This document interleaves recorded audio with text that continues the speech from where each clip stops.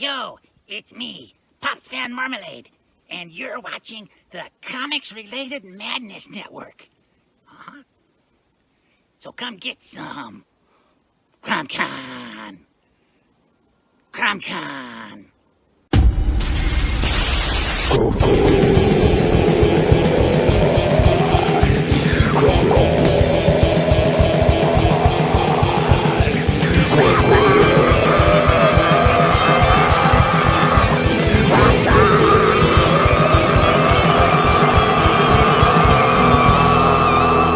Come get some.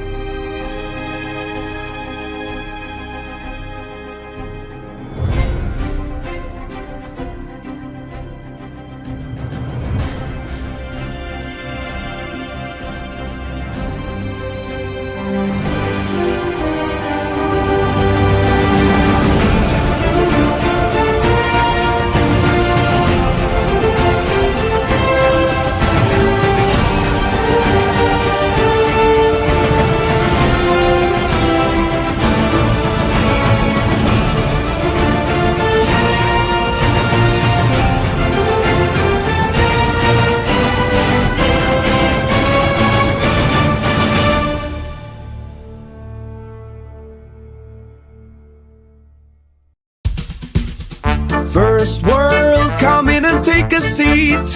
Pay us no attention, it's all conspiracy. We have satire and parody, some funny, some perverse. If none of it's offensive to you, you'd be the first.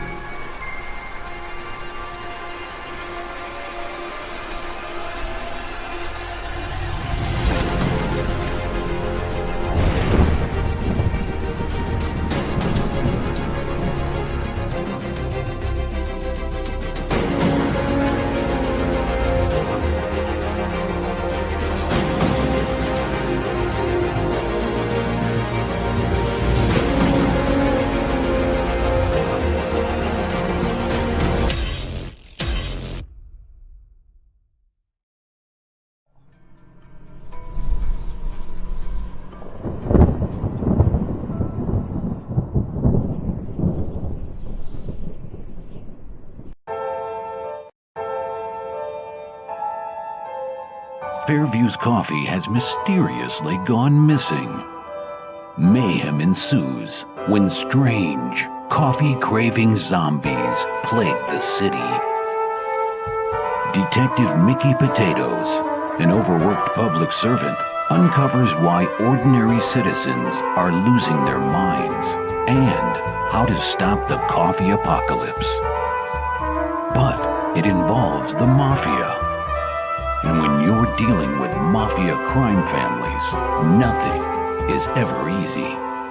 The mafia controls everything in the city, including the police, including him.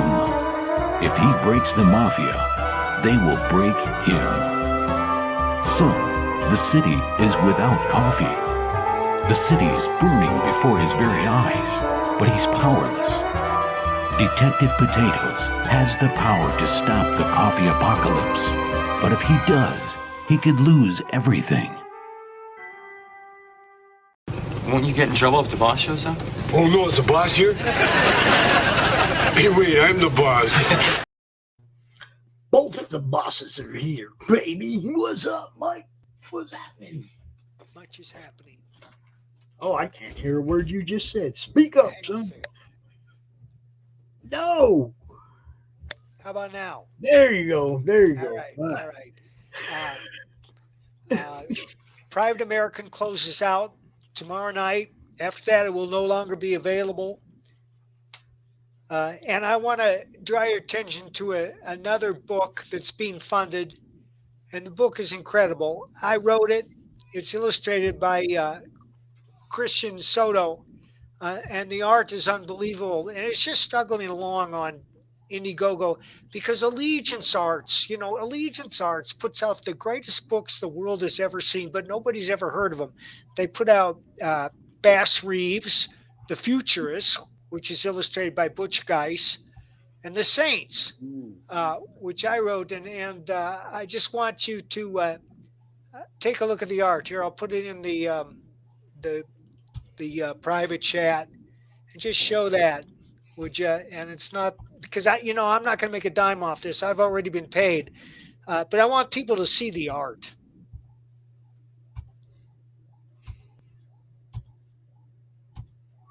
Where are you?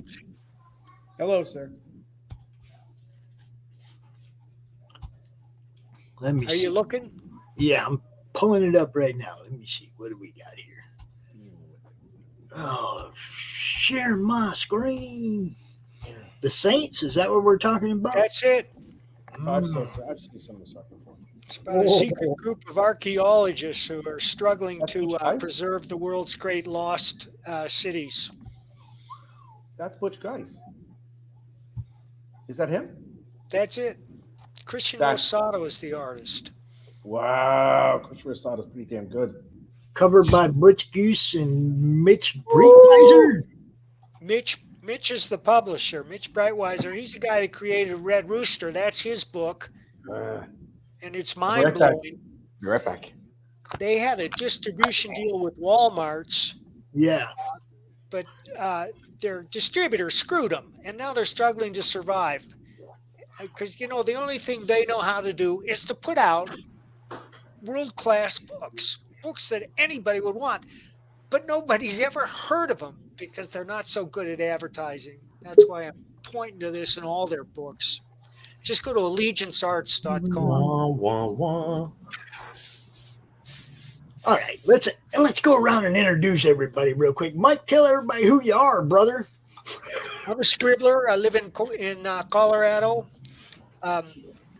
I wrote Punisher for 5 years. I broke into comics with Nexus that I created with my partner Steve Rude and the Badger.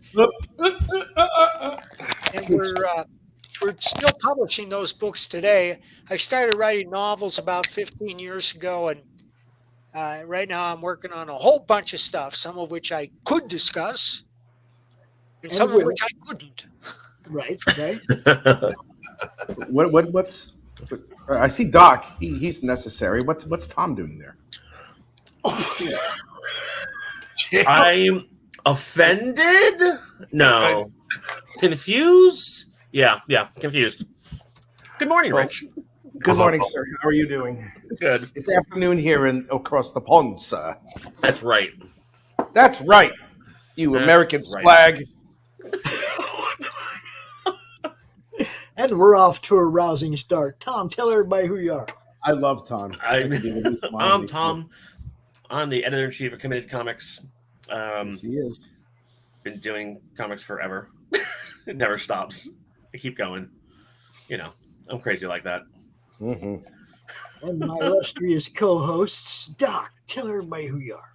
Doc Blalock. I've been making art professionally for 40 years. I just re-entered comics with Pariah Blood and Mud. It's got 3 days left over on Indiegogo, but Mike, it is shadow banned. Oh, welcome to the party, dog. Yeah, man, I've been shadow banned since sign up, brother. Why do you think you've been shadow banned? Did you say a bad word? No, but I did in my Twitter. It says I am Comicsgate to the bone. Right. So, yeah, there's that. But in spite of being shadow banned, we are funded. We got 3 days left to go on the campaign. Get on over there and help yourself to some goodies. And I am also the host of Doc's Coffee Shop Wednesday afternoons at 1 p.m. and the co-host of the CRoM Con. There it is. Rich, who are you? I draw stuff. Did you say utes? Yeah, 2 utes. What is a ute? You know, you're a real racist bastard. You know that there, Doc? Jesus Christ. That's for attacking Tom when he came in. Oh, he needs you to defend him. How about that? Why am I not surprised, you pussies? I let him do my light work. I mean, I'm not going to, really? get stressed out for you. Light work. This is light work here. All right. I got you. We'll see the light work. That's all right. All right, so we've established that Rich draws stuff, and he's a little bit of a Goomba. And he's in England. Yes. A Goomba, a Ginzo in England. Yeah, that's it. Tom, tell people who you are. We did that already. Yeah, we did that already. Yeah. No one paid attention the first time, so it has to be. Well, we know Doc didn't.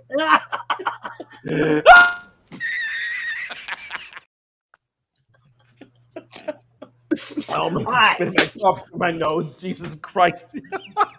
Welcome once again to another CRoM Con. Another, train wreck? Uplifting event. Right? Another uplifting event. Ritual. Did you guys see the live stream I just did on Facebook? That you did? No. After Were we supposed to? 5 months Required reading? since the tornado hit. 5 months. They're just now picking up the debris. And I filmed it live to make sure they got it all. They didn't. They left stuff. So I got to blast the city tomorrow. Doc's out there. You see the one guy with the shovel and the 8 guys watching him? They came with a big old crane and they were getting the stuff, right? And this is the debris, what's left of my shed after 3 trees fell. 3 ancient oaks fell on it. He used the thing to delicately pick up a mattress and box spring that had been in the shed and set it to the side, cleaned up everything else and left it there, even though the city said put it there. All right, so I know, Mike, you're going to have more than just this to talk about, so let's run through this real quick. All right, I'll just shut up then is what I'll do. It's about a secret group of archaeologists who are fighting a group called the Forge, which is dedicated to taking over the earth by sending technology back through time to ancient civilizations. They can't send people, but they can send this tech, and the tech affects people. So in their own time, like 2,000 years ago, they will do the Forge's bidding, but it takes place in the present as the secret group of archaeologists, the Saints, race to prevent the Forge from taking over the earth. It's a globe-hopping proposition. It takes place all over France, Italy, Africa, South America, Japan, Tibet. Christian Rosado is the artist. He's brilliant. He reminds me of the great European artists like Mobius or Drouet. You can see his style there very clearly, and every page explodes. It's a great story. We're all very proud of it. It's done. It's at the printer. It may already be printed right now. They did an earlier version, which I have. I should race down to the basement and grab it, but it's available now. You get the whole thing at the Indiegogo site. I don't know what is the Indiegogo site. It's the Saints 2 Awakening. Yeah. The Saints 2 Awakening on Indiegogo. Also, we're closing out Private American tomorrow night. It will no longer be available after that. And we will launch Bronze Star shortly after that. Bronze Star is a supernatural Western that I wrote. Patrick Broderick illustrated. It's the greatest work of Pat's career.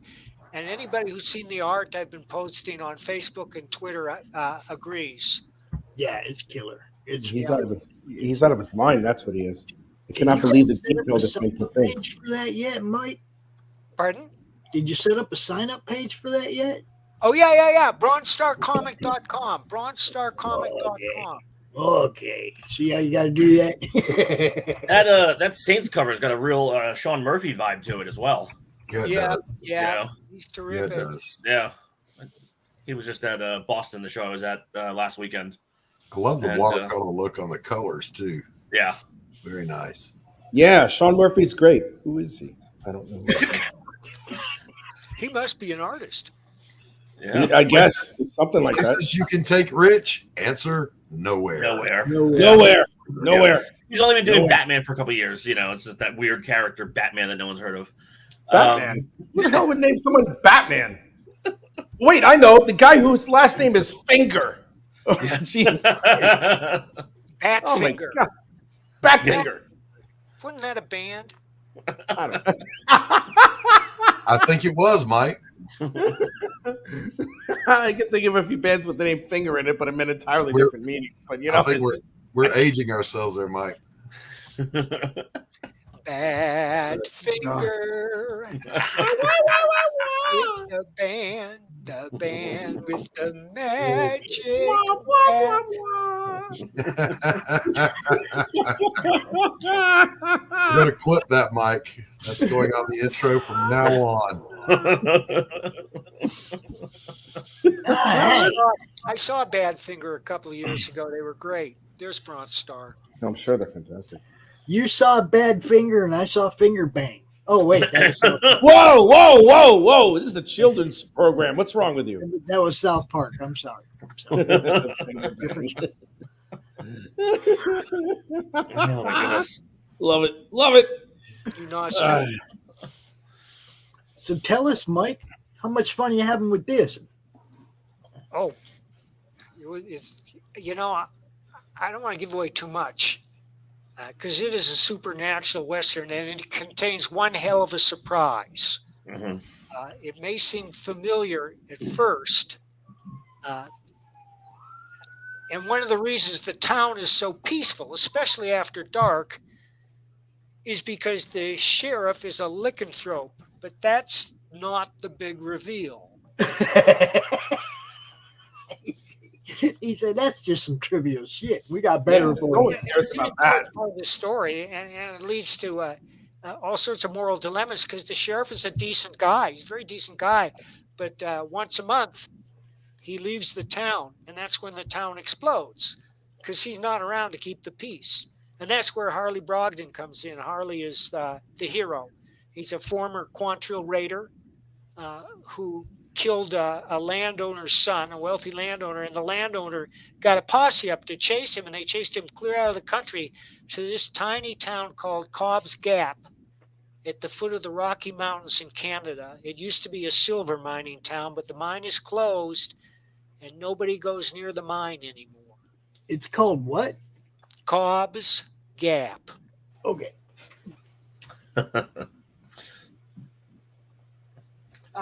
So, Mike, when you're writing a book like this one, that obviously has some historical context, do you do a bunch of research with it, or you just kind of do light research and then?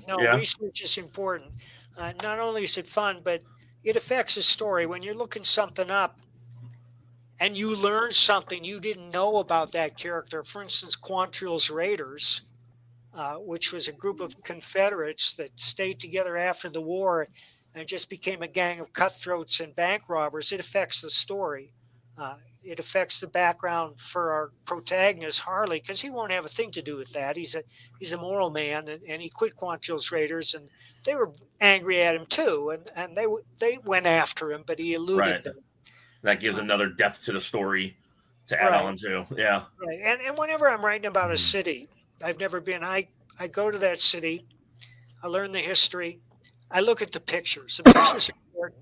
You can choose any city in the world, like Istanbul, and just enter Istanbul pictures, And there'll be more pictures of Istanbul than you can go through in 24 hours. And just looking at it enables me to describe it better, make more accurately, especially if it's a specific place, like the Great Mosque or some temple or something. Right. Just adds another layer of storytelling for sure.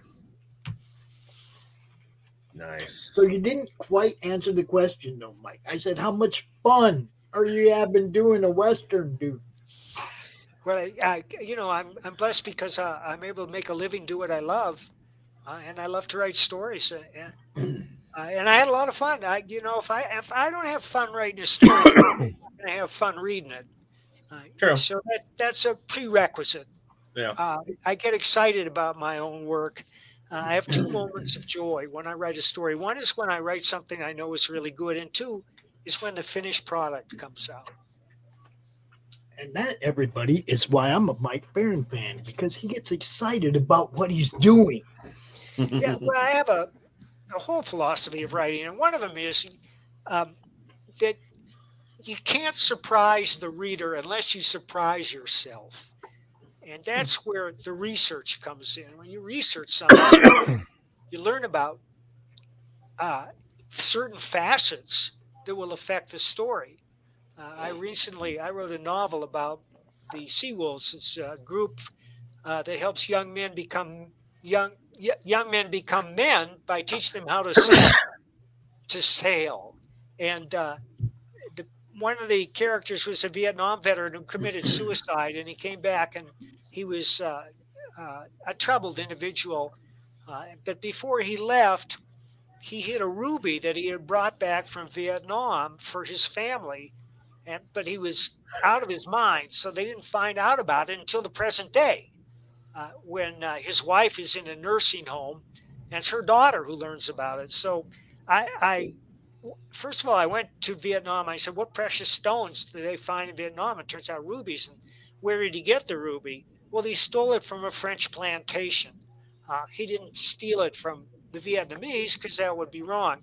And I look in the French plantation. I learned that they were virtual slavers when they enslaved the Vietnamese. And that affected the story, too. I mean, just one thing leads to another. Yeah, yeah. And look, when I was a kid and I started reading books, one of the reasons I like to read books is because you would learn about stuff that you would probably have no other way of learning about, okay? We're wanting to learn about. You're reading a high fantasy and they're talking about the blacksmith and he has to get the forge this hot. They have to keep the bellows going. And you'd never know anything about that shit if you hadn't read that, right? Yeah. So for me, books was the learning that the teachers didn't give you.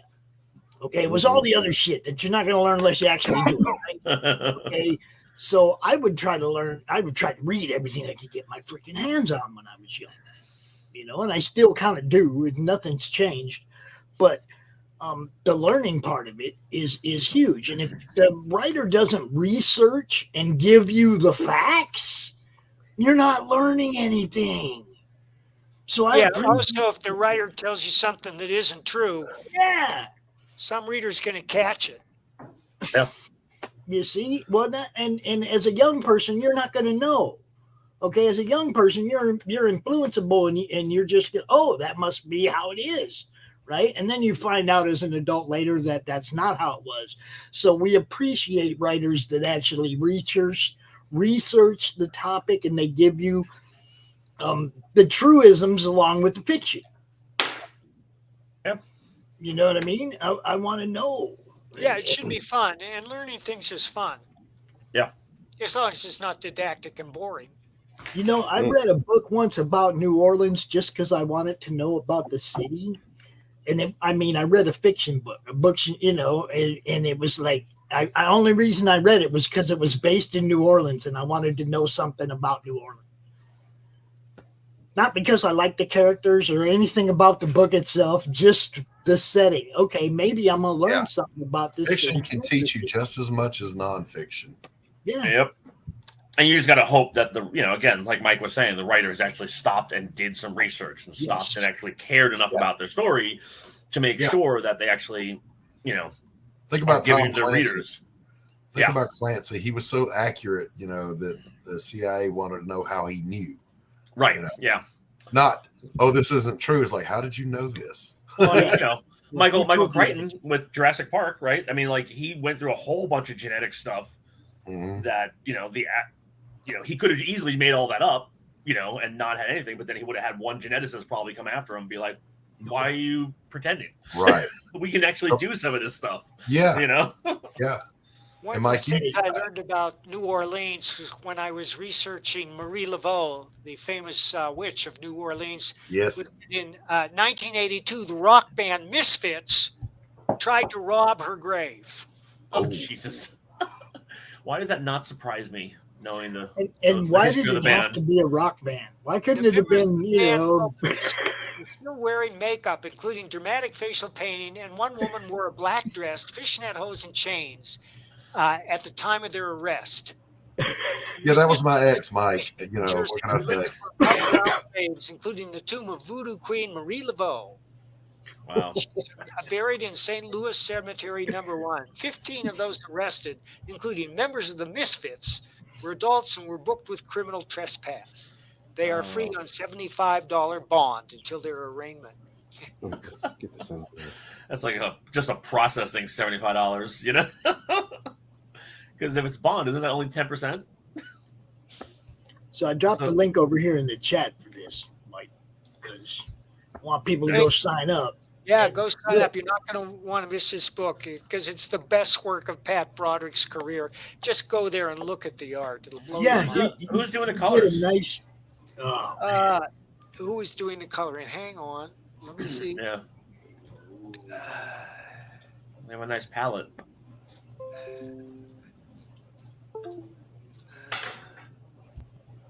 It's just beautiful stuff. Yeah. Yes, it is. Rob Epps is the colorist. Nice. Very good stuff. Very good. Cool. Excellent. Oh, it's quiet. I know, right? What was that? I had to hit mute so I didn't, blow out everybody's ears when I coughed. Rich. What the fuck are you talking about? What? Sorry about that. Yeah. Oh yeah, bless me, thank you. What are you doing, Rich? I ain't doing shit. I'm drawing a big boobed anime chick with. What else is new?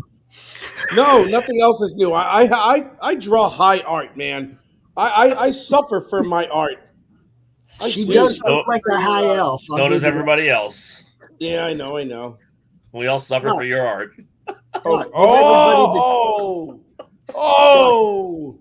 Give everybody the translation there, Doc. That was amazing. I'm sorry, I'm still recoiling from that. We all suffer for Rich's art. Go after yourself, all of Rich. Except for Mike Barron, you can all. What's that say underneath your name there, Rich? Será la mía Siena. You know what that means? No, that's why he asked you. Oh, I know. I'm wondering if anybody else. Italian. It's wax my back in Italian. Wax my back. Yeah, because that's what has to happen now. Because somehow people thought that Doc's book was good enough to invest in it. So he made his goal. So now I got to wax my back because I made that. Wait, that was one of your stretch goals? It sure as hell was. Oh, my Lord. We need to entertain here, Thomas. That's hysterical. Wait, you mean I That can is get Bill to do hysterical. stuff? With my stretch goals? God. No, it was just he said because Doc was shadow banned in the pre-launch. Okay. And Rich was like, if everybody works really hard and we get Doc funded, I'll go out my way and I'll wax my freaking back live so everybody can see it, laugh, and we aim to entertain here. That's right. Yeah. That's right. There you go. Oh, no suffering on Rich's part is too much to ask. That's right. And Rich, speaking of Rich suffering, literally about not even Doc, what was it like? Not even 25 minutes after Rich signed off on the Near X launch party that we actually funded. Yeah. Just kept them awake for that long. Yeah, we kept them awake just long enough to miss funding. Yeah. And then right as he logged off, it was like not even 10, 15 minutes later, like boom, done. Yeah, I know. Don't remind me. I know. So, Mike, you did something. You did something a little bit like that back during Thin Blue Line, didn't you? What? You dyed your hair, didn't you?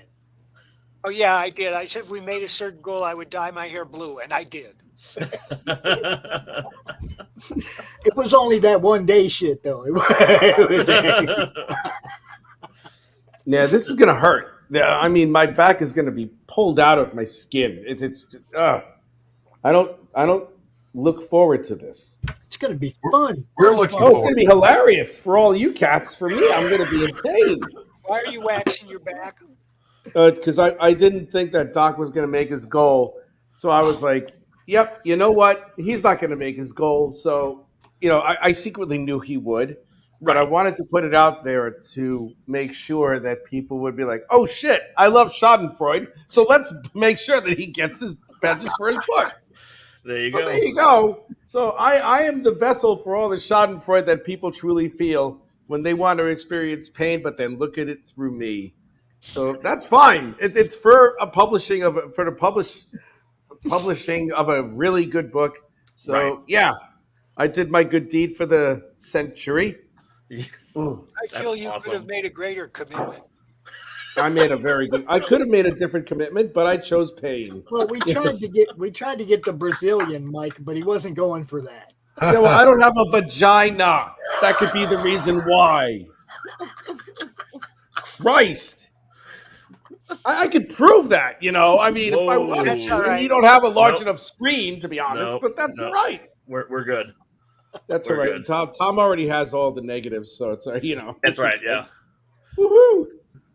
Those are the ones with the fingerprints all over the negatives. Oh my god! I can't believe I said that. That's terrible. Horrible. Anyway, horrible. How dare I am a horrible man. So what? That is a hell of a thing for you to say to me. It sure is.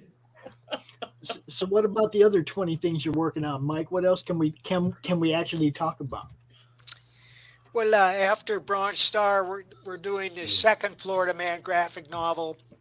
It's 10 times funnier than the first. The art is done. Very excited about that. After that, the Nexus graphic novel that Kelsey Shannon is illustrating. I've shown some of the art from that. Anybody who knows Kelsey Shannon knows it's superb. Yeah, show us some of that. How can I show it? I can post it to your to your page here, Pops. That's the best I can do. As you know, I am technically challenged. Just send it to me, bro. Okay. All right. There's a page right there. I just sent you on Pops Fan Zant DM. Yeah. Another one. Oh, I'm generous. This dude, I tell you what, he's always got the good stuff. Oh yeah. Look at that. Come on. Nice. Come on. What else we got there? Oh. Gotta go the other way. Alberto. Oh. Mm. Kills, he does his own coloring. Nice. Is this the first Nexus project you've done without Steve, or? I think it might be, right? Yeah. Yes, it is. It'd be interesting to see somebody else's, visual take on the character, in long form. Like, people have done not disappointed. Of course, Nefarious is out now, and that's a graphic novel that Dark Horse published a couple months ago with art by Richard Bonk. Okay. And I should not mention that Richard Bonk is currently illustrating a Sherlock Holmes meets Captain Nemo graphic novel, and it's the greatest art of his career. Let me show you a page of that. Mm-hmm. It's called Leviathan. Cool title. Hey, Mike, It sounds like there's a little bit, there's something of an uptick about using characters within the public domain. It sounds like. I mean, given what you've been saying, a lot of that before. And I don't think a lot. I think a lot of people don't. I've dabbled in just researching public domain, and there's thousands upon thousands of characters over time that could be updated and used for just about anything. I mean, do you feel that this is a wealth of property that everyone who wants to start publishing should either start with or be a little bit inspired from? Because no, not everyone. Not everyone. I should point out that Chuck Dixon just published a Conan novel that's getting very good reviews. Okay. I've always loved Sherlock Holmes. I was a member of a Sherlock Holmes Society back in Madison. I've read all the books, or at least all the Conan Doyle books. And it's just something I wanted to do. I wanted to merge him with the Jules Verne universe. And that's what I'm doing. That's very cool.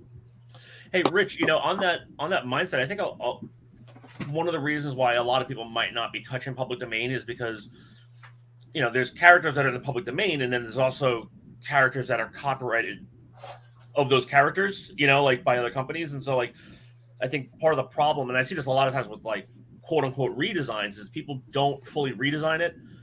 It's kind of like every time someone sits there and draws Winnie the Pooh with a red shirt, and it's like, well, that's Disney's Winnie the Pooh. You can't do that. Yeah, that's trademark, not copyright. Trademark. Yeah. But it's very funny because people, they get that visual locked into their brain from the trademark / other company copyrighted character, and that's why I think a lot of people are probably scared to touch it or don't think they can. Also, and like Mike said, I don't think everyone should be touching them either. I gotta go, guys. Mike, it's always great talking to you, my friend. We will see you next month. Thanks for having me. Thanks for being here, sir. Right, good to see you again, sir. Likewise. I dropped the razor. Yeah. No, those projects look really nice. Those are cool. I got to step out for just a minute myself, Pops. I'll be right back. Okay. And that is what we've come to love and expect from Mike. He always leaves you wanting more, man. It's funny, actually. More. Yeah. Patrick Broderick's going to be a guest at the next show that I'm heading over to in Indianapolis. Really? So I'll be able to talk to him about Brunstar, maybe see some more pages. Ooh. Maybe, Maybe do a little quick jump in on whatever we got going on, or do a little quick interview with him. That'd be cool. Record something for me. Yeah. That's what we do. We tell the world, man. It's like I've talked to Mike about that book 5 times. I haven't talked to Pat yet, so I'd love to hear something from him. It'd be sweet. Yes, sir. So I woke up to some nice happiness this morning. We broke 7K on Mira. Not surprised. So I was able to add another graphic to the stretch you guys goal. may have started a trend. Was that you guys may be the beginning of a trend. There's some other people now that are talking about doing launch party bonuses. There you go. Okay, that was cool as hell, dude. I still appreciate that, you guys. You don't know how much that's a cool little piece that he did. So now we also Brian Christgau seen that, and he's like, "Why aren't we doing that?" Well, especially if you giving have something away for people who back during the launch party. Yeah, I mean, especially if you great have idea. You have the resources and the capability to do art or something like that, during the campaign or right after, you launch a campaign type of deal. That's a really easy thing though, like a bookmark, or whatever. That's a really easy thing. Well, the funny thing is that actually started with Rich. When on the last one when he drew De Niro, and we used that for the funded print. The funded print, everybody on that one got that thing. Yeah, see, not only my handsome, talented, and generously endowed, but I also am a trendsetter. So fuck that noise. Trend. Yes. Yeah. Yes. Pitmaster me. That's who the F I am. Growl. I'm a fierce tiger, trendsetter person. Gotcha. So yeah, I know. I don't care right now. I'm having too much fun. Yeah. So so this allows me to, now we broke 7K. Everyone who backs physical is going to get the 90s old school slap bracelet. You know, this old, plastic things. Yep, you slap on your thing. So it's going to be the artwork's up there. It's going to be Nira Tech, which is kind of cool. The same thing that wraps around her leg is you'll be able to wrap it around your arm or your leg if you're really, really small. Well, it depends. It all depends, right? And then and that allows me also now to add a whole bunch of more stuff, stretch goal wise, that I had planned. So now people can, if we break the next one, Bill's going to sign all of a special Kickstarter exclusive book plate that's going to go onto all the books. And then after that, all the physical backers will get a cool double-sided ceramic chip, almost kind of like a poker chip, which says artwork and stuff, which mimics the challenge coin. Ooh, that doesn't look. I can't see that at all. This thing's way too shiny. Shiny. So, but yeah, it's a little bit size difference wise. So that's cool. And then after that, we start giving away stuff to people at different backing tiers. So yeah, and then we've got some giveaways. Oh, I need your guys' recommendation. I might actually run a poll as an update too. For the next 150 backers, we're going to do, when we reach 150, we're going to do another giveaway. We already did one. We gave away one of the Nira X standees that Bill's going to sign. And so pretty much right now, it'll be the only standee that's actually signed by Bill. Oh my God. Yeah, I don't want to mail him a whole ton of them. So I'm going to mail him one.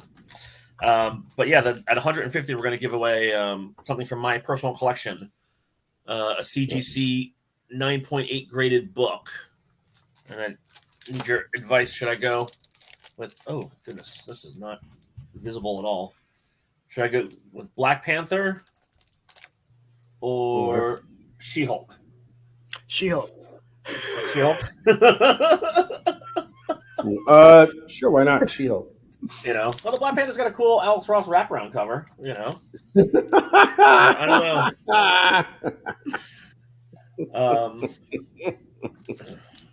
Yeah, this is Kevin Wanda artwork on the cover. So you vote She-Hulk, huh? Really, I don't care, but thanks, Pop. Way to be vested. Way to be invested. Good job. No, it's that. Yeah, I don't even know how to say this. Anything after 2000 is just dead to you. Yeah. Not dead to me because I like some of the storylines. Right. Okay, I like King Thor. I like, but the super crossovers. Okay, I'm an Asgardian. They ruined it for me, dude. With that stupid War of Asgard or what it. The movies, they ruined it for me with Ragnarok. Yeah. In comics, they ruined it for me with that super crossover Asgardian War. Yeah, but the best thing about these things, they're already encapsulated, so you can't read them anyway. So don't worry about it. Yeah. But as far as like collectible value, I think it leans toward the She-Hulk. Yeah. Right. Yeah. That's Possibly. to me. That's the way I. Yeah. I think if Wakanda Forever was a little bit better of a movie, it might have. I mean. Yeah. It shouldn't have been made, or they should have recast. They should have recast.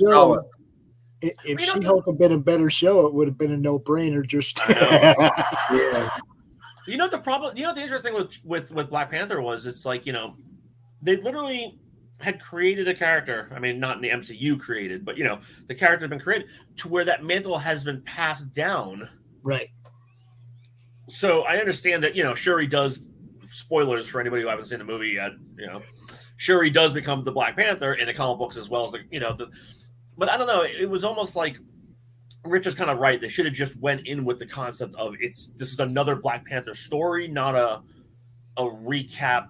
We're sad for losing Chadwick's story. I mean, it was just because even after they started on the second or third act, when they started moving forward with the new Black Panther and the new story, it still never felt like it got out of Chadwick's shadow, which is kind of a weird thing to say about a movie about a superhero character. It was no longer about the character per se. It was just about we lost Chadwick Boseman, which sucked, but it's like so it became a tribute. And I on principle, because Chadwick died of cancer. I had cancer. There was a little bit of it was a little bit too close to home for me. And the simple fact that he died that way, it's like I mean, they're automatically immediately talking about a fucking sequel after this man dies, and I'm just like, I'm not going to see it on fucking principle.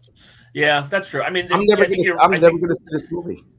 Yeah, I think you're right. I think if they had waited, about announcing the sequel, maybe not have that be lead off Phase 5. I think that you're right. I think in terms of class, but I think also because of the fact that the way the movie was written, right? Like as we're talking, it was written as a tribute movie, right? So you can't go that far away removed from what you're tributing, So I think they were in a bad scenario all the way around, But yeah. So it's like I just can't. I'm sorry. Yeah, it was just ridiculous. We will be starting the draw stream at 1:00 like we always do on Sunday. And Thomas, you can hang out, but I just want everybody to know, if you want the link to the draw stream, just freaking holler in the chat, whatever, send me a message, whatever, I will get you the link. So, because that's what we do. I wasn't impressed with the movie. Mm-hmm. Okay. I had heard good things from Offset. Right. Okay. That didn't really translate to big screen. Okay. So, it wasn't what I was led to believe it was going to be. And that's not from mainstream marketing, but from people who were there. Yeah. Okay, even they were like kind of bullshitting us about what it was. It's like, come on, man.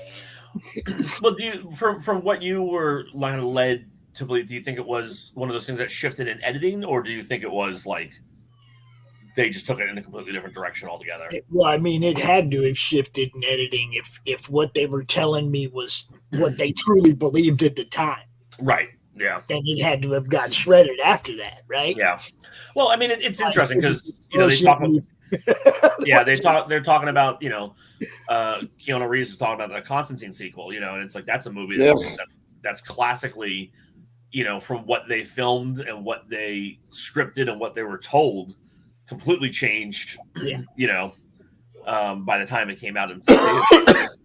Constantine in the theater movie had black fucking hair when Constantine does actually not have black hair, and he's English. Well, why? That didn't bother me as much as just putting together a bad story. If they had changed that stuff, but it actually done a good story with it, which is again, when you read the original screenplay synopsis, there's a couple of people out there who actually have the real one. It's like, oh, that would have been a really interesting story to tell. But nope. Why would they? So they should have taken. Do you remember by chance the storyline for Dangerous Habits? No. Oh my God! Wait, is that when they announced that? That was when he had when they found out he had cancer? He had cancer. It was terminal, and he sold his soul to the three brothers of hell. And I do remember that one. He did pentagram, and he slit his wrist, and he was going to die. And they're all like, "Well, what the fuck are we going to do? Because we all can't claim him." That's right. And if we can't do it, then God's going to. Then that's it. And it's like, well, this is the first time a mortal in a millennia has tricked us. We're going to heal your wrist, cure your lung cancer, make it the most painful possible. it took them forever to heal his wrist and cure his lung cancer, but he beat him. And then he gave him the figure. He was like, oh, by the way, fellas, up yours! Like that. On that last fucking page, it was like this. I was like, yes! Yes! Yeah. No, I do remember that storyline. Oh my God, that was awesome. Yeah. That was a well done storyline. Oh God. Yeah. You couldn't pick a better actor to play Constantine than Matt Ryan on the show, on the television show. You know, that was the problem though. It's like after his own show was actually really good, and I'm sure it was. I'm sure it was fantastic. But then when they introduced him into Legends, they had to water him down. Because again, that's more of like a buddy comedy, superhero thing. So they kind of dumbed him down. So that kind of bummed me out. But it was still cool to see him, on screen still. At least the guy still had a job, right? I mean. I know. So that's a letdown because I would have liked to have seen that. I mean, I'm sorry. No matter what Keanu Reeves does, I mean, I always wonder if it's like, whoa, it's that stupidity of like how he was when he was a young actor. I'm like, please stop, Keanu Reeves. Whoa, whoa. It's almost as annoying as Owen Wilson. Like, wow. But I like it. Wow. True that. Wow. So I don't care if you think it's annoying.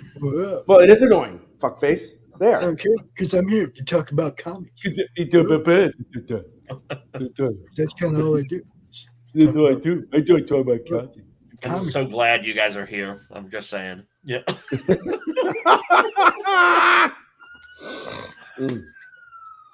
Oh God. It just shows how much we don't agree on shit, but we still get along. Okay. Well, dude, it's fucking comics. This is not world-beating shit. But I mean, I love old Keanu, fucking Bill and Ted shit. Okay. It was I dug that shit, man. That was hilarious. Dude, I saw both in the theaters. All right, so I actually paid to see Keanu Reeves in a fucking movie. Okay, so there you go. I probably paid to see it more times than I should have. No, at least you acknowledge that. Fuck Keanu Reeves. Hey, I'm John Wick. You keep my dog. Now I'm going to kill 1 million different Russian masters. You know the funny thing about John Wick? I never got behind him as a badass. As a badass? The Matrix, okay. That's okay. But I liked Point Break. I liked Bill and Ted. I liked, young Keanu. The funny thing with John Wick is that I can't remember if I actually saw part 3 or not. I can't remember. And I've seen clips of it, and I'm like, I think that. I'm like, or is that? And that just goes like that to me. How similar all of the movies are. I know. They're all the fucking same. They're all the same to the point where I can't place if I've actually seen. Because I was like, my friend was like, "Oh, let's go to see John Wick 4." And I'm like, I don't know if I saw 3. I mean, I don't need to see it. It's not like there's a hard driving story you need to pay attention to. I can be honest. I have not watched any of them beginning to end. Yeah, I saw the first one. That's enough. I saw the first one. It was well done. It was it was a different style of genre, revenge film, which I totally appreciated. But that was very true. Yeah, but then after 2 had a bunch of visuals that were in New York, so I was like, okay, yeah, I remember that. And then I can't remember 3, and I mean 4 was enjoyable. Don't get me wrong. Again, it was a good action movie. I'm just one short clip after another. Mm-hmm. Yeah. Okay. Like if you're, sometimes you're like surfing, and you'll see, okay, that's cool, and you stop there for a minute. Yeah. And then when the commercial starts, you're back to surfing again. It's like, okay, you caught another clip. That's how I watch some movies. Is I catch a little bit right here, a little bit there, and a little bit there. And keep going. The short clips. I'm the one on watch a movie, dude. I never have 2 hours to just sit and watch a movie. If I watch a movie, it's in pieces. Even if I watch it beginning to end, it's 20 minutes here, 30 minutes there, 10 minutes here, because I'll get a message. I'll have to go back to the work. I don't have 2 hours free ever. There's always something popping into madness. And I like it. I like it that way. Trust me. I would be bored to death if there wasn't shit going on all the time. There you go. There you go. So yeah, so we've got 21 more days of this Kickstarter, boys and girls. So anybody who's watching, go over Why to. don't you share that real quick? Why don't you pull that up? All right. Let me see.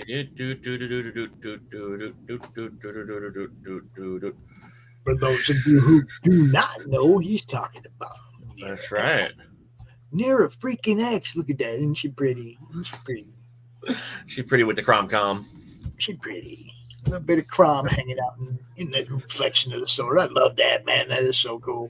Yeah. And that is, as Doc would say, that's the CRoM. That's the one the CRoM, the look that Doc really likes. Right. That particular look, you know. I'm just glad he likes girls. You know, I mean, I'm just happy he likes girls. You know? I'm surprised that he likes girls. You know, the way he pushes around back and forth like a sailor in heat. You know. Well, his email is called Ladyboy Lover. That's what that is. Highly influenced by you, Rich. That's all I can say. Hey, yo. So, actually, I don't know if everyone saw. I'm going to go to the updates here real quick. What's up? So I added. So the standees actually showed up. So I got a whole case of these bad ladies, and then at 150 backers, like I said, we're going to give away apparently now the She-Hulk since we've decided. And How many backers do you have? we have 108 right now. What's your highest backer number? That was on the third issue of Reborn, and that was when we ended up with like 440 something. So yeah, that's right. I remember. Congratulations! Yeah. Man. Jesus Christ, that's amazing. So at 200 backers, 200 backers, and this is hopefully will get us there. Bill's going to give away the art to the variant cover for Nero. He's giving away this artwork. Well, which is nuts. And then at 300 backers, we're going to give away a vintage Nero action figure that's going to be signed and remarked by Bill. It's going to be one of a kind, basically. Can I go ahead and do something here? Sure. I don't know what he planned on doing with the original art from the sticker, but if you want to throw that up at 300 backers, you can. Okay. All right. I mean, I don't know if he planned on giving it to me or what he was going to do. I have no idea what he's going to do with it. I don't think he doesn't think that far ahead, you know? If you guys want to do that, that'd be cool. You can give that sticker art away, you know, the original art from the sticker to somebody. That'd be cool. There you go.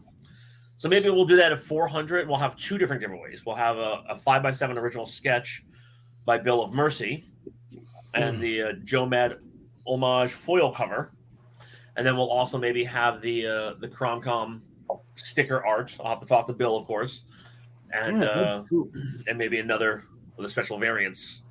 So, but yeah, so we got those two. And then he's we've already also sent me a cool CRoM, you know, reflection in the sword piece of art. I already have an original.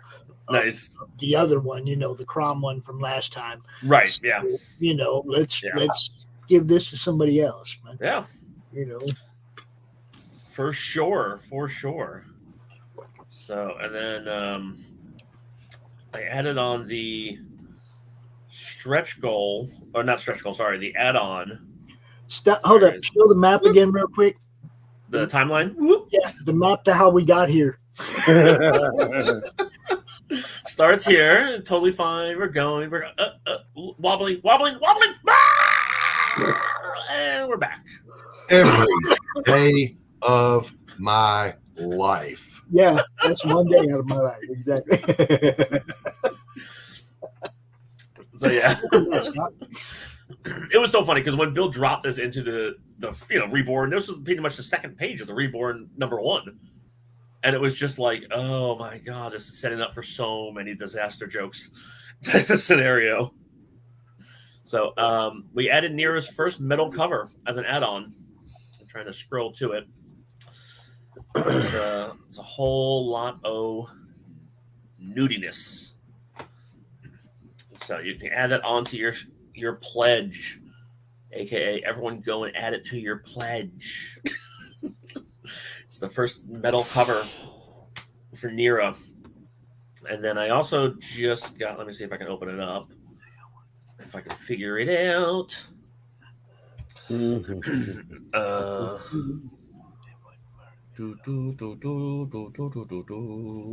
don't know where I put the artwork.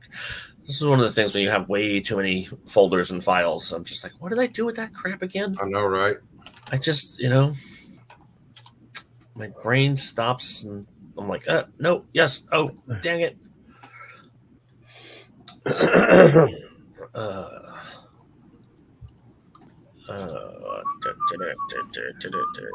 I know what I can do. Hi, Carrie. What's happening? Oh, great. Hi, Carrie. Hi, Carrie. You sound thrilled. I know. Rich always to make some sort of stupid joke about the lighting in my fucking studio. It's oh, and then okay. Yeah, I know. And it's she's gonna say something soon. So I just bites of a sandwich, but I just got this from the manufacturer. A photo of the body pillowcase. It's the pillowcase. That thing is like 5 feet plus long. Oh God, that's nuts. And the other side is the nude side. So I'll just leave it on this one.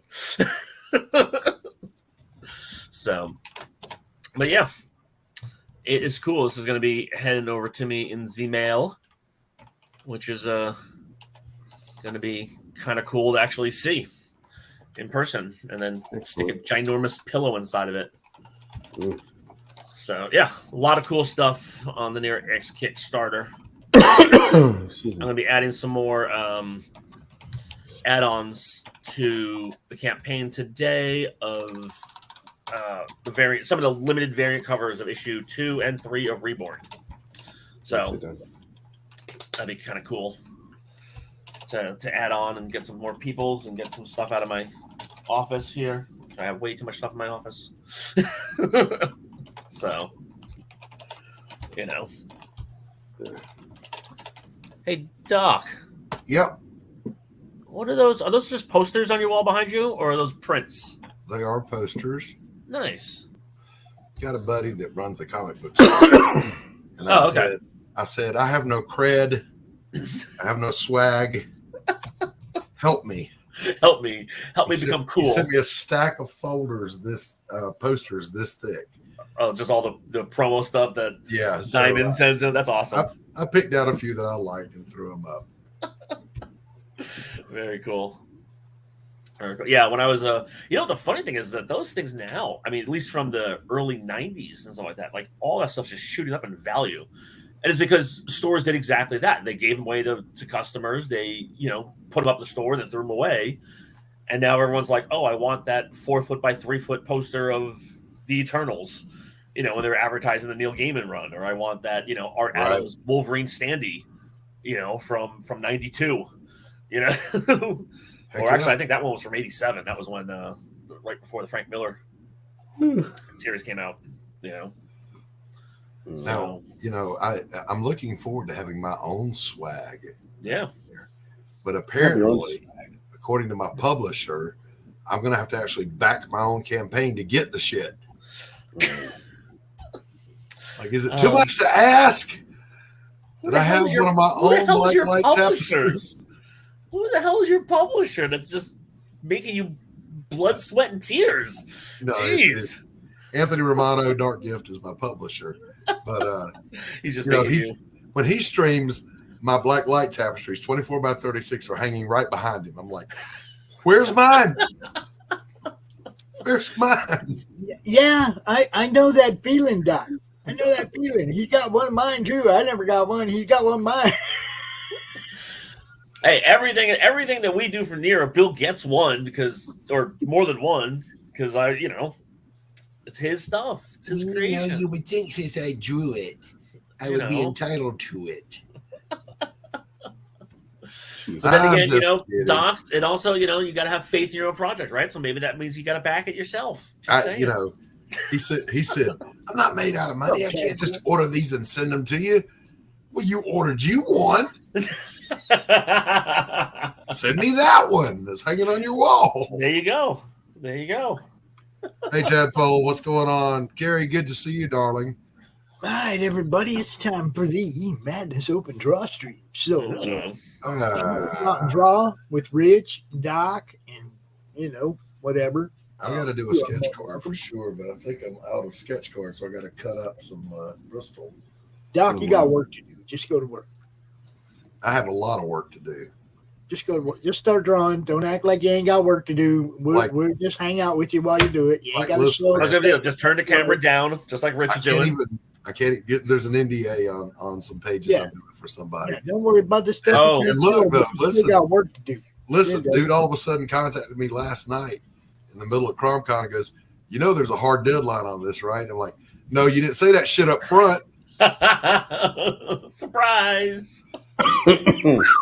So yeah, I had to get cracking, and I will again. Did you tell him that there's what I'm drawing? No, Doc, you forgot, dude. You're supposed to say, "Oh, well, there's a 50% surcharge on hard deadline." I should have. I didn't think about it. Should have said there's a 60% markup for a deadline, baby. A hard deadline. If you want me to have it done by a certain time, that's a 50%. But I can't draw that stuff on stream. I can't show it. No, but you can still work. I'm just saying, do your work. It's like you don't have to show it. All right. Or just zoom in really close to one corner of the board. One line. Like you put a couple of details. Like you put the hand in, right? You just zoom in on that hand and you just draw the rest of it. Don't get me in trouble, Tom. What the hell? Let me get set up. Are you allowed to say who the NDA is with, Doc? Usually not. That's why it's called an NDA, Pops. No, an NDA usually covers what you're going to do for them. Some people don't mind that let you know. Well, that if they haven't announced it yet, then I thought the NDA technically also covers that. So that's what I mean. It's like, someone might have no problem saying, I'm going to work with this dude, but you don't know, you're not going to know what we're going to work NDA on. means don't disclose shit. A DDS, don't disclose shit. But yeah, I am going to work on the thing. So it's not a whip sound effect. It's more like this. Gotcha, bitch.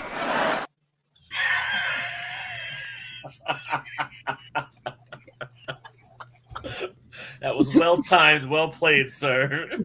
Thank you very much. What a maroon. We're not talking about Rich. Carrie said no jokes.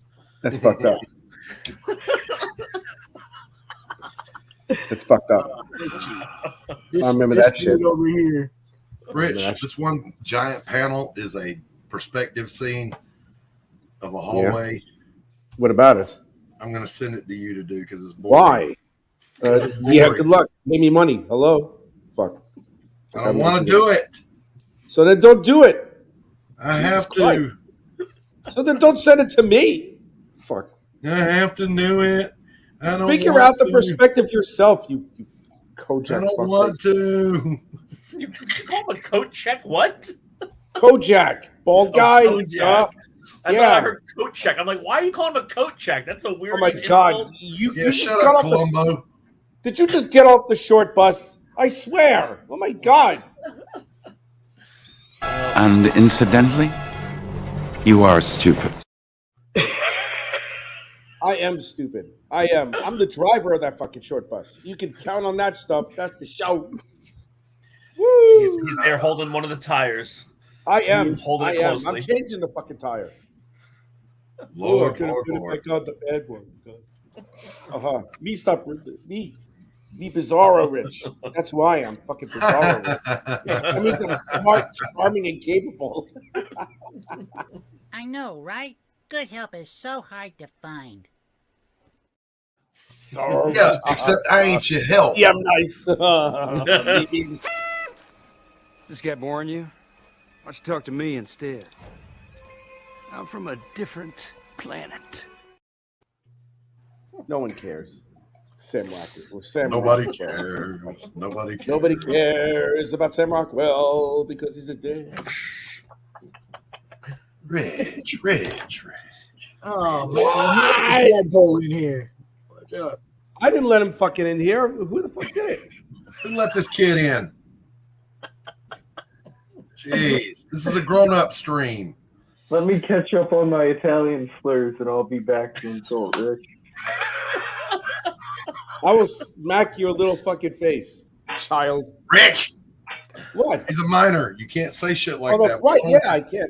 I'm sorry. I take that back, you little bastard. Now, you can say, you know, we don't act that way because we have parents that love us. You don't because you're just a little orphan. You. That cuts deep. That cuts really deep. Orphan. Oh, well, speaking of orphans, Orphan Black is coming back. I'm excited about that. Just saying. Tadpole. No, I can't say it. He's a minor. I can't say it. You can't say it. Yeah, but he's got a funded. Is this your Kickstarter in the? It's He ain't Silverline. got shit funded. That's Silverline. Okay. He helps promote those guys. Gotcha. Okay, so for baseball cards. He is an aspiring artist that wants to draw for Silverline. He wants to draw for Roland. Oh, all right, there you go. Malibu Comics fanboy. He's a toddler. That's what we're saying. Malibu Comics fanboy. Yeah. That means you can't be that young if you know who the fuck Malibu Comics is. But he is that young. That's the amazing part. Whoa. He is that young. He's one of those retro kids that like, Yeah. ooh, I'm going to be hip and be different from everyone and learn about shit that doesn't exist for like 100 years. Fuck that. Yeah. Now, I can dig him because he appreciates the old school shit. Yeah. Well, you know, I mean, if it wasn't for Malibu, we would not have Evil Ernie. There you go. This is Simple true. as that. Oh, I forget about all the little companies that they acquired. Yep. Well, no, I mean, technically they didn't acquire Evil Ernie. It was the first license. Yeah. That was the first, you know, was the first publisher that Polito went with. I have one of them old. Man, do you remember them newspapers that used to come out? They like 2-3 pages. Malibu news. Suns. I mean, these were like they covered everything, not just Malibu. Oh, the Comic Shop News? I got a stack of those, man. I got the Evil Wow. Ernie one. I got all kinds of them where they're talking about new stuff that's coming out, right? And whatnot.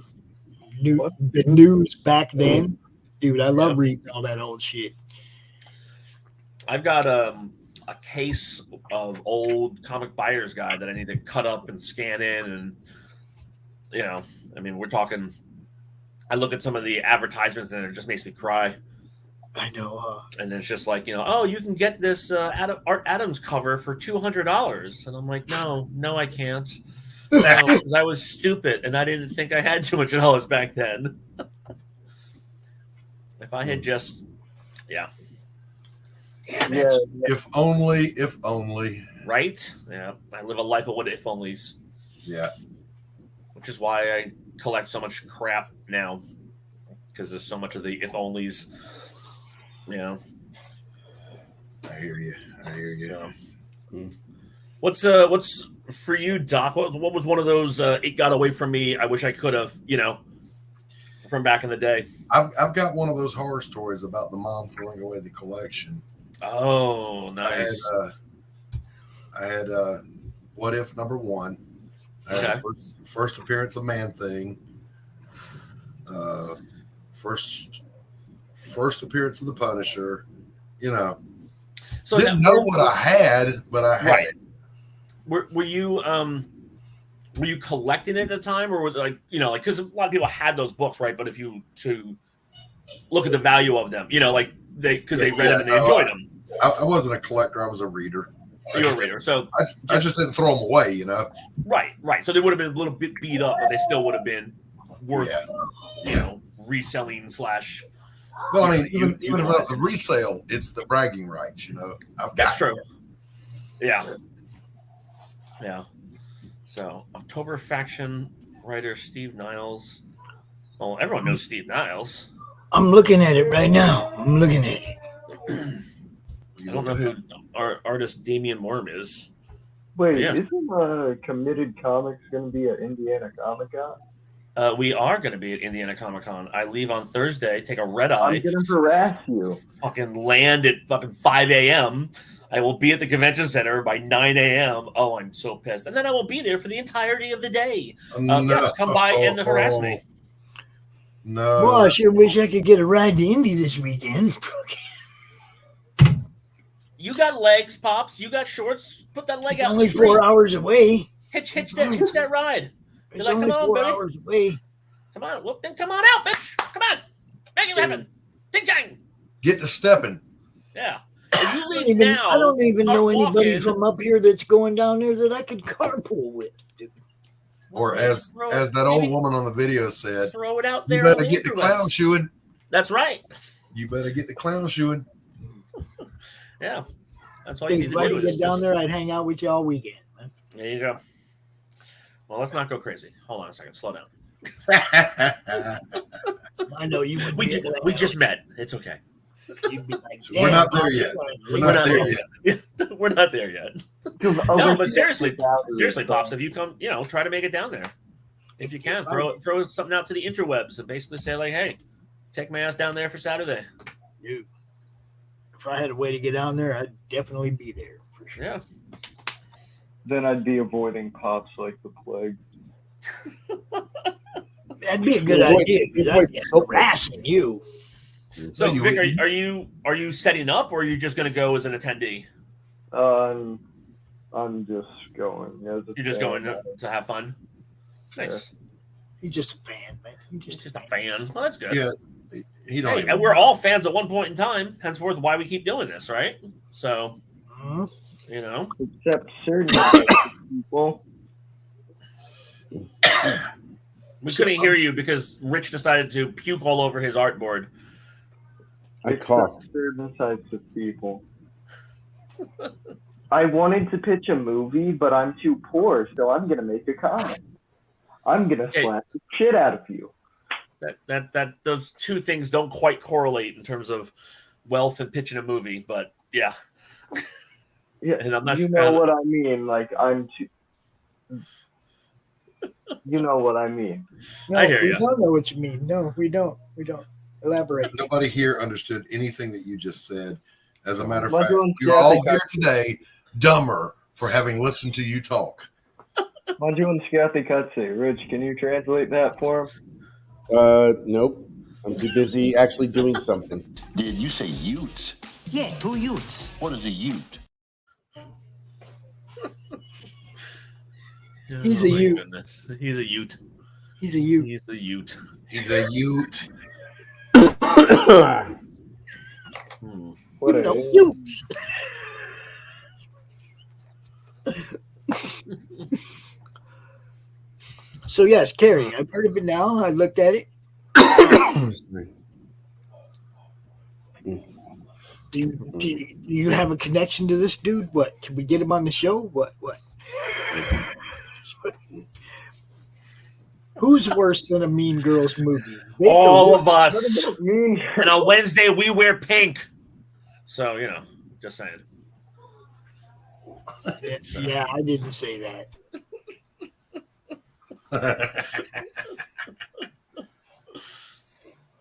I'm so fucking confused. I'm pretty sure I don't own anything pink. Yeah. Well, this is Do that's a cool way to do thingies. Interesting. Okay. Oh, careful, don't do that. Hey Doc, will you check the perception on those and perspective on those for me, please? On what?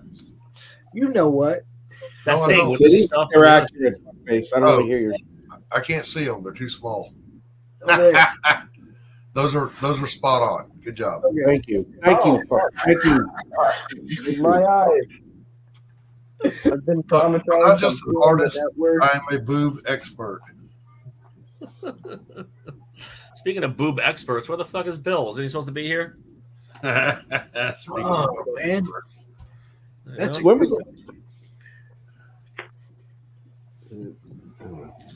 maybe he's researching more boobies though. Yeah, maybe. Boob research never stops, sir. Yeah. So these Silverline cats. Meow. Meow. These guys are it's a nice looking campaign. Good looking books. So yeah. Cool. All men think they are boob experts. All right. Well, I never said I was. So. Some of us are. Well, no. We are boobs that are experts on many things. So connoisseur, expert. Speak for yourselves, man. I'm Wait,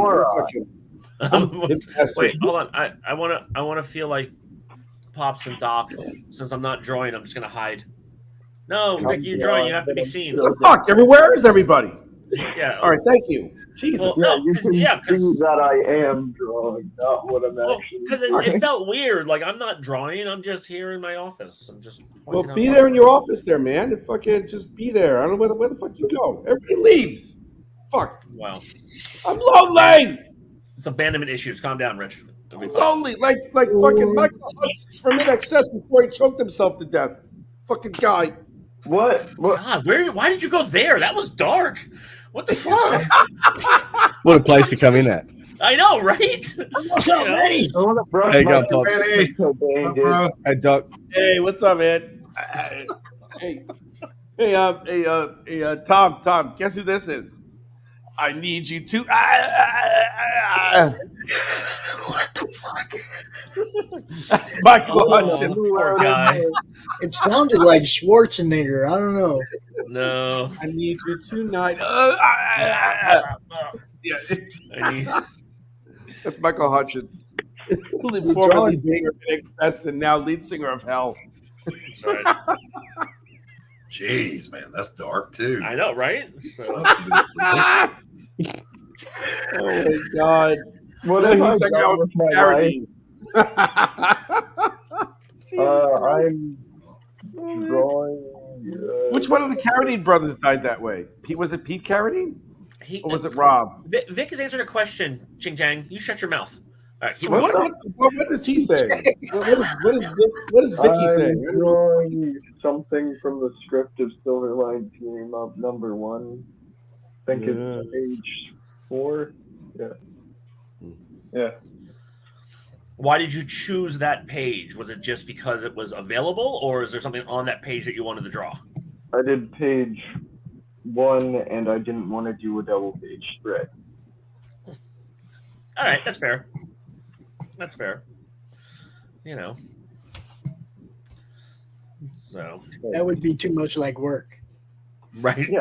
You know how the younger generation is. They don't want work. You know. Shit, that's exactly like Not about it being work, but for something I'm just doing to show off my sequentials. It's not a 2-page spread. Isn't doing what you meant to say was fucking to learn. very smart.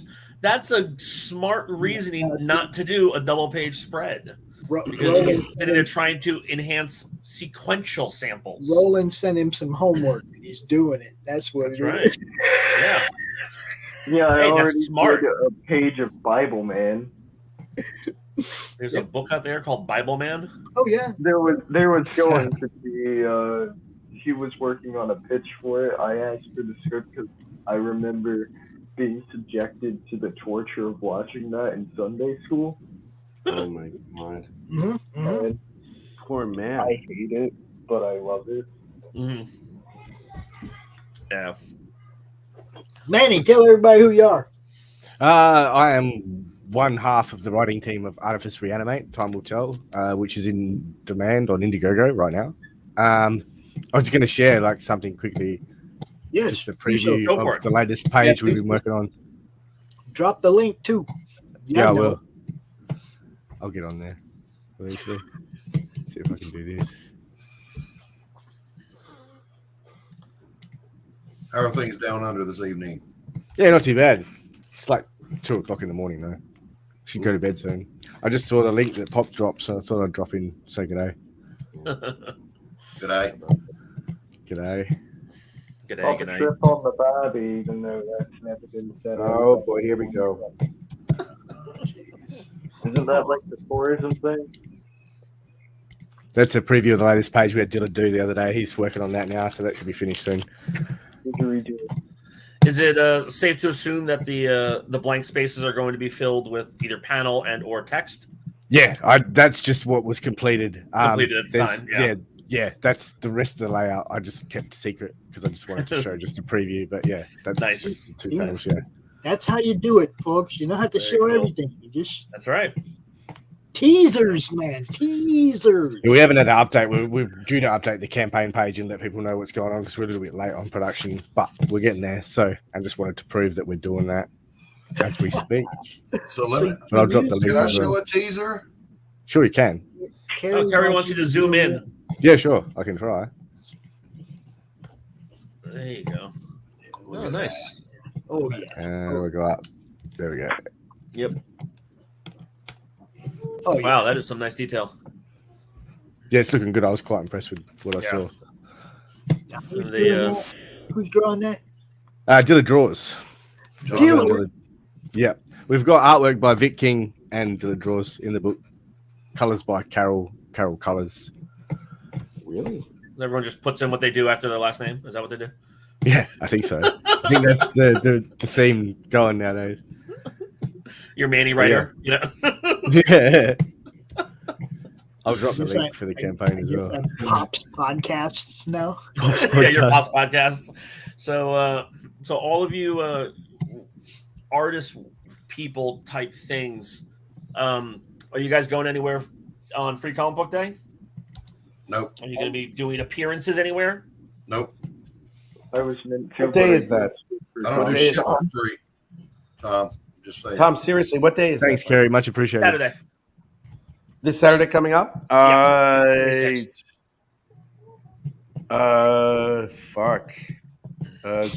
Grading art.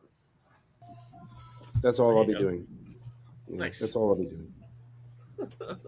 And making sure that my students get their damn assignments done. That's a smart thing. No, Yeah. So. Yeah, we got to revamp the whole fucking program. Really?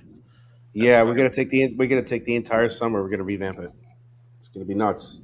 Oh, so this is a voluntary thing that you guys just want to do to make it a little bit more No, we fun? have to. We have to. Oh. There was COVID, and then there were a couple of teachers before I showed up who left. There were 2 teachers showed up and left in the same year, leaving the whole program in shambles. Oh, And, okay. So basically, the amount of turnover, it's just making it wonky. Yeah. Gotcha. Yeah, and then I have to bridge the high school students to the college students about what my school is going to offer. So yeah, there's a lot that's going to happen. Yeah, I know.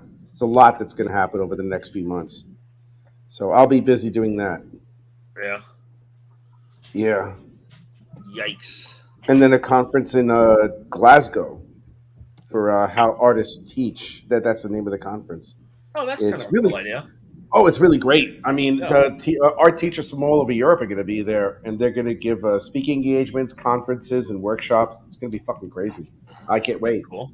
Oh, it's awesome. I can't wait. Yeah. I'm going to learn 'cause, I mean, so much from that. Well, I was going to say also, because it's got to be a different style of teaching, right? Like if you have done opposed Yes, to, it is. you know, It is. conceptually, you know, because It is. I definitely know when I see or I watch other artists do portfolio reviews, they focus on different things than I do, you know, because they actually are the ones drawing it, whereas I am not an artist. So, What do you judging portfolios on? When you see a portfolio, what do you judge it on? so the first thing I judge it on, because again, traditionally it's going to be, you know, sample pages, is can I understand what the hell's going on the page without any text, direction, or explanation, right? Because it's sequential, it's a storytelling device. So that's the first thing I definitely look at. Absolutely. Very good. And which is also one of those things that's really difficult because nowadays most people's portfolio, you know, consists of a whole bunch of pinup pages. And I tell them this is really nice, but it's always been that way. Doesn't tell me anything. Yeah. Well, It's been that way, but it hasn't been that way. I mean, at least, when I've been doing portfolio reviews for, 15 years at San Diego Comic-Con at this point. And it's like, when I sit there and say, I want to look at sequential work, previously people have, they brought up sequential work, but the past 3 years, prior to COVID, of course, everyone was just bringing me up concept art and storyboards and pinups. Yeah. And then I would ask them, do you have sequential work? And half of them would say no. And the other half would be like, oh, yeah, let me flip to it. And I'd be like, why was that not starting? Why did you not start with that on your portfolio when you're coming to talk to a comic book company? Right. And it made me realize that was part of the problem inherently was the publishers who they were interacting with were not focusing on sequential pages.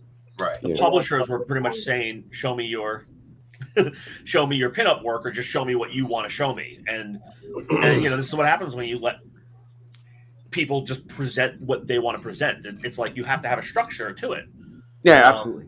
Absolutely. That is, let me rephrase it. You have to have a structure to it. That is, if you are actually serious on looking for talent. That's part of the problem is that like companies like IDW and Marvel, when they do portfolio reviews, they weren't looking for anybody. They weren't actually going to be hiring anybody, regardless of how good that person was. They were not going to be hiring anybody at that show. So that's why they didn't care. Right. They were just like, yeah, just show me whatever you want to show me because this is just a PR move. All right. My turn to drop a teaser. Ready? You're going to drop a teaser? Right. Do it, Doc.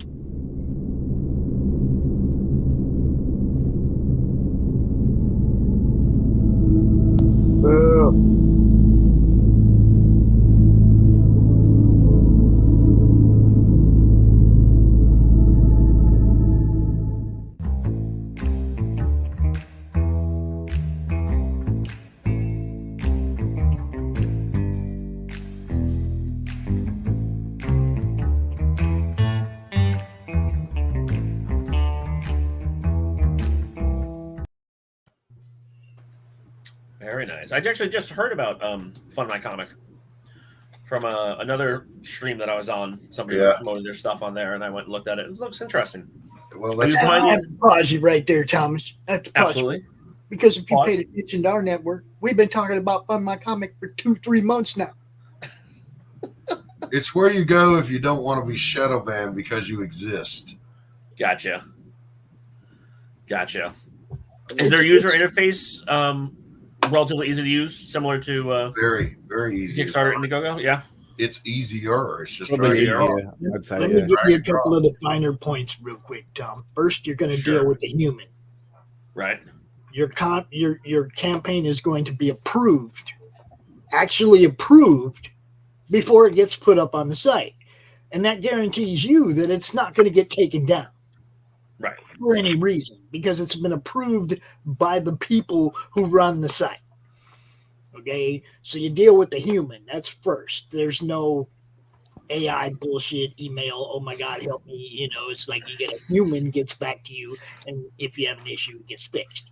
Okay, a human approves your campaign, so it goes up, and it's not going to come down. And that's the main thing.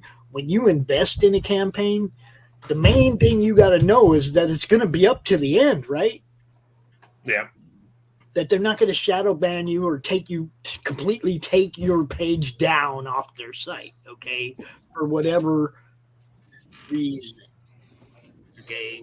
And the reasons are weak, and that's why an actual approval process means a lot, okay? You're not putting it up there and hoping that 50 people aren't going to email and say they don't like you, take it down. He hurt my fifis. My fifis. You don't have to worry about any of that, okay? Not only that, but they're setting up like a add to cart function. Mm-hmm. So it's like, they're really trying to make it user friendly as well as creator friendly. There's a Discord for like customer service stuff, which is not really heard of as far as Indiegogo goes. You don't get any. You ask them a question or a query, you get nothing. You get a response now. Not. You are once again shown how unimportant you are.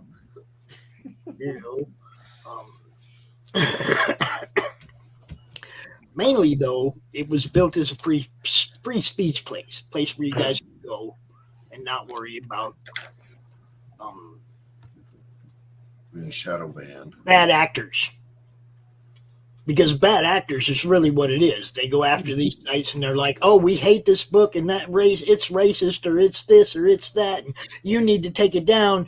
And that won't happen at Fund My Comic. 1,000 people could email them, and Luke will just go, it's it's been approved already. We looked at it. We know what it is. Right. So, you don't have to worry about outside interference. Yeah, but what's this guy's? Because I'm assuming it sounds like you guys actually know the guy who's actually running the site. Yeah, he's an artist and creator as well within Christgau. Yeah. So, what is he doing to get it out there beyond? You know what I'm saying? Like, what's his advertising stream? Like, that was one of the things that. Oh, we're all over the place. When announced basically through Christgau. That's right. Okay, yeah. So basically, he doesn't really have one at this point. Not at this point. So, it's fairly early days. He's advertising it pretty hard, actually. Yeah, he's been pushing all over it, yeah. Twitter. If you look at the Twitter, you'll see the Fund My Comic campaigns popping up all over the place. Is Dawn going to join us? Dawn should join us. Speaking of which, is who going to join us? Dawn. She's right there. She's there. I don't know. Dawn probably doesn't draw, I don't think. All right, well, whatever. I don't care. If she does, that would be great. He doesn't. He doesn't. Yeah. And he's Doc doesn't draw. Oh, shit. Did I say that? I do, but I'm not comfortable doing it on stream at this stage. Doc doesn't draw. Doc doesn't draw. That's fucked up. That's true. I said he isn't right now. It's fucked up. There are about, 25 campaigns up there. I mean, they just launched it, right? Yeah, they just launched it. But there are a couple of them that are, like Dillard's is over a couple grand. I mean, it's all about people finding out about it, the fans finding out about it, signing up and right buying books there, right? Yeah. I wasn't even talking much about it until about the terms of service, because that was one of my thing. I wanted to read it all before I put my name on it. Or I know they take less off the top than Indiegogo do. That's I heard that, and that's always that's always a 3%. It's like this, Tom. 3%, yeah. I was looking for a platform that I could endorse, one that I could get behind, one that I can promote. You don't hear me talking about Kickstarter as an entity, or Indiegogo as an entity, or Zoop as an entity. You'll hear me talk about the people who have campaigns there. Right, yeah. But I do not promote any of them because they all suck. Okay? I mean, they don't care about you guys as creators at all. Right. You put your stuff there, they charge you money, and then they act like they did you a favor. Dude. Tom, I mean, they did. You guys know in this. theory, if you think about it, they set up the infrastructure. I mean, Now they're setting up infrastructure for comic people, not for lawn chairs or whatever. The Kickstarter don't care about comics, dude. Bro, hear me. I have been shadow banned since sign up, and Indiegogo took credit for 12% of my funding through search. You can't search it. So how can they claim that they sold 12% of the product if you can't find it on their site? They lie. Fudging numbers. They don't serve you guys well. They're liars. They don't care about. And how long and how frequently have they been fudging numbers? Comics are a very small part of their income. I mean, that's also one of the advantages about the platforms that have a multifaceted thing, is that you potentially, not always, but you potentially have people who are not standardly going to back your comic book, back your project, because of the fact that it's the it's the grocery store method, right? It's the impulse at the checkout line. Okay, but see, in the checkout line, you go look for lawn chairs, it's not going to show you near X. No, but if you're in the store for lawn chairs and you walk by the checkout line, and I happen to be on the checkout line, then you've seen it, right? Like, yes, whereas if you walk into a comic book store, you might not see that nice new design of a lawn chair. I'm not saying it's good nor bad. I'm just saying that those are facts. Okay, but what I'm saying that's true until you find out that your product has been hidden in the back room and is not on the shelves. Right. No, absolutely. Absolutely. And This, there's, this is important. When I go to Kickstarter and I type in lawn chairs, it doesn't show me comic book one.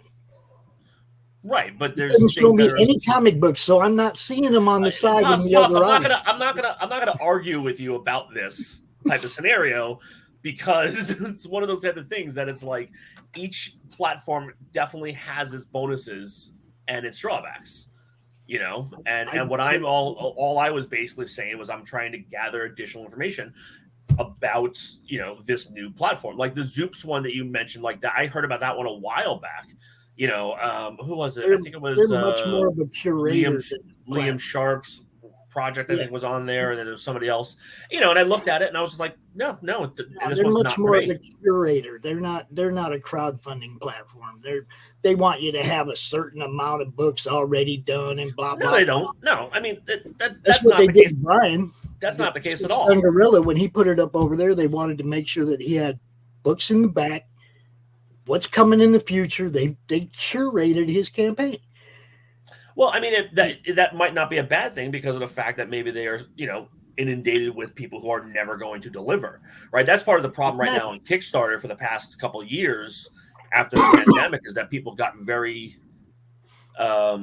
overzealous, to say the least, right? Like they would sit there and they would create campaigns and they would get backed and then they wouldn't be able to deliver them, which was a problem.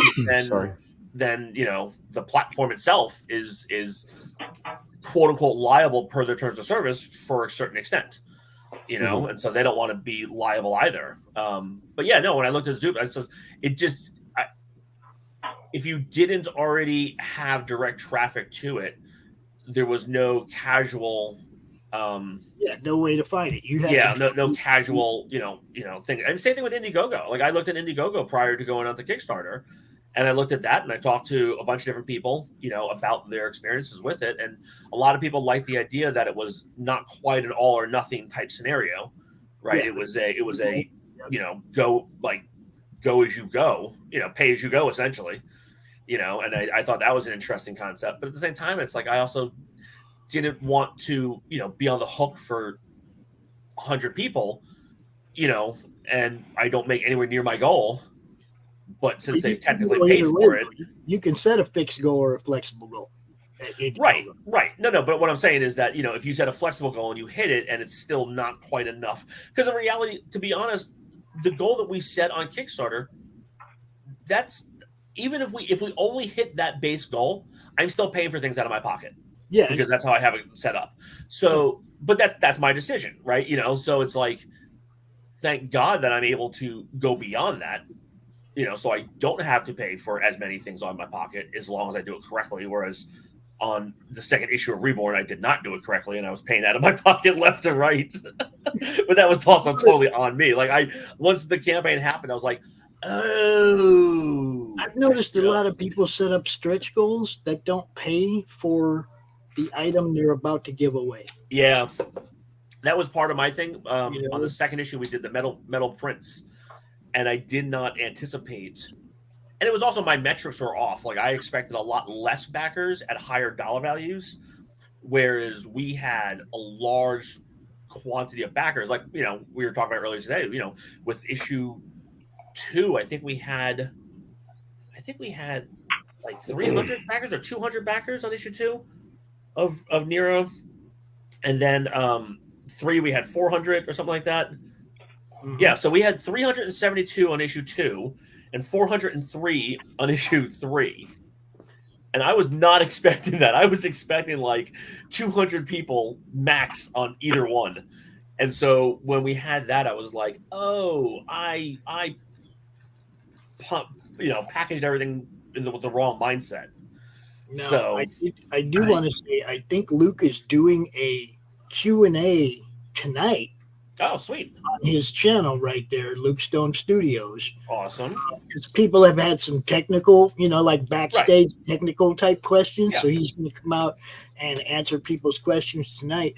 It's like I said, Tom, I've been watching these things for a while now. All the platforms, how they treat my friends. And it's like, at least this one, I know people are going to, once your campaign's approved, it's going to be up to the end. Yeah. And to me, that's a big, I can actually endorse that because I'm not telling you invest in a campaign that's going to get shadow banned or invest in a campaign that could get taken down or cloned and put on a different site.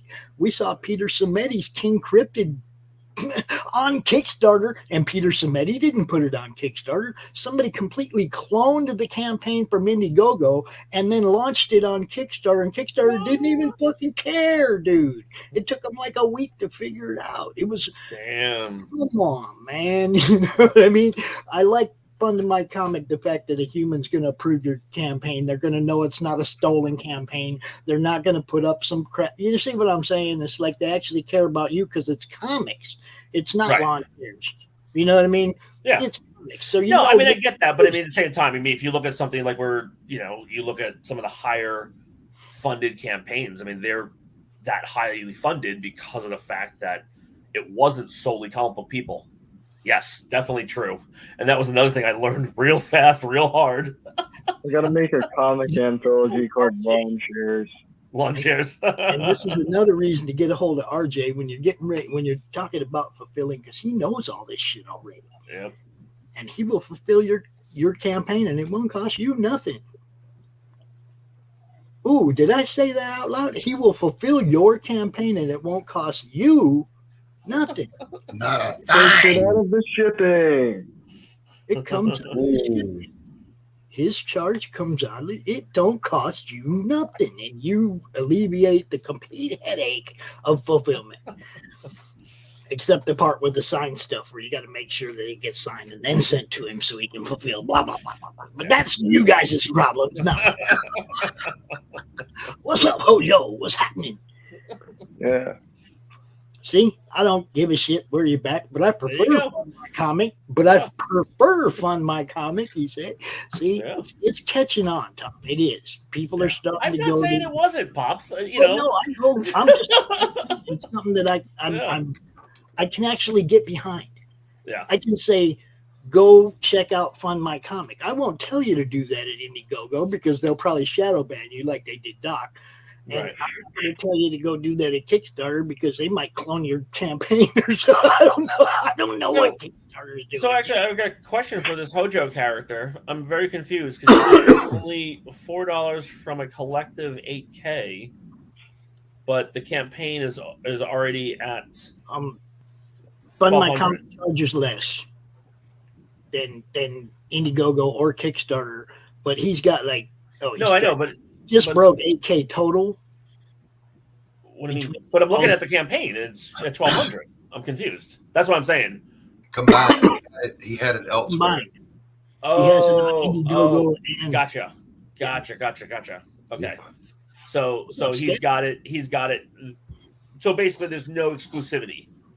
No, he did it on Indiegogo first, and then Luke launched, and we've all been getting. Excuse me again. My book over there.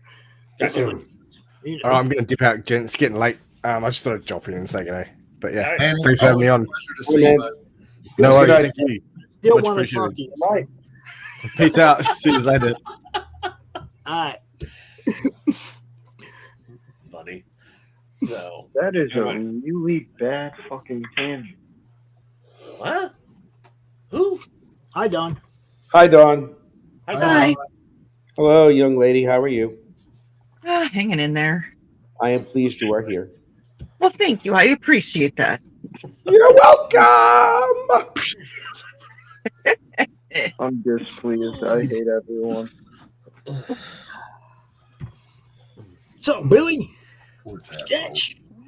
And yeah, Hojo, I think it's the second highest campaign on Fund My Comic right now. But like I said, they just launched. You know, the whole platform just launched. Yeah. Yeah. So, I mean, give it some time. I'm surprised the amount of traction that it's getting. I'm not gonna lie, I'm surprised the amount of traction it's getting this early. So yeah. Arrow Comics. Well, I mean, nobody wants to do business with people that hate them. Usually. I certainly don't. I certainly don't. I thought Rich did. Now, he said he started a Kickstarter 4 days ago, didn't even tell anyone, and that's true because I didn't know. and he's already funded over there. What'd you set the goal at Kickstarter? 25 cents. Yeah, exactly. That's what I was thinking. Well, I mean, that's the funny thing is like on my Fund My Comics, there's some campaigns that were $1. Oh, I know. And I'm like, Jesus Christ. But I think it was basically. But those are mostly campaigns that have already funded somewhere else. Right, that's what I was going to say. Yeah, it's they're not really looking to raise money; they're just looking for an online store, which is basically what this is. Which always confused me when people use Indiegogo for their online store. I'd always kind of like, dude, that's I was easy. like, I don't understand why you would do that. Why would you not just set up your own online store? Because then you're not giving a percentage away. I mean, they should. But you're giving a percentage away. That's work. They should.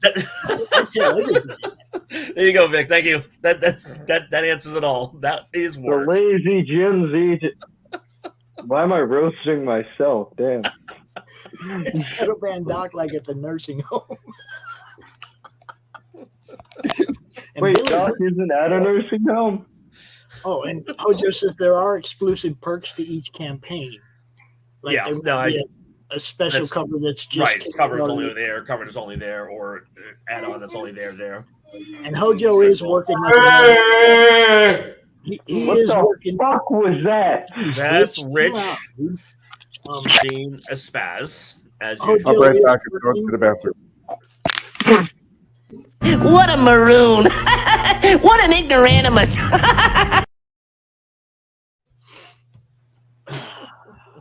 So Hojo is working hard to get his thing seen everywhere. Okay. Yeah. Hojo is one of them people that's out self. What have I done with my life?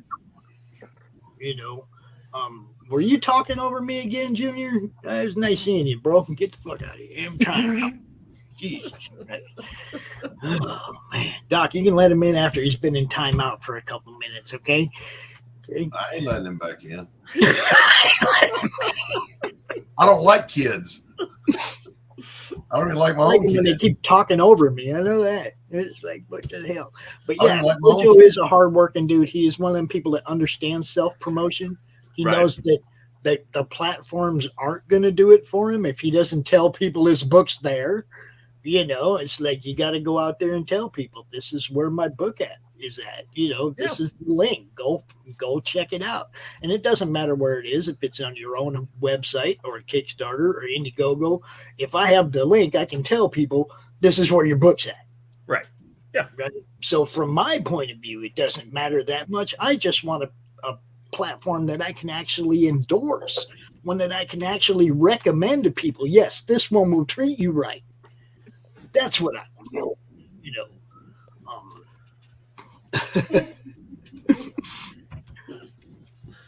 Oh my goodness. And that's true too. I mean, Indiegogo gets a whole lot more foot traffic than your personal store will until you've grown that following, right? Right.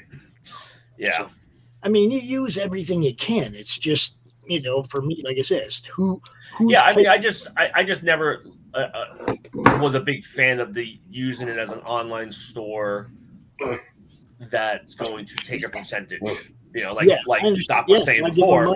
It's like you got to prove to me that you're working for your 12% or whatever the case might be. It's like, and then open up your online store that way. You're literally just handing out money to them. That was the other thing that was the other thing that I was impressed with Luke. Is Luke wasn't out there trying to get 5%, 8%, whatever.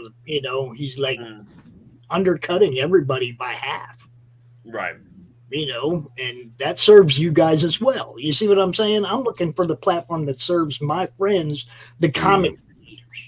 Mm-hmm. That's the one I want to get behind. So I'm really like hoping that Fund My Comic really becomes that platform. Yeah.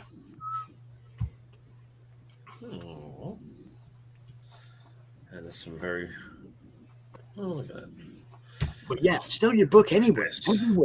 Everywhere. Everywhere. Yep. Everywhere.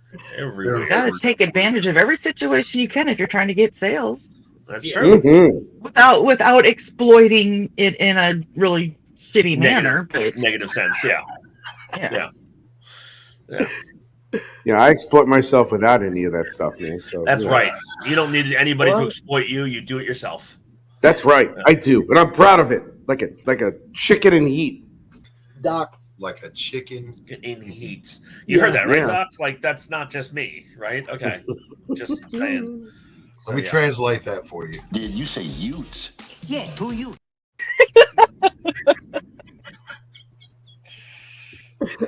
What do you think of that line right there, Doc? I was just reading that. Get off my lawn. I have no problem with that whatsoever. I've never identified with the character stronger. All right, let's I'm in my 40s and I'm a get off my lawn type of chick. I'll be back. All right, Doc. You're gonna go play in the bed? Leaving again. Jeez. Right? Did you see they did not? They took all the stuff from the tornado except for the bed that was destroyed. That's what he said, yeah. I was like, what? I was watching it live. I'm like, what in the? They don't want to touch it. Come on. Well, there is a possibility. I'm not saying for sure, but there's a possibility that the rubbish pickup was dumping to one area and the mattress and shit couldn't go to that area. I don't know if that was the case, but that's a possibility to think about. You know. I mean, they should have at least told him. You know? We'll be back for it, or we can't pick this up. Something. Yeah. Exactly. It's just poor. You know, it's just poor. Yeah. I sit in my house because I hate people. We actually, it's like, I'll be like, I need to get out of the house. I need to get out of the house. I'm out of the house for about 20 minutes. I'm like, I need to go back home. There's too many people out there. Let me be in the house. Back in the house. Back in the house. I think that way every time I go to a con. I'm like, oh yes, I'm going to a convention, and I get to the convention. I go, oh dear God, put me back in the house. Why am I here? So, Tom, how do you get everything you want on a table at a con in flight luggage? Skills, lots and lots of skills. No, majority of the packaging isn't larger than the bag, isn't it? Yeah, so it depends on what I'm bringing, what I'm promoting, what show it is as well. So I have a ginormous, very expensive suitcase from Toomey, it cost me like $530. It's a hard case. Fancy. What a fancy fuck you are. Anyway. Well, yeah, the reason why I did that is because it's near indestructible. It's under 100% warranty, and it is 29.5 inches tall, but it's not considered oversized. So it can actually hold all of the different displays that I have. It actually held. Hold on 1 second. Let me grab something. I'll show you. I don't bring it to the shows anymore, but I will. 1 second. All right. Yeah, I know a lot of people that go to cons and they fly, and it's like, how do you get enough stuff on your table and your backdrop displays and all this stuff in your luggage on a plane? And your daily stuff that you need, clothes and toiletries and all that crap. You know what I mean? It's like, because me, man, I'd have to drive. I'd have to. So this my display, you know, my suitcase was able to. Oh, jeez, I can't see it because it's wire, but it's like this is a 1, 2, 3, 4, 5, 6 rack. 6 shelf rack. Yeah, 6 shelf rack, collapsible. This fits in the suitcase, no problem. That's what Michaela has as a 4. Yeah. So yeah, most people have a 3 or a 4 because Yeah. that's what fits in a standard suitcase. This thing fit in my ginormous suitcase, which is why, as you know, Rich was being a lurka. I paid $500 for the goddamn suitcase because it could actually hold stuff like this. So it's really just like an enclosed wheelbarrow. Yeah, pretty much. But it's probably paid for itself time and time again. Right. No, just because of the fact that I'm able to bring that much stuff, and then based upon what show it is, and you know how long the show is, and you know how well it's performed in the past, or what I think it might perform at, I'll either mail out stuff to a local FedEx and do a hold for pickup, and that'll be all my generic book stock. I'll send out 1 or 2 of the extra large cubes on a flat rate, so it's basically $40 to $50 per box. That's it. And then I have a very large and heavy carry-on that I fill to the gills, and my backpack filled to the gills. and then send that out. So that usually gets me about, let me see, I did this for Boston, and I ended up with, I want to say like 22 different books, you know, which is about, I think I had a total like 150 units between all the different covers and all the different titles and stuff like that. And, you know, if I oversell, I mail stuff out, you know, after I get back. I basically take pre-orders.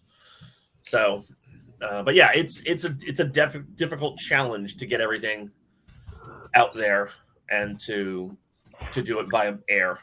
And, you know, it sucks, but, you know, what are you going to do? Right. I can't just drive to everything.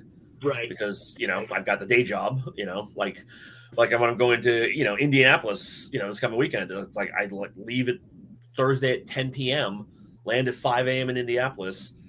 Show starts at noon. See, so I'm going right from the airport to the show, set up, do the entire show, crash hard, and get up at 8 o'clock the next morning to go do this, you know, the next day of the show. It's like, for me, I'd have to live like centrally in the country somewhere, like Kansas City or somewhere centrally located, so that nothing is too far away. You know what I mean? Like, there's definitely, because man, I can just imagine what costs. Like somebody in California wants to go to New York. Yep. Oh yeah. But you know, here's the kicker about that is depending enough money to break even, or you know what I mean? It's like, oh yeah, it's a challenge. I mean, you got to have enough stock that you make enough money to have it worth your while, right? Yeah. Yeah. I mean, and that's one of those things that I definitely learned as time went on, that, you know, you have the variant limited covers, you have the 1 of 25s with you. I bring 2 of the 1 of 25s, you know, I bring 2 of the Ali Garza sketch covers that we did on, you know, Near a 3. You know, each one's, you know, a $60 thing. I sell both of those for the 8 ounces it took up my suitcase. It's $125. You know, the sketched Near X Ground Zero, you know, I sell that for $80 to $125. You know, boom, it's one thing. You know, and then I've got all the rest like Java and Neodon and stuff like that. You know, those are all $10 a piece. You know, so like I had to work them up from the $4 per individual book. I had to figure a way, how can I make this, you know, right, easier pitch back? Because the guys who do prints, it's really simple, right? They have, you know, 25 prints, 50 units of each print's $20. They only have to sell 60 of them to make their table. Yeah. You know, and it's relatively easy. They know how much it's going to cost them. They know, you know, what it's going to do and how to do it. And it's like, I wish it was that simple for comics. You know, I wish there was a way to figure that out. Yeah. Yeah. So I mean, and the reason I bring this up is because Yeah. it is we are rolling into that season again, and there's a lot of new people out here. Yeah. And before you go bury yourself in a con table, understand all the costs involved with traveling and accommodations and what you're going to have to sell to pay for it all. So- Not where you make money, but just what you're going to have to sell to pay for the trip. So you know? the two things I definitely tell new creators who do at conventions, the 2 most valuable things in the world to do. 1, buy a really good suitcase. And there's a reason for that. It's because if your shit actually shows up, not messed up or damaged or broken or something like that, you're already ahead of the game. And then 2, learn the public transit of wherever you're going. Yes. Because basically what a lot of people do is they'll go to the convention hotel, they'll spend way too much money to set up at the convention hotel because it's within walking distance of the convention center. And they're like, oh, it's super easy. I can do that. I get Airbnbs. I get them a quarter mile to a half mile away. I learned the bus system. I'm paying about 1/8 of what they're paying in 4 times the size. And I just have to get up a half an hour earlier. A quarter mile, a half mile away, you can walk that. Well, yeah, I mean, that's true too. I mean, maybe they're a little bit further out than that, but that's the general idea, right? And unless you're a fucking land whale, like, you should be good. I'm taking you haven't really been to a show recently. I'm just saying. It's just, you know, a lot of the vendors are land whales. I'm just yeah, but that's usually.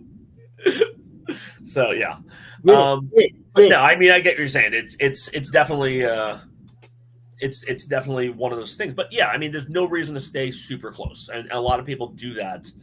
And then if you can, always split your hotel with people you know. I mean that's know, whether it be a hotel or an Airbnb or something. Hope you don't get murdered. Yeah, well, again, people you know. And if you do conventions, long enough, you develop a convention family to where you can just reach out and then, I can't tell you. I mean, in Indianapolis coming up. Yeah, in Indianapolis coming up, I think I know 15 different vendors there. And that's just glancing at the list. I probably could do a deeper dive into Artist Alley and know another 20. Because we go to the same shows. I probably saw them, at Emerald City, or I saw them at WonderCon, or I saw them at, So yeah, I mean, even at Boston, I knew 3 of the vendors, and I didn't even realize I was going to know them. One of them I definitely knew because he was the one who told me about the show. But so it's like I knew he was going to be there. But yeah, it's traveling to cons is no joke. Even just doing a local show, it's no joke too. I mean, I do one local show in June here in Washington State because I prep everything for San Diego, because San Diego takes so much time to prep and make sure I get everything there. But even the local show, I mean, there's so much setup and work, and more so because I can take more. I just load up a car and go, and sometimes that's not a good thing. Because then you're just unloading the car for hours on end. So I know me and because I'm more of a marketer. I work with authors and help them out, but there's gonna be 2 authors and I that are heading up to Deadwood, South Dakota for a signing in June, and we're like already trying to go, okay, they need their books, but we all need our stuff, and we're trying to already because they're driving.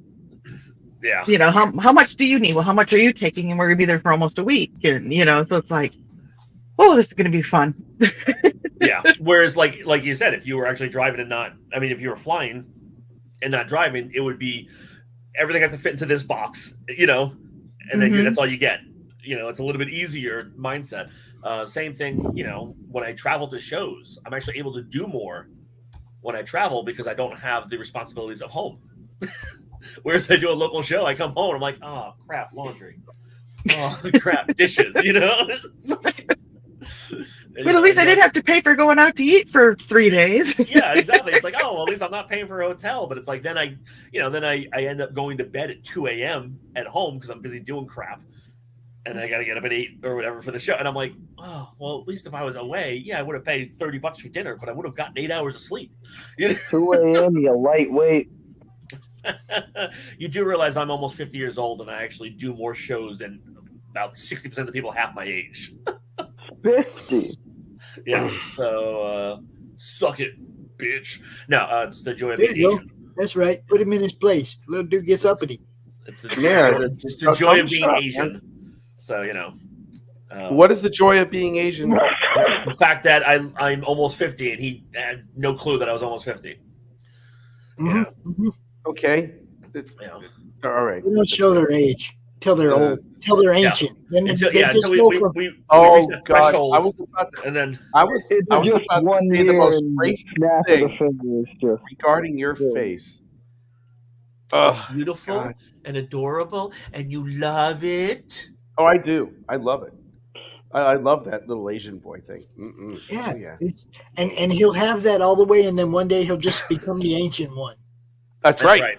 That's overnight, right? Overnight. Lady boy. I'll turn into a bald white woman who has Academy Awards. No, that's the movie version. Come on.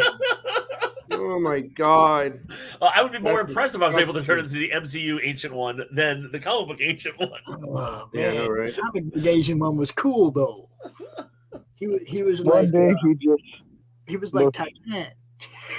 Oh God. Like what are those dogs that have way too much skin? You know what I'm talking about. Yeah, the ones that look like crumpled up dogs. The wrinkled dog.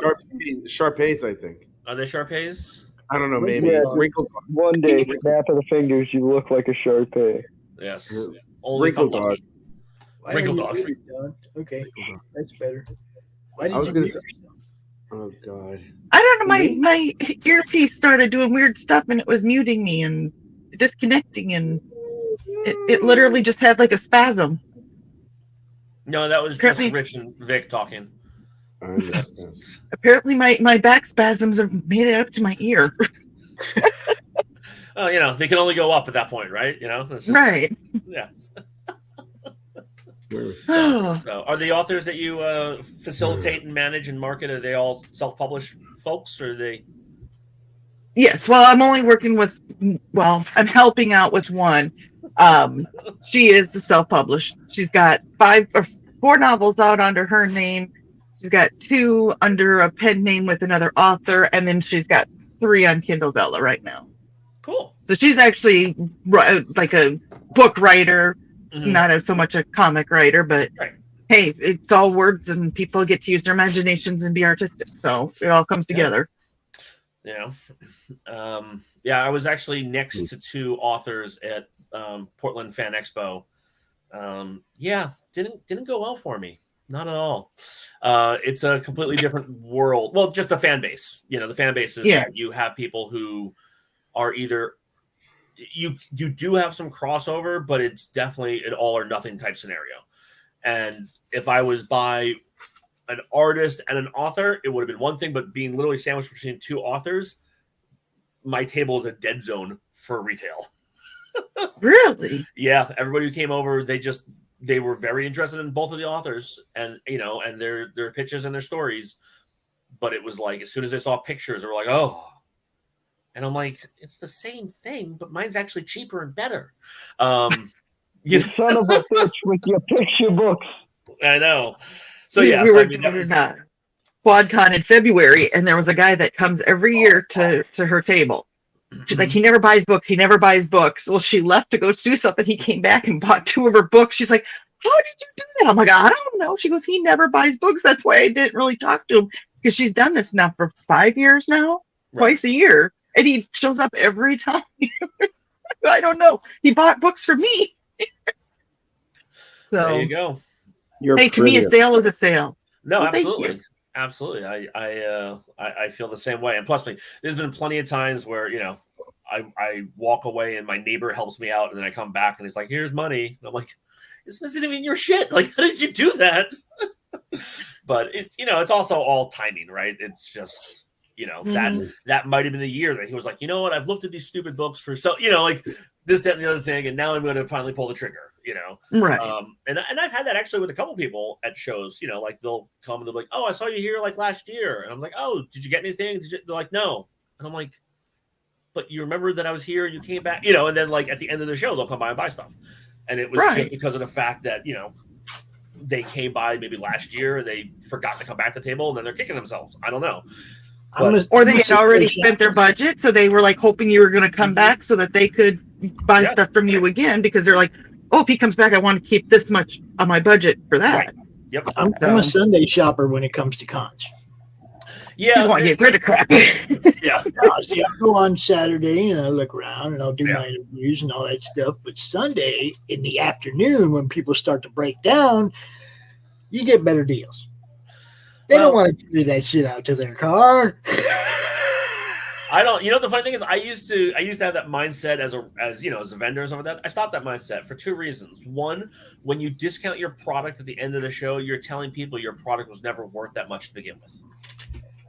Which is a huge thing. And then but that's not the case, Pops. It's perception, because basically what you're telling yourself and you're telling the other vendors and the other people who are in the room at the time and stuff like that is that I don't have any other option to retail this. So I have to lower the price to get rid of it. People sit there and be like, some people say no, but some people are like, willing to deal at the end of the day. No, absolutely. But again, if you're self-publishing and that's your mindset, it's like, that's a terrible mindset to get involved in. And then the other thing is it didn't sell at $10. Well, I can bring that to another show and sell it for $10. It's not like I'm looking at you guys as self-publishers and going, I'm going to come back and get this guy later. I'm talking about long boxes. You're talking about vendors. Talking about You know, that kind of No, stuff. and I agree with that. You're absolutely right. They don't want to, but a lot of times also, you know, what they're selling those books for is certainly not anywhere near what they paid for them, right? You know, that's what I mean. Like, so I don't mind they're picking it up from a collection at a nickel, you know. Yeah. I'm definitely not going to try to go in there and get you to that's undercut your cost on your book. But you know what I mean? But Pops, 70% of the people walking the shows do that.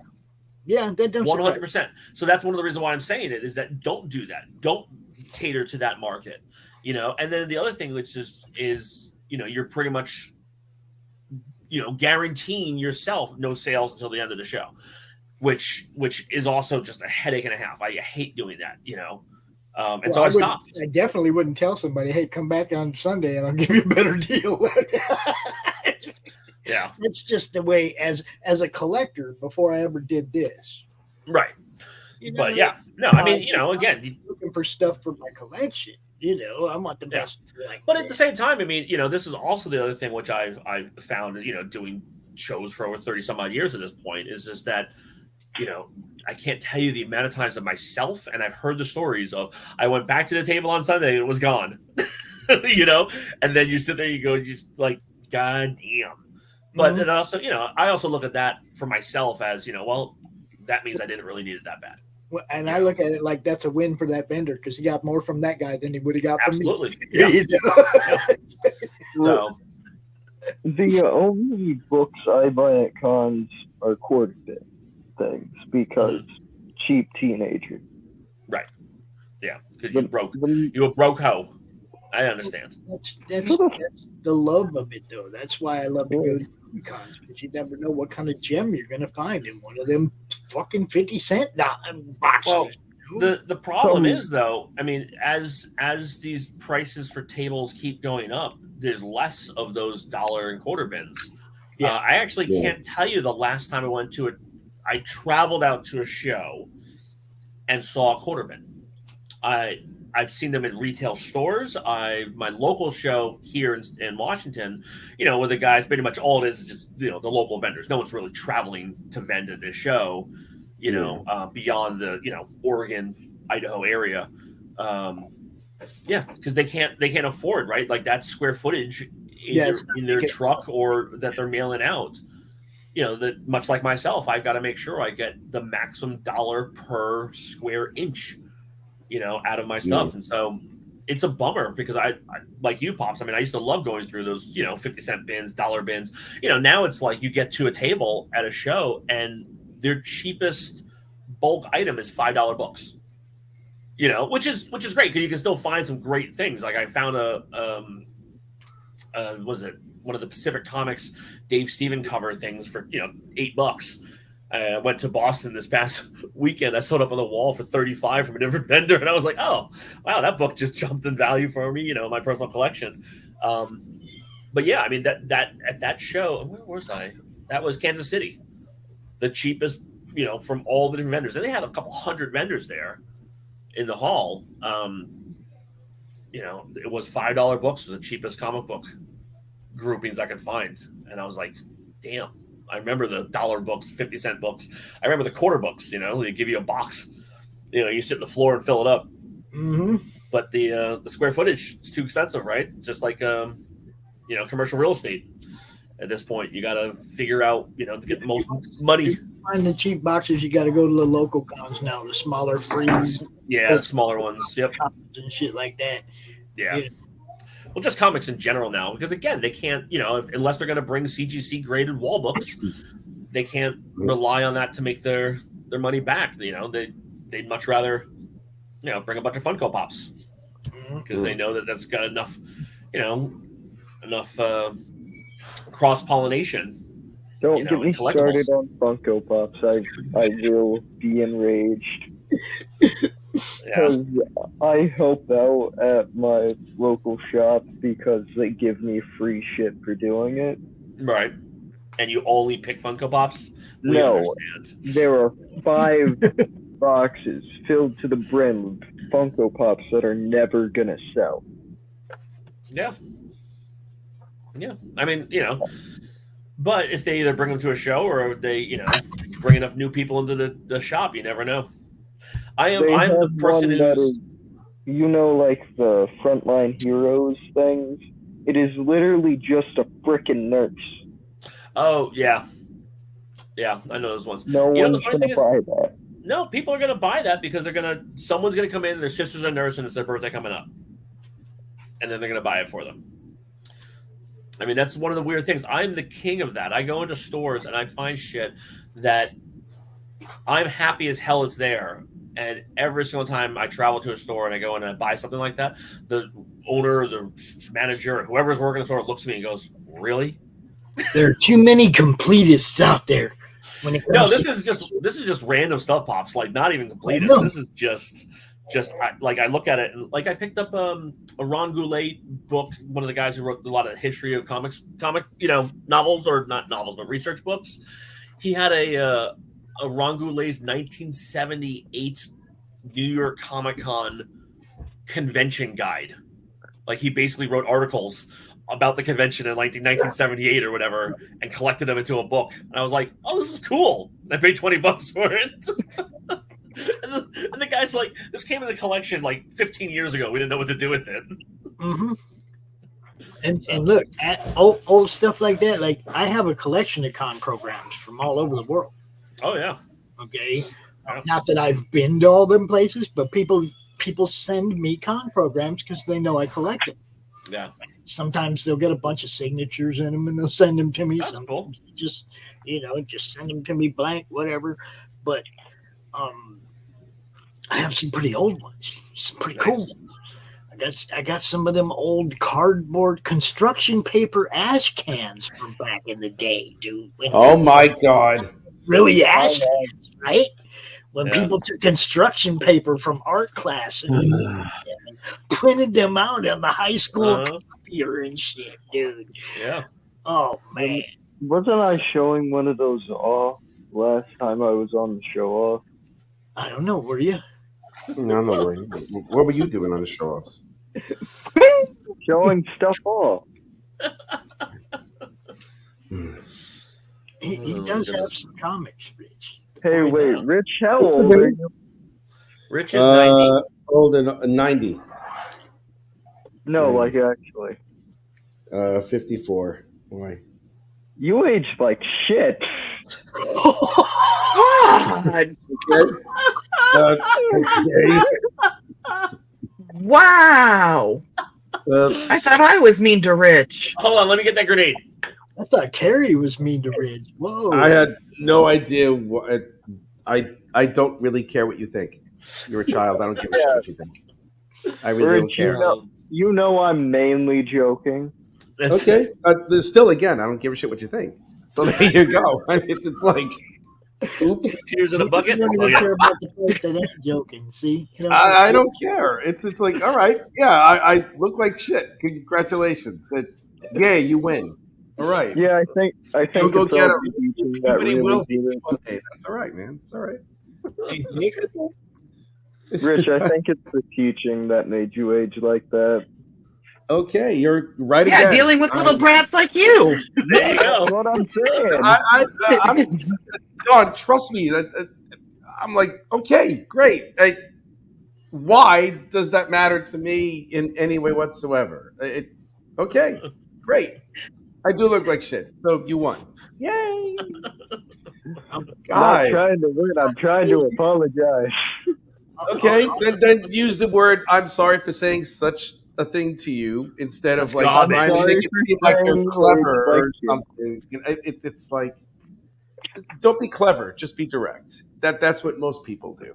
You know, that you works. There Hey, you Vic. go. Yes, sir. Oh, that's funny. Vic, Aye. Vic, See. none of us are going to be around when you age, but we're already laughing. Yeah, because I got this square head.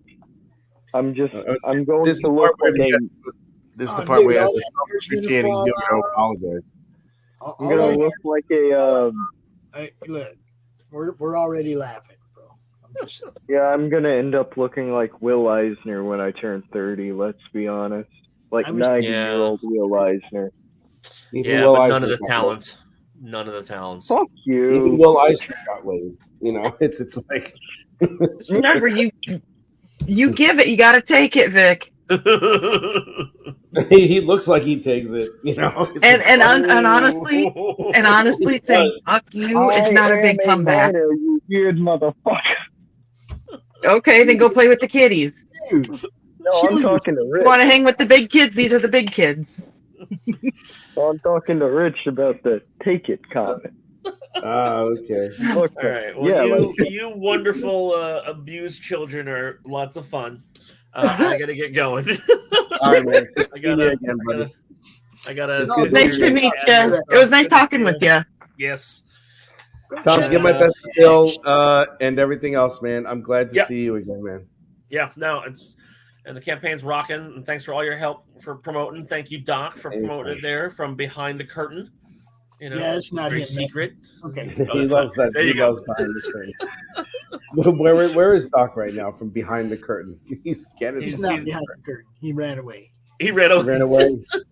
Yeah, the curtain kicked him in the rear end. Oh God, he's still trying to get up. Probably. George Perez wanted his gimmick back and just started. He'll be all over the place, though. Yes. So, all right. Well, Vic, stop by, reintroduce yourself because as soon as I log off this, I'll have forgotten all about you. That was for Rich. And I'll talk to you all later. I don't need anybody to help me when it comes to dissing someone back. All right, thank you. I appreciate it. Thank you. I was just saying, just take the compliment, just take the help where you get it. I take it. Yeah, I take it a lot. So there you go.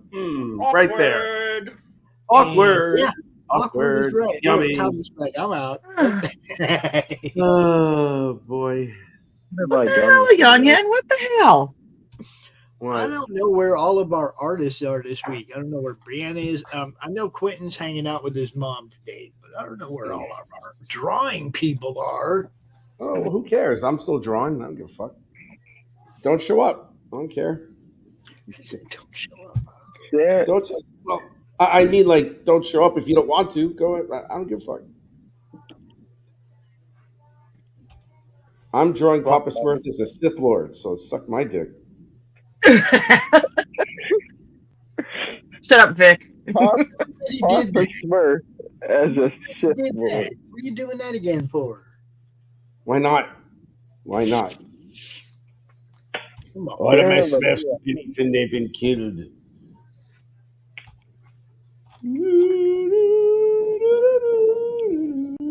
La la la la la. La la la la. La la la. On my head as a baby, la la.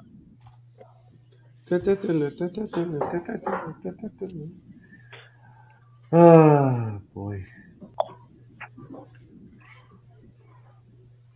All right, so let's talk about something.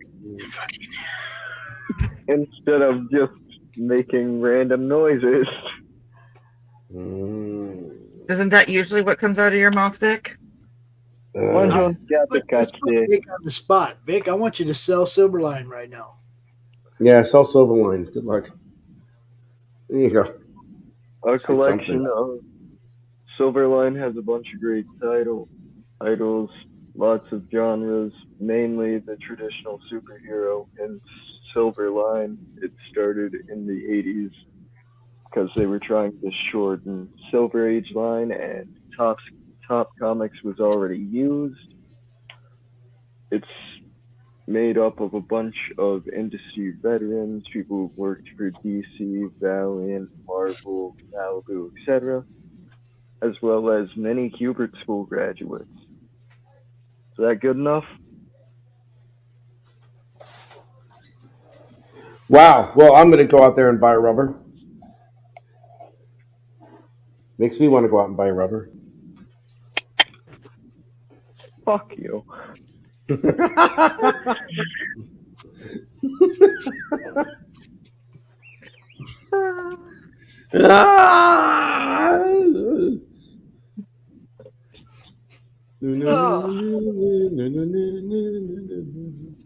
So we still got like a half hour of this, and then Well, we can do another half hour of this. We can definitely do another half hour. out here today. Who's coming out tonight? Cindy Oh, when? When's she coming out? at 3:00. Who's Oh, good Cindy? for her.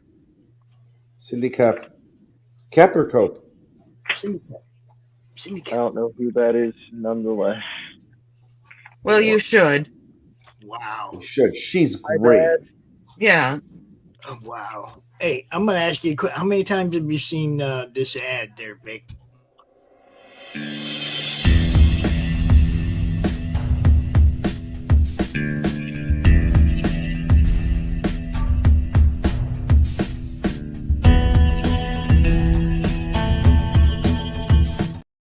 Huh? How many times have you seen that, Vic?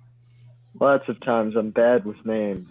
Yeah, you bad with reading. You ain't bad with everything, is you? That's Cindy right there, bro. She's one of our sponsors. She's going to be out here at 3 o'clock talking about all of her amazing stuff. And she has a lot of amazing stuff. She really does. Very talented. Comics.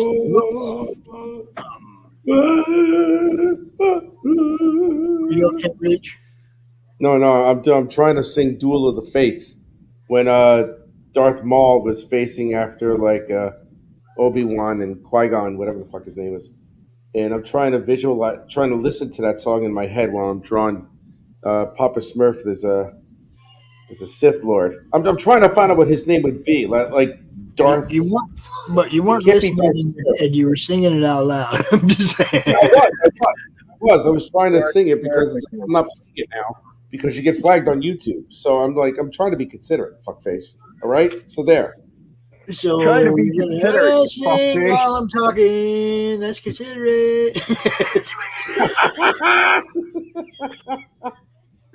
Oh boy, man, I need help. I need an adult. That's my line.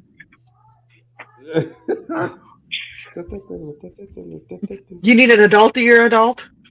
I don't know. I need a lady boy, but Tom just left. Yes. Oh! What? I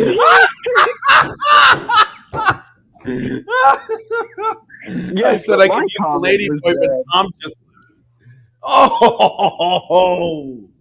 Oh man. I knew I should have went to church this morning. Church wouldn't help you right now, man. Trust me. Oh my god. Oh man. So horny. We love you long time. Did everybody had time to read it twice? Okay. Oh man, there was something I was going to say to Tom, but that would be concerning his complexion. But it was going to be the most racist thing that I could possibly think of to say, and I don't even know if he'd even like it, so I'm just not going to say it. If you say that, You do have a filter, Rich. I know it's terrible. It doesn't come up very often, but no, it does not. It does not. It lays dormant. To attack our sponsors, man. I'm not going to attack my sponsor. I fucking love Tom. Leave him alone. I love him. He knows it. He fucking knows it. Over here. I don't know who Cindy Koepp is. Who's Cindy Koepp? I'm going to say something racist. Man, I love my sponsor.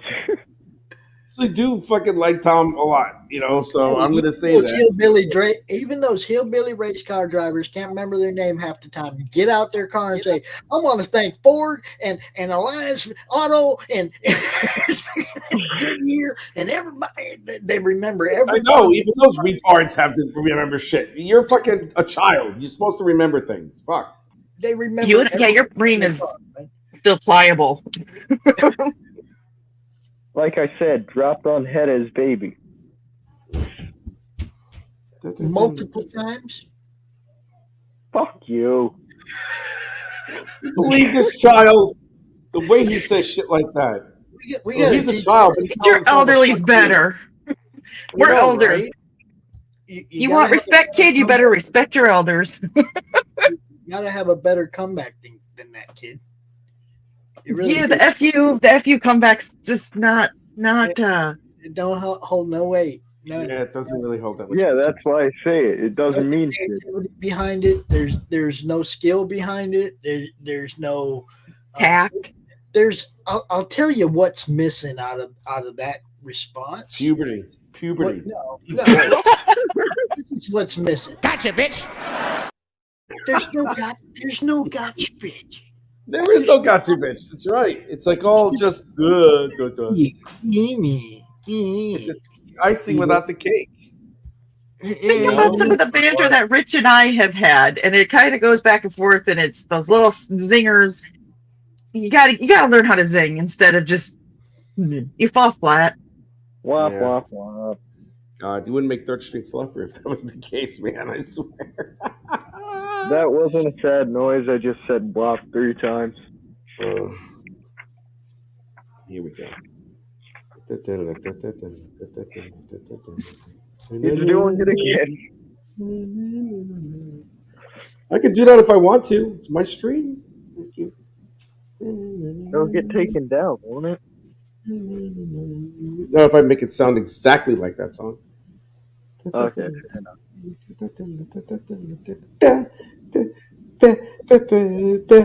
And incidentally, you are stupid. I am stupid, and I love it. I revel in that fact. And I'm doing that.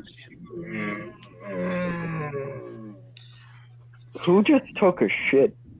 I did. No, I exhaled. That's what I did. But what was that noise? I mean that sincerely. What was that noise? It sounded like somebody stretching. That's what happens when elders stretch. They make weird noises. Get used to it. That's what happened when I stood up and my back went. Nope, I don't want you to stand up. That's what your back went. Do a backflip. No, only if you're going to lay over here on the ground and give me a padded landing. I thought that's what the dog was for. That's a moonsault. I'll drop right on you. Bam! I'll land as hard as I can. Mm-hmm. Then go to Indiana Comic Con. Try it. Like, actually I go. already said, if I could get there, if I can find a way to get there, I'll go. It's a shame that Smurfs are not public domain. I swear to God, I would make a fucking comic about Darth fucking Papa Smurf. Then you'd need a Star Wars to be fucking public domain. Oh, yeah, that's right. Fuck. But, well, they're around the... Well, I'm pretty sure Smurfs was after Star Wars, right? So... No, it was actually before Star Wars. It was way before Star Wars, I think. Actually, let me take a look. I was like, yeah, let me look that up quick. I would say it was before, because I think that was the 70s. Star Wars. Okay. Star Wars is 77. Oh, 58. Oh, wait, no. I'm showing yes, the animated series started in 61, so... Yeah, they were called Les Frères. In Dutch, it's called Ditsmerfen. It's a Belgian comic franchise centered on a fictional colony of small blue humanoid creatures who live in mushroom-shaped houses in the forest. The Smurfs were first created and introduced as a series of comic characters by the Belgian comics artist Peyo, his name Pierre Quifald, in 1958, when they were known as Les Schtroumpfs. There are more than 100 Smurf characters, and their names are based on adjectives and emphasize their characteristics, such as Jokey Smurf or Pervert Smurf, or bestiality. Smurfette was the first. Yeah, no. Smurfette was the first female Smurf to be introduced to the series. Wow. Okay, that was a lot of fucking important saying. Oh my God. Okay. That was totally original, Smurfette. Yeah. No, well, hey, Smurfs wear Phrygian caps, which came to represent freedom during the modern era. The word Smurf is the original Dutch translation of French Schtroumpf, which, of course, according to Peyo, is a word he invented during a meal with fellow cartoonist André Franquin when he could not remember the word salt. So he said, "Can you pass me the Smurf?" Where are our Dutch friends when we need them? Where's Brianna? Where's Quentin? Where's Brianna? The Smurfs franchise began as a comic, expanded into advertising, films, TV series, ice-capades, video games, theme parks, and toys. Okay, so it was from 1958. All right. Now, if there's any type of public domain in the United States, you have to wait 75 years. So let me think. Holy shit! I can make a Darth Smurf when I'm 67. Yeah. Nice. Holy shit! I'll be dead by then. Looking through all the Smurf names now. Oh wait, tell me there's a category of all the Smurf names. Yes. Sure. Oh my god, list of Smurf characters. Oh my god, wait. Clumsy Smurf, brainy, grouchy, hefty, greedy, jokey, chef, vanity, of course, handy Smurf, scaredy, tracker, sloppy, harmony, painter, Jesus Christ. Painter? I like how it's showing where they all appeared in, too. Yeah, I know. Voiced by Frank Welker. Okay. How does it go to handy, happy, and then painter? Natural Smurf. I don't know what the fuck that's you. Well, that's natural Smurf. We're steroid Smurf. It's like that would be hefty Smurf, wouldn't it? Yes, it would. What was my first thought, like nudist Smurf for natural? Grandpa Smurf, I remember him. Dreadlock Smurf. Alchemist Smurf, Timid Smurf, Architect Smurf, Baker Smurf, Clockwork Smurf, Clockwork Smurfette. Oh, Clockwork Smurfette was a wooden robot. Damn. Wait, what? No. What yeah. What are you doing nowadays? Them and these. No, there's Dabbler Smurf.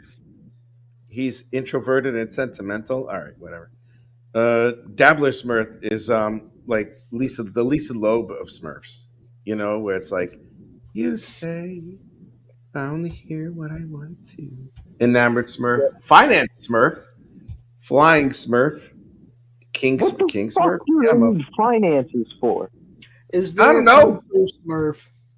Is there a what Smurf? A Kung Fu Smurf. I'm looking. Sweepy, Taylor, Weakling, Wild.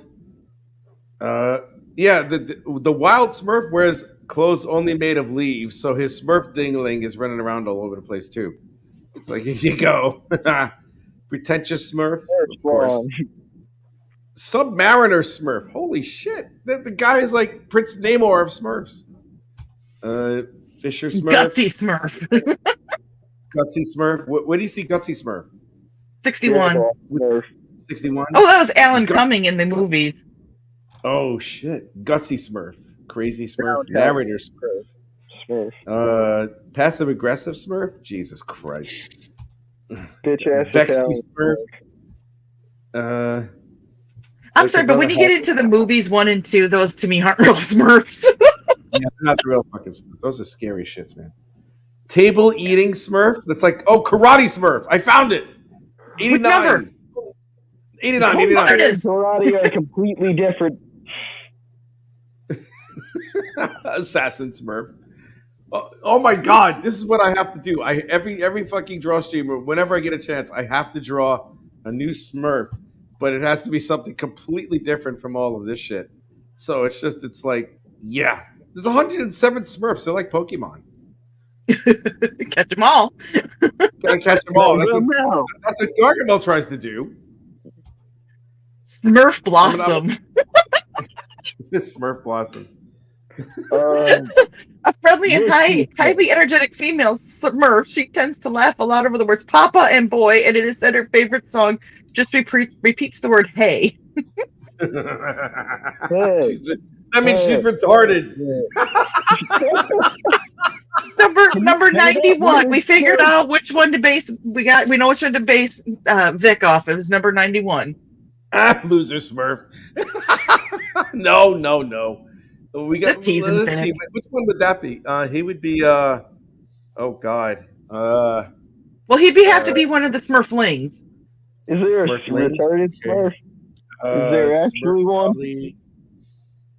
Oh, there needs to be a lot more female Smurfs, man, because all them. Where's the gay Smurf? There's no gay Smurf. Transgender Smurf. Where's all the Smurflings? I saw a bunch of them and I can't find them. How come there's no black Smurfs? Why aren't there no black Smurfs? They're blue supremacists.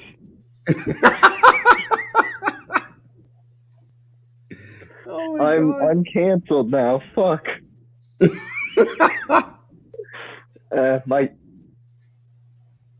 Who cares? Oh god. Well, the line for Smurfette. Smurfette is the main protagonist and female Smurf who was created by Gargamel. She originally had black hair, though when Papa Smurf made her into a Smurf, her hair became blonde. Okay, she got dumber. Below the Smurflings created Sassette. Smurfette was the only female Smurf in the Smurf village. I can't stop saying Smurf. Why'd they make a robot? That's my concern. What are they doing to that robot? That is my other concern. Well, this is really truly stereotyping this poor Smurf. Most of the time, Smurfette is the prey of object of admiration when Nina Smurfs. She's the only female Smurf consistently in the village. She's usually hopeless in times of danger and sometimes thinks she knows it all, yet has a caring side as well. I'm going to add to this saying that she cooks and cleans really nicely and listens to her man. Oh, oh my God. I'm going to go so Make me a Smurf fairy, bitch. I didn't say that. No, you didn't. You said it, damn kids. Get off my lawn! Let's see what Smurfette looks like. Okay. Oh, she was so cute, and then she got a smaller nose. You know, they made her less, Smurfy or something. Let's see. I'm gonna make Smurfette a femme fatale. You got a Smurf job. She got a Smurf job.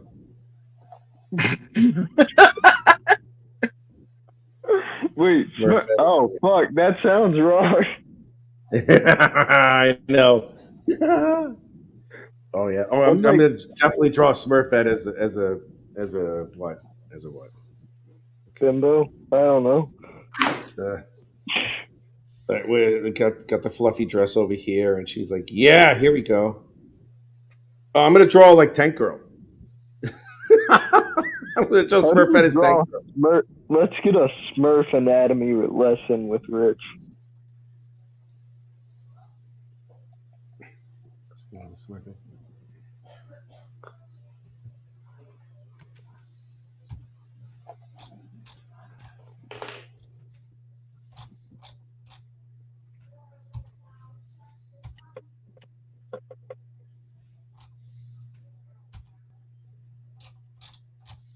Now I want to draw Alf for some reason.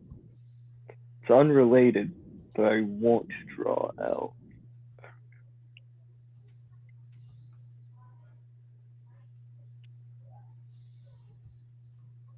Radio silence. I'm the only one talking. Everyone's gonna. Here I am. All right, that's enough. There you go. Fuck you. Fuck you. Fuck you. Dude, I told you that's a dead response. Come on. No, man. You gotta do better. One's got their cazzi.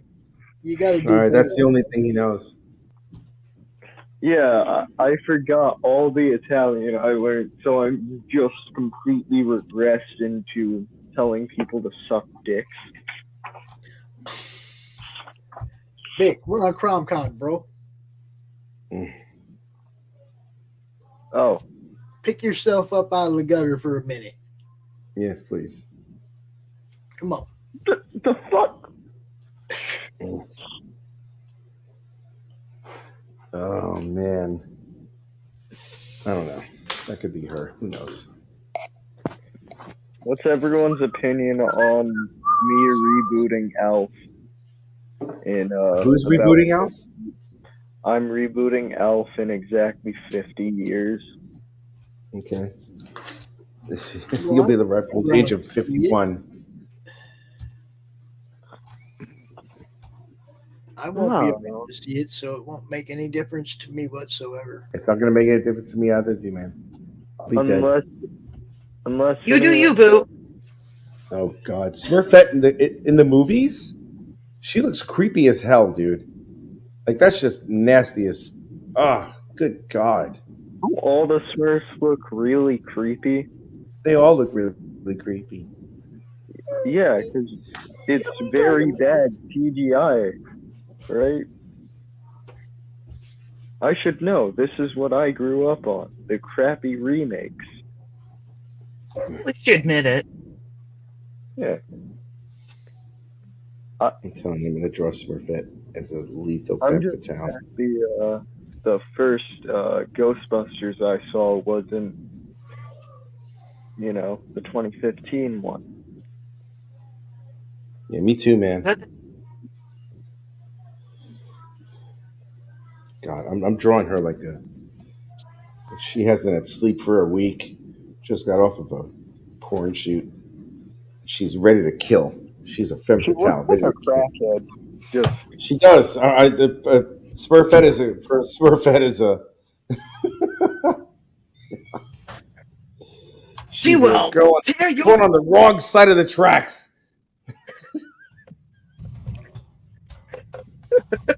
Papa Smurf didn't do a good job with her. No, he did not. This is why she had to be remade. That's right. They hid her in the basement with Carol. Yeah, and she got breast implants. So she's What? going to be really well endowed.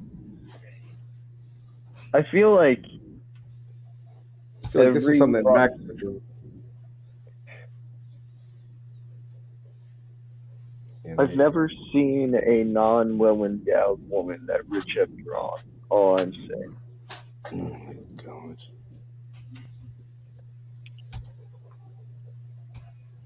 You smurf at me, I'm going to smurf you in your smurf, bastard. What you doing to my Smurf? Right in the Smurf berries. Which man, my mother smurfer? I have to wear a garter belt too. Oh yeah, she's gonna wear like fishnet stockings with a hole in it right over here because that's just how she rolls.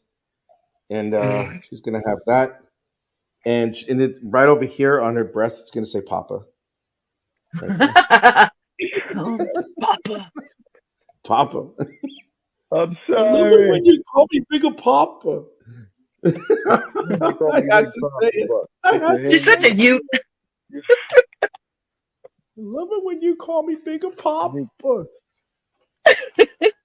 Did you say Utes? Yeah, 2 Utes. What is a Ute? I gotta give her some booty. There. Smurfette got some booty now. There. Smurfette got booty. Smurfette got booty. Will they still have like the trademark when Smurf enters the public domain? I have no idea. I don't really care. I don't really mean that I'm going to do anything with Smurfette or Darth Smurf or whatever the hell, but it's going to be fun when I do it anyway. So. Yeah, you're just like, oh, I came up with this idea. Might as well do Yeah, it. all me. That's right, all me. No one did it. No Belgian cartoonist did any shit. He can F himself. Fuck Belgium. Fuck Belgium. Blame Canada. Blame Canada. Excuse me. I thought. Where are the other artists, man? Wait a minute. An American who lives in England is saying blame Canada. I said, fuck Canada. That's what I said. I thought wait, what did we say about Canada? All I said was fuck Belgium. Oh, okay. Belgium. The hell with Belgium. Why though? I don't know. Look how nasty that is. Isn't that the nastiest Smurfette you've ever seen in your life? She's ready. She got a black eye too because she didn't give her money to her pimp. That Smurfette looks like she's been run through. Yeah. Right there, Papa. Just like that. Look at that nastiness. Jesus Christ. Oh man. This is what happens when you're only girl in the village for that many years. I know, right? You get a train run on you every week. It's like, oh my God. It's horrible. I'm gonna act like I actually understand what that means and laugh anyway. Oh my God. All right, we got 10 minutes left in the show. It's time to give the reach around for everyone who's doing what. So, the fuck? Wait, I'm gonna leave the studio. Dawn, introduce yourself to whoever's watching left, which there's a few people still watching. So, I'm Dawn. I help out Michaeli Jade, and I promote indiecd.org, which is a website that is facilitated by Joe Bachman. So if you're an artist or have anything to do with comic books, or you are a creator of any type, check out the link. I think I dropped it earlier. So honestly, I'm really not working today. I'm watching you guys, and I'm not actually doing things that I should be doing. So, Dawn, do you know Cindy? I have not met Cindy. I see her. Never mind the furthermore. She drops in Monday, Wednesday, and Friday on Nick's show. So that's why I'm kind of excited. You're gonna have to hang out and meet Cindy then. Yeah. Okay. all right, and Vic, what are you doing here? No comment. All right, good. Well, my name is Rich. I draw stuff. I'm also the host of the drawstream, and Pops is the Magic Man on all this stuff. And thank you everybody who did come out, except for Carrie. I don't care if she shows up because she's dumb. So Carrie, with all my heart, make me a sandwich. Make me a sandwich. And that, and make sure you clean up after yourself, and try and smell better next time. Anyway, I love all of you guys, and I will see you later. Bye, Rich. Bye. Bye, Rich. Bye. Thank God.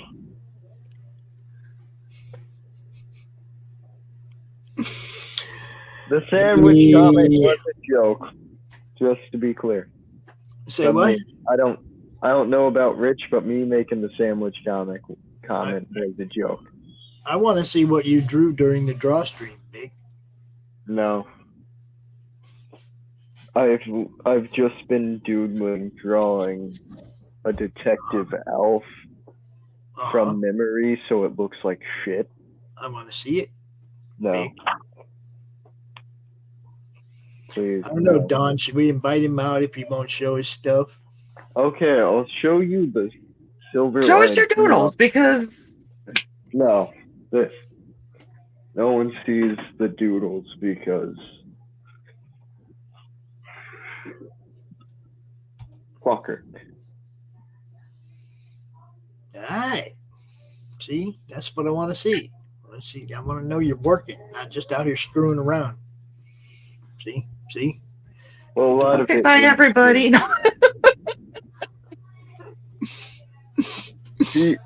I admit I'm totally screwing around today. Sorry. Yeah, but see, he's an artist, and during the draw stream, he's not supposed to be screwing around. He's supposed to be drawing. See. Yeah, I did like 2 panels of this. Just some layouts for. Yeah, layout. Yeah, that's what. I just want to know you're working, boy. This is how you do thumbnails, kids. Get index cards. Don't be stupid. Anything else is completely dumb. I know, Carrie. He's just horrible. He's just horrible. She was nice to him all day, and he still took a parting shot at her. It's bad. It's bad. Gary, I'm sorry, but you gotta admit, it made him say something worse.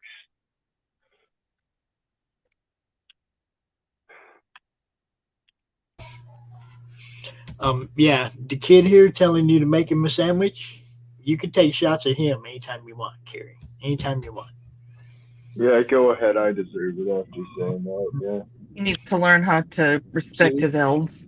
Yeah, well, see, she's like focused on Rich right now when Junior was over here.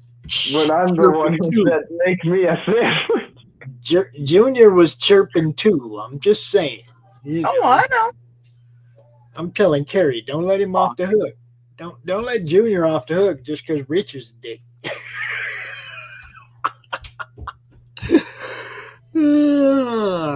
I'm being influenced poorly.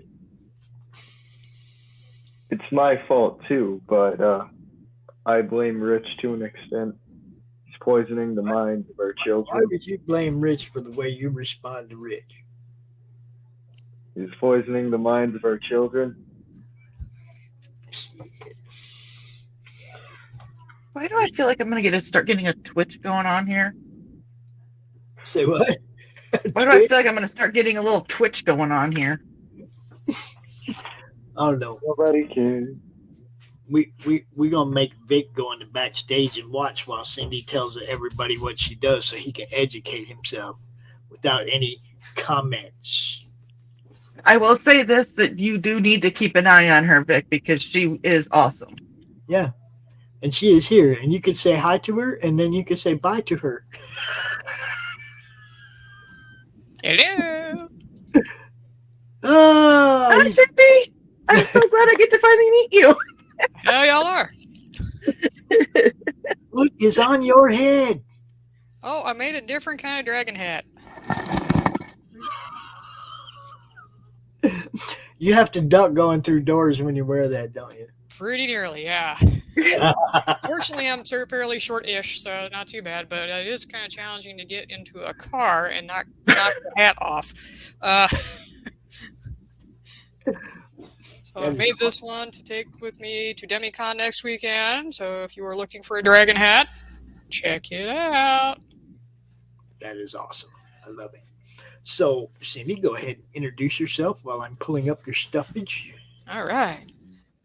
My name is Cindy Koepp. I am a science fiction, fantasy, and gamelit writer, and I crochet and sew critters of various sorts. My next release is actually going to be a Western. I was invited to participate in a Western by Stormgate Press, and I have written Western-flavored science fiction before, but this will be the first time I've written an actual Western. So, it should be interesting. Uh-oh, you're mute. I say, I'm looking forward to that now. That'll be fun. I didn't know you was getting all up into a Western. Yeah. Charles invited me to come play with him, and when I pitched the story, he was looking for atypical Western lead characters, and so I picked a Chinese laundryman.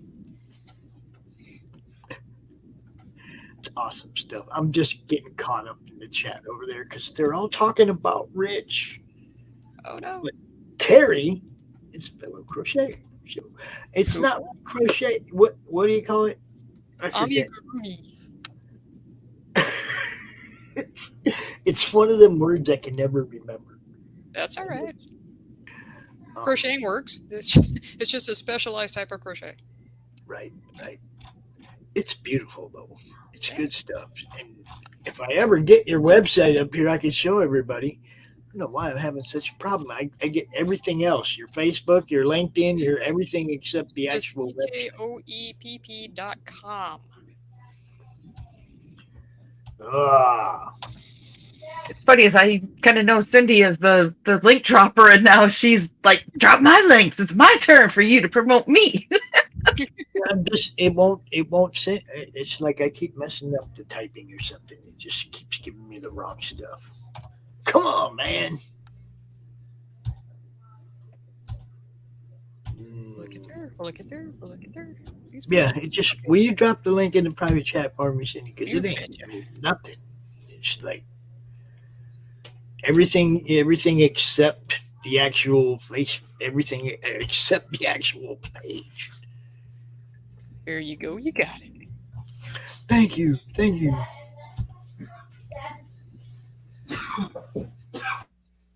I recently finished my baby kaiju, so he will be coming with me to DemiCon also.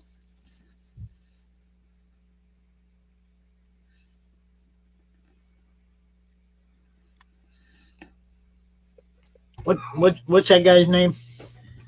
This one was based on a pattern called Soren the Baby Dragon, but he looks more like a kaiju to me than a dragon. So when I put labels on him, he's a baby kaiju. Cool. He's awesome. I like it. I love the colors. We found it. Thanks. Look, we found it. Woohoo! There it is. She gave me the link.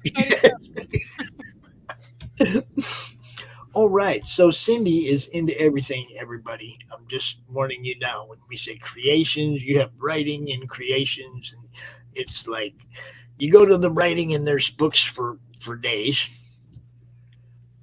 All kinds of different stuff that she does. Is it not going to move for you?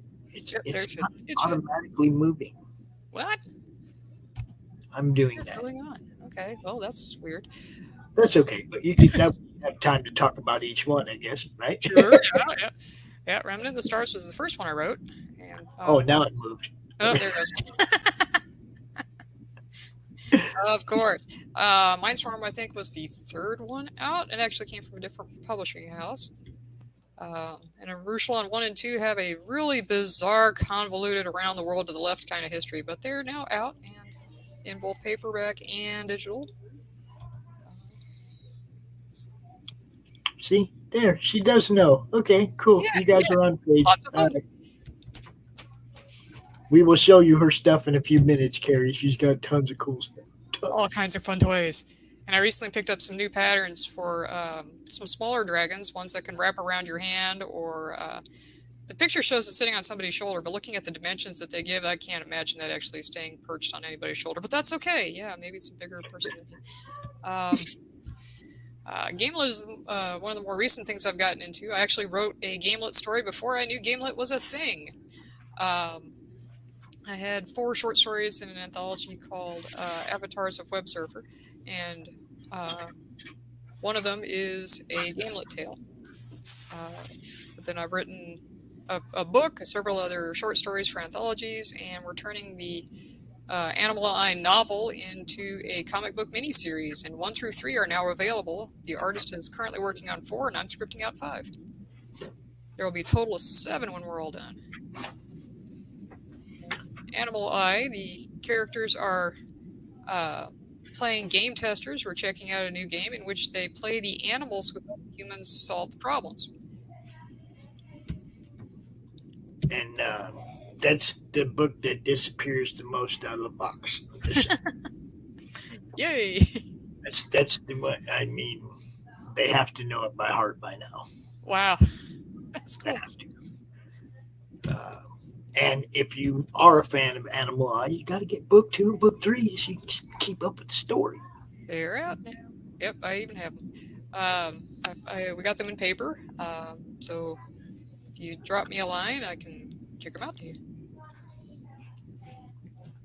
Yeah, I'm gonna have to get mine. I'm kind of holding off from doing anything until I have a new address for people to send stuff to. Right, I can understand that. Yeah, plus the pack. Yeah, I mean, I don't want stuff coming here after I'm gone. Yeah, right. Yeah, that would just be weird. And all your cool toys end up in somebody else's to do, so that's not fun. Yeah, well, I mean, they'd still end up here with the kids, but they're supposed to come to me first so I can give them to the kids. Right? What they're supposed to do. I mean, it's all, in the end, it's all for the kids. You know that. Sure, yeah. The whole reason I started collecting was in 1990 when my son was born. Wow. It's like, so I have something to leave him. Imagine that. Very cool.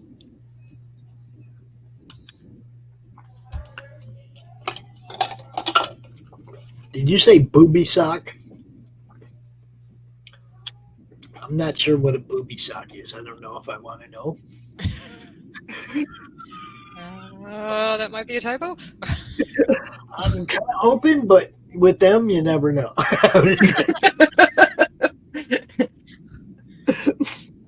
With the utmost respect. What is a booby sock, Carrie? Now we got to know.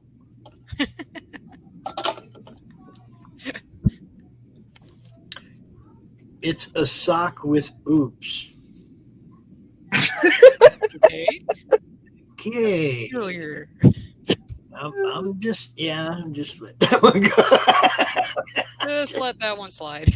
Yeah, I don't know. Sometimes it just, I don't know.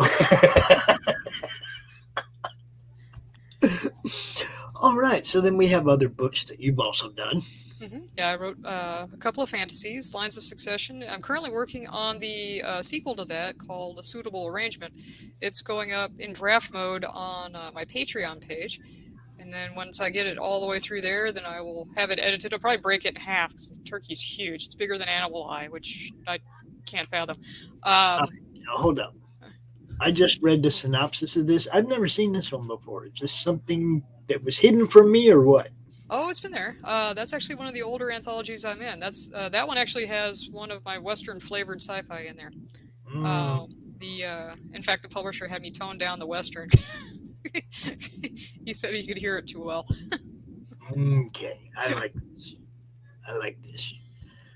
It's a fun one. Yeah, that's one of the more popular ones. That I sell through those really quick at conventions. I think the cover's really cool, and then the concept is really interesting. Where Earth went out and terraformed all of the inner planets, and then everybody experienced a technological collapse, and they're rebuilding a different race. So Victorian Venus is the second part of the shenanigans. The stories are not tied to the first one, so you can actually read the second one and never have any idea what the first one was. But yeah, the other tales that I have, Condemned Career is also a novel. That one started out as an online serial on Juke Pop, and then when it finished its course, my publisher picked it up and then had me rewrite it in novel form. So that was fun. And I'm actually working on the costume right now for the main character. I need to go back and add some more feathers to the noggin because I can still see the wireframe through the feathers. And I'm waiting for the plastic bear claws to come in so I can make the feet. And so I'm hoping everything gets done before DemiCon next weekend, but that's not real likely. And if it's not, then he'll be ready for Des Moines Con, which is in about a month. So you guys are both regulars in the Rising Tide programming network, basically, and the people, just that group of people. You guys are both pretty active in that, and this is the first time you've met. Yeah. I've sent a bunch of messages back and forth, but yeah.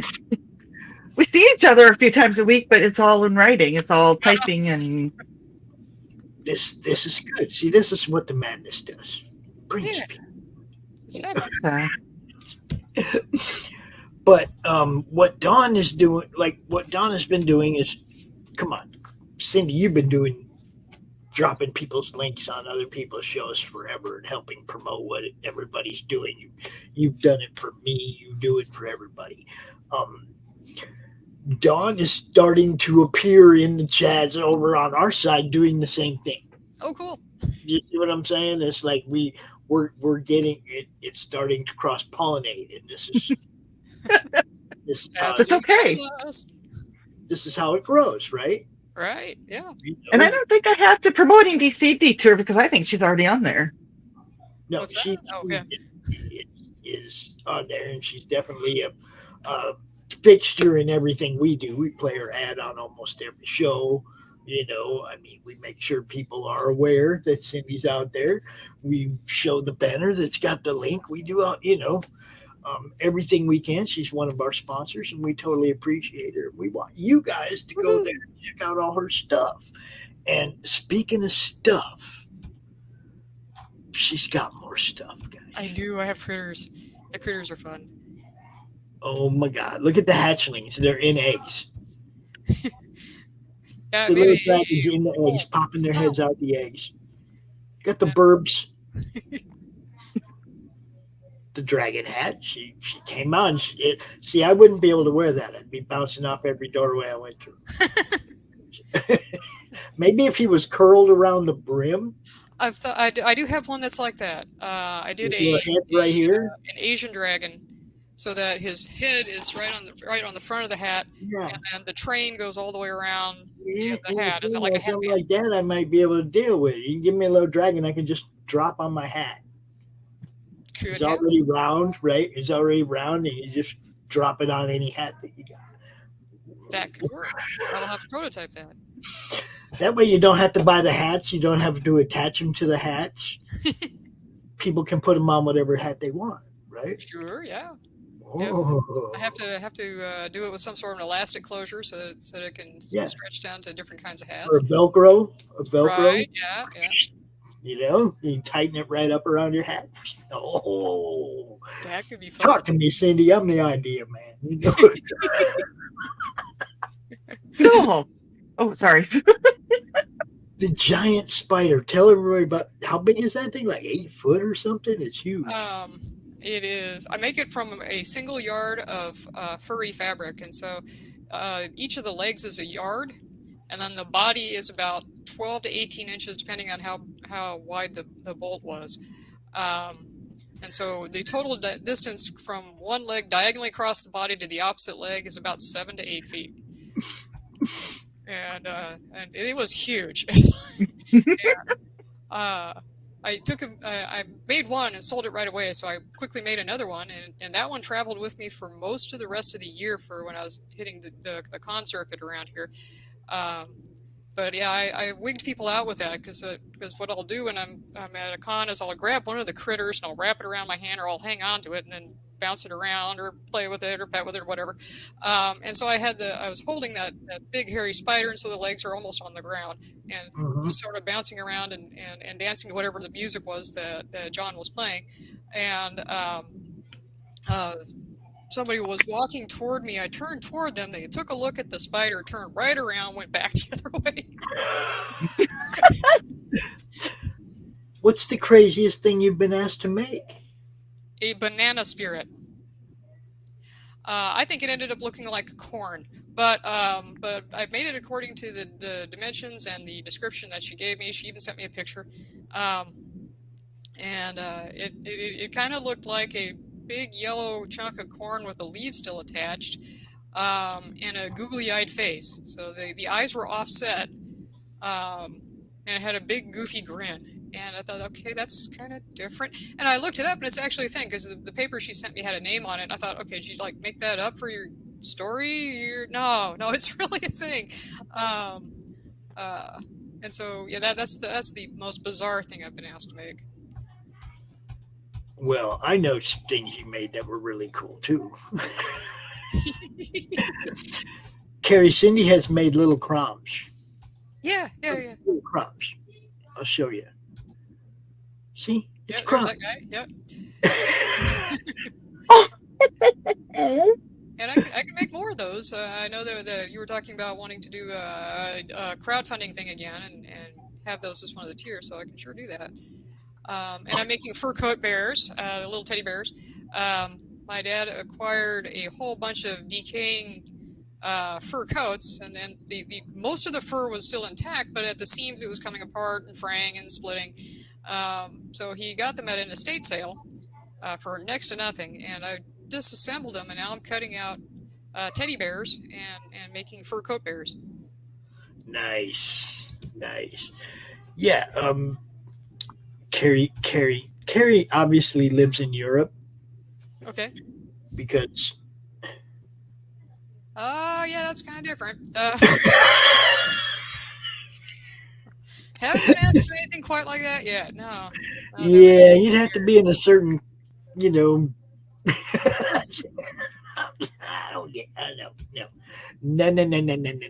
We ain't doing that.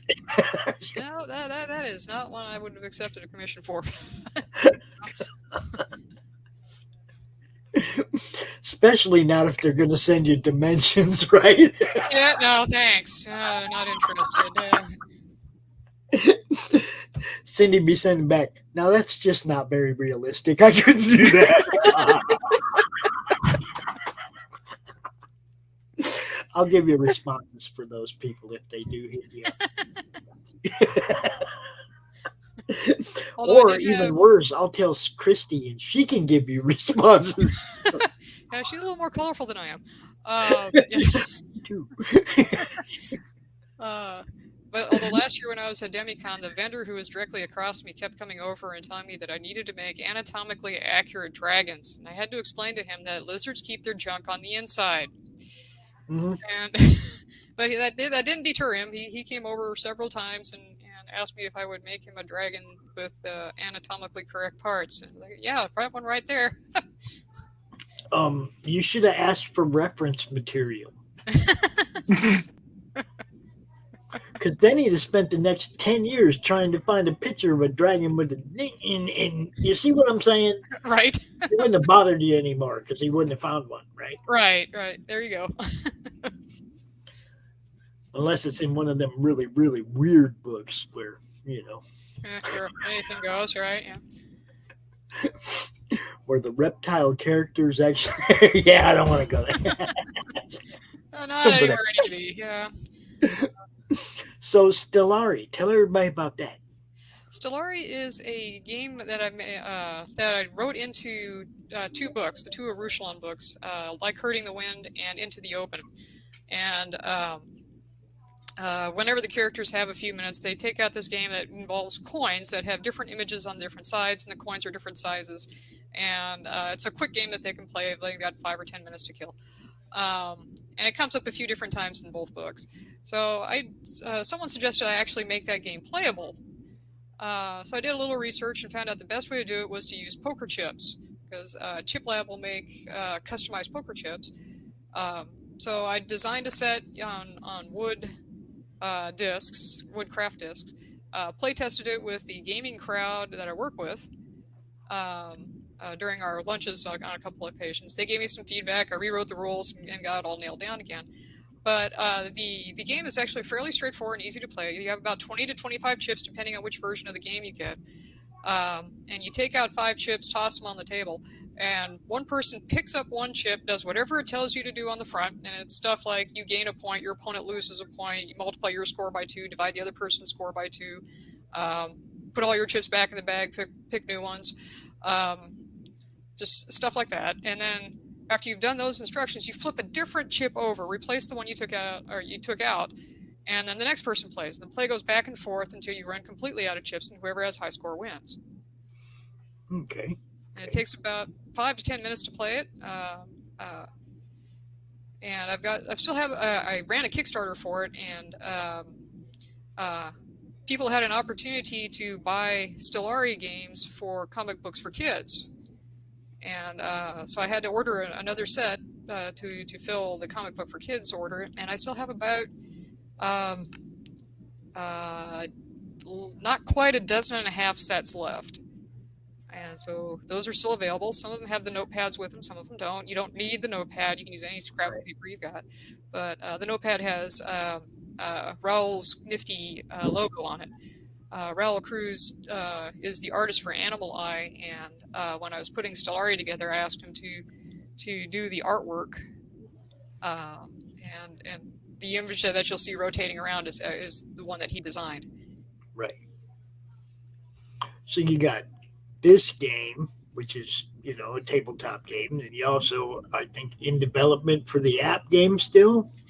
That has been on perma hold. Unfortunately, the gaming company we were working with, they had a Kickstarter fail catastrophically. And then one of their main, was the CFO? One of the main people in their group got terribly sick and has been in and out of the hospital. And so they haven't been back in contact with us. And so I'm hoping that everybody's okay. But that hasn't moved anywhere since about this time last year when Travis got deployed, because production stopped when he got sent out on his military vacation. And everything is good there, hopefully, right? Yeah, I think everything's all right. Okay.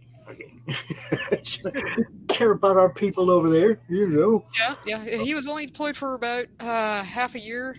He came back, I think it was well, no, it wasn't half a year. It was only until about August or September or thereabouts. So he's back in the United States again. And, but tell him we said get to work.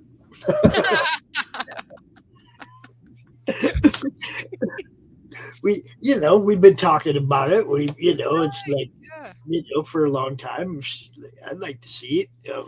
I would too. I don't know if Clopas is still extant, or if they've gone under, or if they're just on standby for a while until everybody is whole, hale, and hearty again. Right. And that's what we hope for. Yeah. Or I don't know if Travis is looking for another gaming company. He is currently quite busy between day job, doctorate degree, and his military training. So Nothing on that platter at all. no, he's like totally scot-free, plenty of time to do everything. But so yeah, I'm not entirely sure what that is. I'm just moving forward with the comic book until we get that done. Raul thinks that we can do 2 per year. He said he doesn't want to try and do the artwork faster than that because the quality would decline. And he and I agreed that keeping the quality high is priority. So he's on 4 now, and I plan to have the script ready for him to start on 5 as soon as he's done with 4, which should be about June-ish. I don't know what the print schedule is going to be like because that's out of my hands, but I mean, Raul and I are going to keep moving forward with getting artwork and scripting done. So you can get 1 through 3 right now on this website, right? Absolutely. Yep. Okay. 1 through 3 of Animal Eye available right now on ckepp.com. You can also get them through Etsy. Bear Publications has their own Etsy page, and they did update it, and also their webpage. So bearpublications.com or bit.ly/bearpub. And if you pop over here to the store, you see you got the creations, you got the Amazon page, you got educator resources. Tell everybody what you do, because it ain't just comics and toys and stuff. Also true. I was a teacher in Texas for 14 years, and I mutated the minds of 4-footers. That's height, not leg count. And I worked almost entirely in very poor districts, either districts that had no funding of their own or who got nailed by Texas's Robin Hood law and had to send most of their finances back to the state. Bit of a bummer because that district in particular was just a hair over the line, and when they sent everything back, they ended up in a poor district status. So that didn't help. But we didn't have a lot of resources, so I designed a bunch of things. I wrote a bunch of games and made a bunch of made up a bunch of science and math activities to teach hands-on, and I have been gradually turning those into resources that humans who aren't me can use, because naturally I did all my notes in me shorthand, and normal humans can't read that. It's like a foreign language. So I've been translating it so that other humans can use it. And as I get stuff done, then I make it available. And so right now in the educated resources area, you'll find some of the math and science games that I developed. They are adjustable because I have certifications in gifted and talented, English as second language, and then I taught 4th grade primarily. And so the kids in my class range from can barely speak English to genius level, and we're working on algebra. And so I designed games that I could adapt, so everybody's playing the same game. They just might be playing with different rules. I just got sent something I have to show off. Okay. I have to. I don't know where it came from or anything, but people just drop stuff in my Facebook sometimes, and I'm like, oh, that's cool. I should show that to Cindy. So there you go. Yeah. Oh yeah. Noble. She actually commissioned me to make the first of those dragons. She sent me a picture and said, "Hey, can you make me one of these?" And I said, "Yeah, and if we can find me a pattern." And she found the patterns, and so I bought the patterns, and I made a prototype first, just so I could work out the hinky details, because the instructions for that pattern sounded like they'd been translated twice into 3 different languages. They play the telephone game.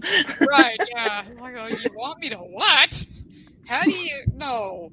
And so fortunately I'd made enough of the little shoulder dragons that I was able to sort out how you could put this thing together and make it look right.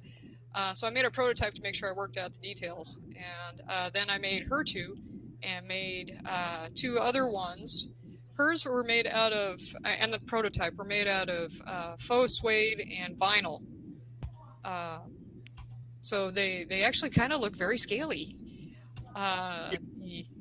The other ones that I made were broadcloth, and that was, although much easier to do, it gives a less realistic result. But yeah, I still like those patterns, and I only make them now for commission work.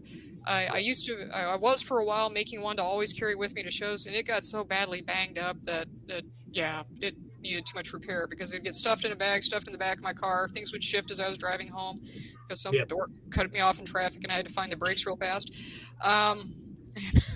So yeah, everything would go.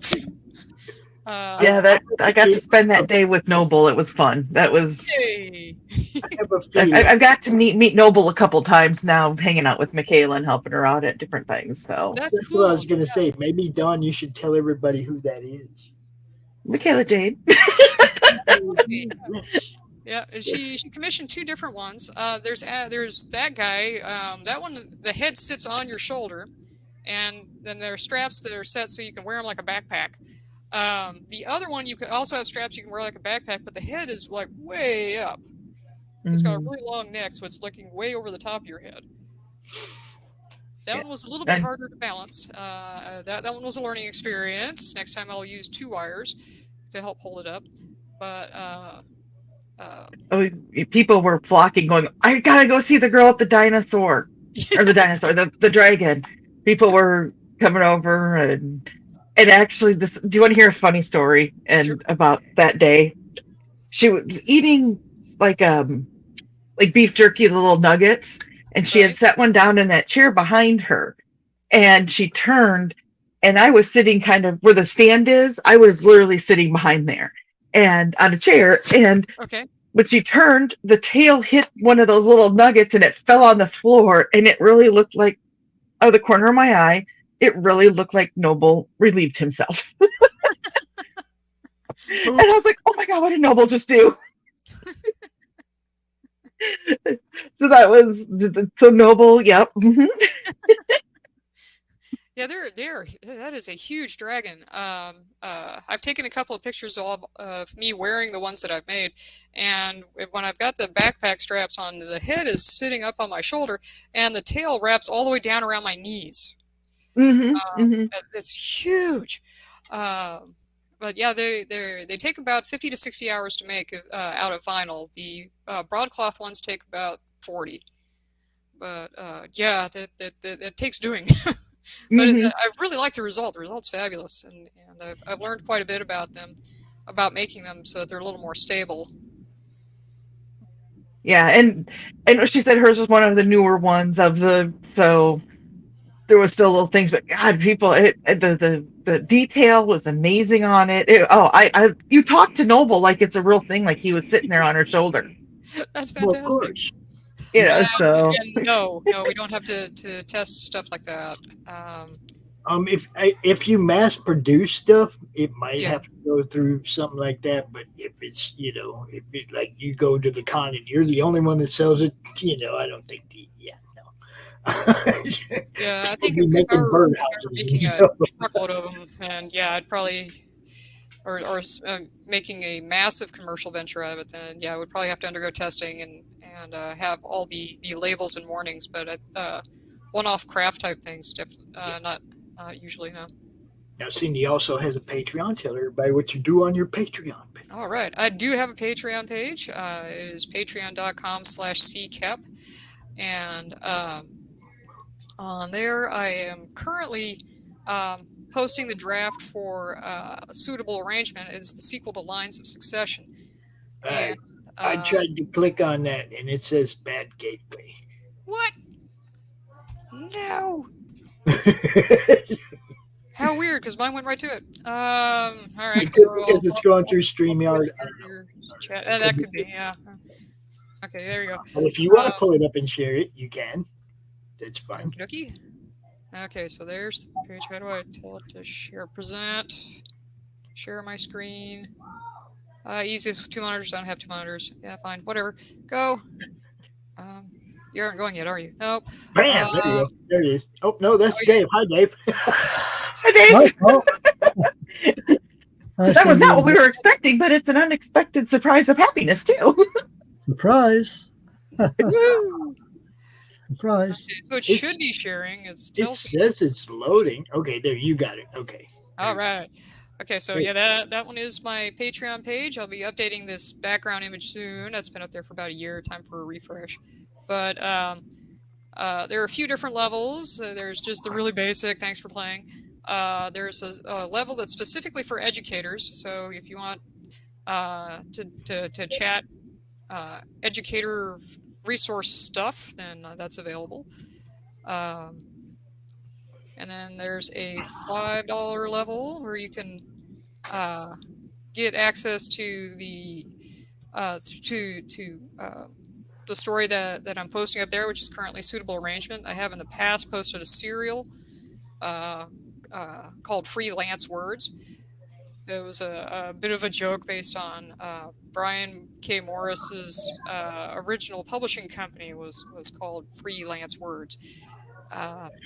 And so it was a bit of a joke for that. And then there's a $10 level where you get some behind the scenes look at whatever the story is that I'm posting. So the people who are there now get some of the background commentary about what that scene was meant to do and how it mutated. Sometimes it's how the dictation software badly translated what I actually said. Sometimes that really ends up quite hilarious. And get some other cool stuff. All the Patreon folks also get a discount code to use on my website. So you can get a discount on any of the shenanigans that I sell through my webpage. As it should be. As it should be. Right, yeah. Right. Totally. Cindy, as always, we love you. Thanks. For coming out. We I'm appreciate so glad I finally got to meet you face to face. Woo! I usually see you every Monday, Wednesday, and Friday. My main question, though, for you right now is, was there anything you wanted to tell people about that we didn't cover in this short 30 minutes? That we did not cover? I think Yeah. we did Was there anything that we didn't get to that you definitely wanted to talk about? By all means, get it out. Get it out. Okay. I have a very busy con schedule this summer. My next appearance will be this coming weekend. I'm at DemiCon, which is here in Des Moines. And then in about a month, I'm at Des Moines Con, which is surprisingly enough also in Des Moines. And then I'll be hitting QuadCons here, there, and yonder. QuadCon is a medium-sized convention that travels quite a bit. So they'll be in Davenport, Fort Dodge, Cedar Falls, Cedar Rapids, Dubuque, Omaha, and then back here in Des Moines twice. So that'll be cool. And I'm also going to be at Indie Author Book Expo in Cedar Rapids and in Des Moines. So drop on by. You can order custom critters. If you have something specific in mind, then drop me a line. We can chat about it. I will not do licensed characters. Sorry. That's slightly not legal. She does have permission to do CRoMs, though. So if you want a CRoM, hit her up. She'll hook you up. Yeah. But I can do mutated versions of licensed critters. Like, somebody wanted a Dragonite, which is a Pokemon character, and I couldn't do that, but I did make a dragon with that same color scheme. It just didn't look like Dragonite entirely. Right. So I mean, I can do mutations that'll get you close, but I can't do licensed characters. Everybody say hi to Maya. Everybody say hi, Maya. Hi, Maya. Look at that look. She is not happy. She's like, damn it, Dave, you're gonna do this streaming thing again. Dad, I just want to cuddle. She is not happy at all right now. Look at her. Aw, poor Fluff. He's soft. It's hard to be furry. She's like, just keep being that cute. Keep scratching my head. I might forgive you, Dad. Well, you never know. You never know. It's her choice to jump up here and get in my way. Right?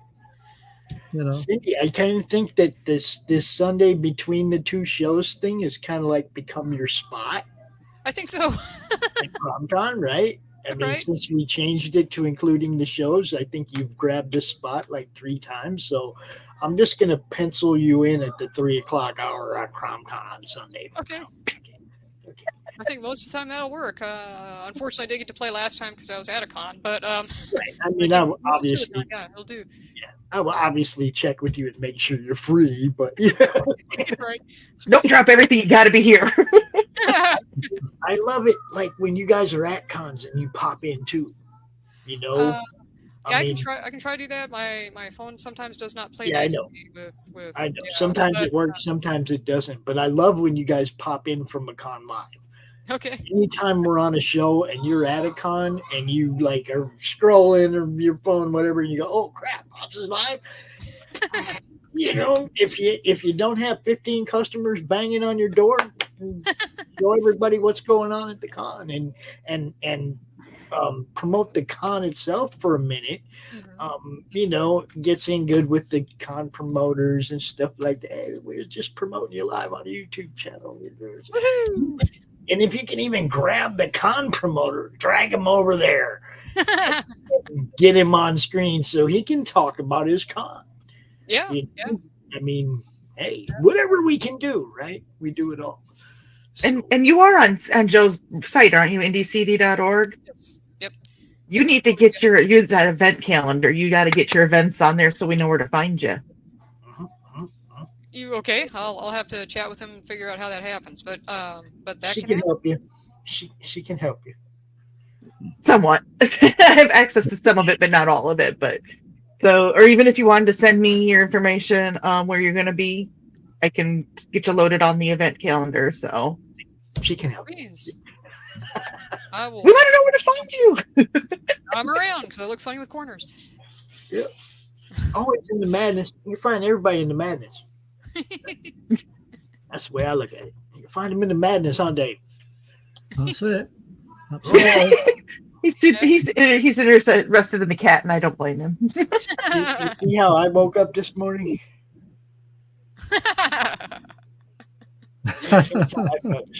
Because we had the Fallout game until the middle of the night Friday, and then all day streaming yesterday, right? Oh, wow. And, it's a long time. House full of sleepover kids. Yeah, party time. I love being a grandpa. Cindy, thanks so much for coming out. I will see you soon, I'm sure. I'll catch up with you soon. You have a great day. We are going to transform ourselves into comic freaks again and talk about ancient Hulk. Well, not just, I mean, we're going to talk about the Hulk, right? That's what we decided, Dave. Yeah, we're going to pull out some old Hulk and talk about, you know, the transition between the gray and all that weird stuff, right, Dave? Yeah, hopefully. Yeah. All right. Okay. I'll catch up with you guys later. Okay. Same here. I got to do some things. It was fun hanging out. Fun meeting you finally, Cindy, too. So much for coming out. Appreciate you guys. Thank you. Nice to see you, Don. Bye. Bye. All right, Dave. Yes, I'm here. I don't know if anybody else wanted to come out and had some Hulk stuff put aside, but Tom, Tim, Vic, any of you guys, if you wanted to come out, you're more than welcome. You know, some of you already have the link. The rest of you know how to get it. Hit me up. I'm gonna let you go first. Okay. Sir, because I have to pull the box up. I have to pull up. Right. Well, I'm going to start off with a few British Hulks, just so as people can see some of the British covers. I've still got some left that I've not sold yet, so we'll start off with that one. Oh, look at that! So this was a British version, published in 1975. So, and that was the back cover, just to give you an idea. Is that Doctor Strange doing the Memorex thing? No, that's Dracula. Oh, Dracula. Okay. So it was all black and white inside. It wasn't in color, but it was a reprint of a color issue. So that was the inside page. So I'll just show you the covers of these. Seeing as they're Hulk related. So these are all British versions of the colour versions, basically. Let's go a bit closer, then you can see it a bit better. There we go. Yeah, I used to get adverts on the back, you know, for other magazines, like in the range. So there's a Planet of the Apes one as well, you see. So they reprinted some of the black and white stories and the colour stories from there. Another one. Dang, most of this box is Inhumans. Where's the Hulk at? And the back page.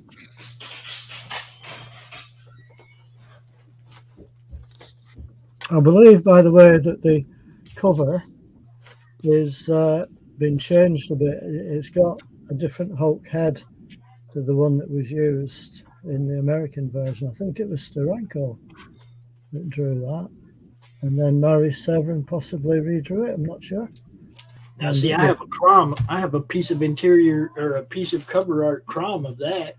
Right. Well, it says Battles the Inheritor, but I think it was Battles the Inhumans on the. I think it was a Hulk annual or a Hulk special, if I remember rightly. On that one. All right. So what I thought was a Hulk box isn't a Hulk box. Oh, okay. That's all right. I'll just keep going till you find what you're looking for. While I try to find something to show up. Yeah, that's fine. I've got quite a few here, so we should be all right for a bit.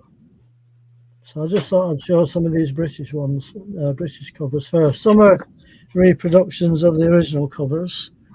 Like this one is a reproduction of an original cover, I believe. So we just like sort of use some of those and then made up new covers in between for the same story, because usually you got part 1 week of the story and part 2 the week after. We've got one with the origin of the Defenders there. Still got the Hulk on it, so we're all right.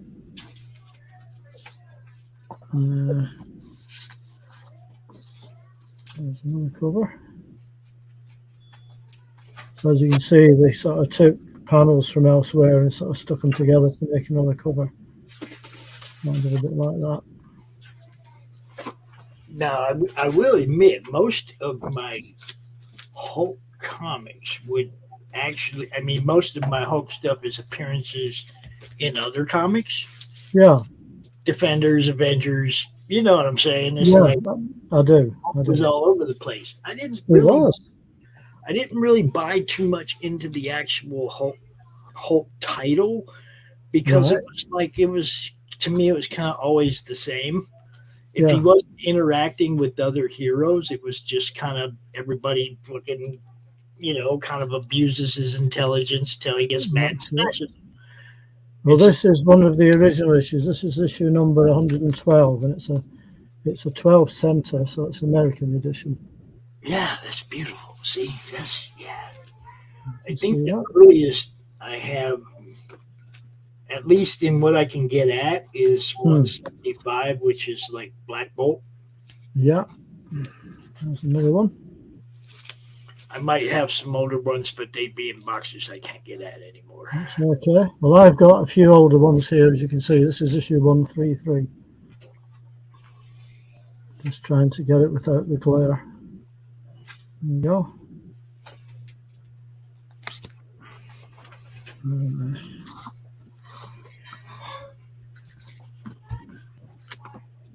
This is one that I cut up a long time ago and tore off the back cover, so it's not worth a lot.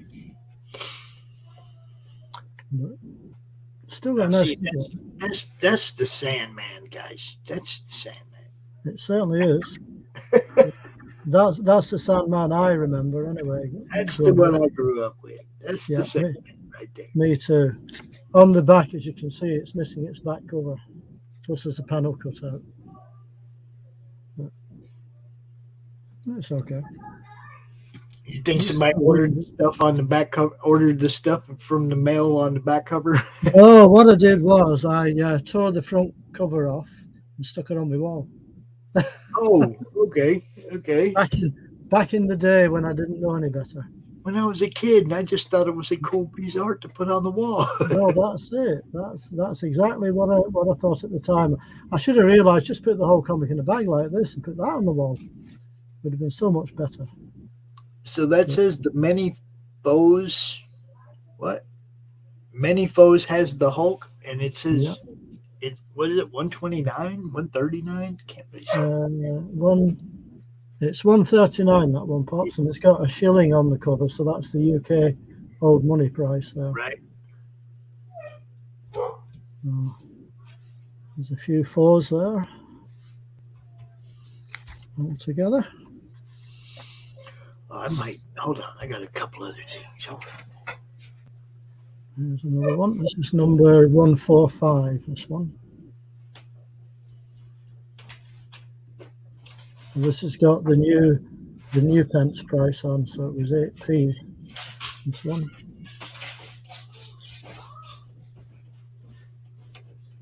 There you go. Call him Colossus. Call him Godspawn. Title on that one. This is number 146. Like I say, one or two of these have got writing on and a bit beat up, but they're still readable. They're still readable. Earth versus the Green Behemoth. That one there. This is number 163. It's got the gremlin on it on the cover there. I think it's a gremlin anyway.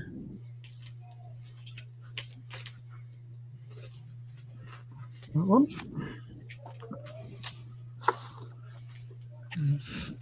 This is another one with no back cover, so I tore the back cover off this one as well and stuck the front cover on the wall.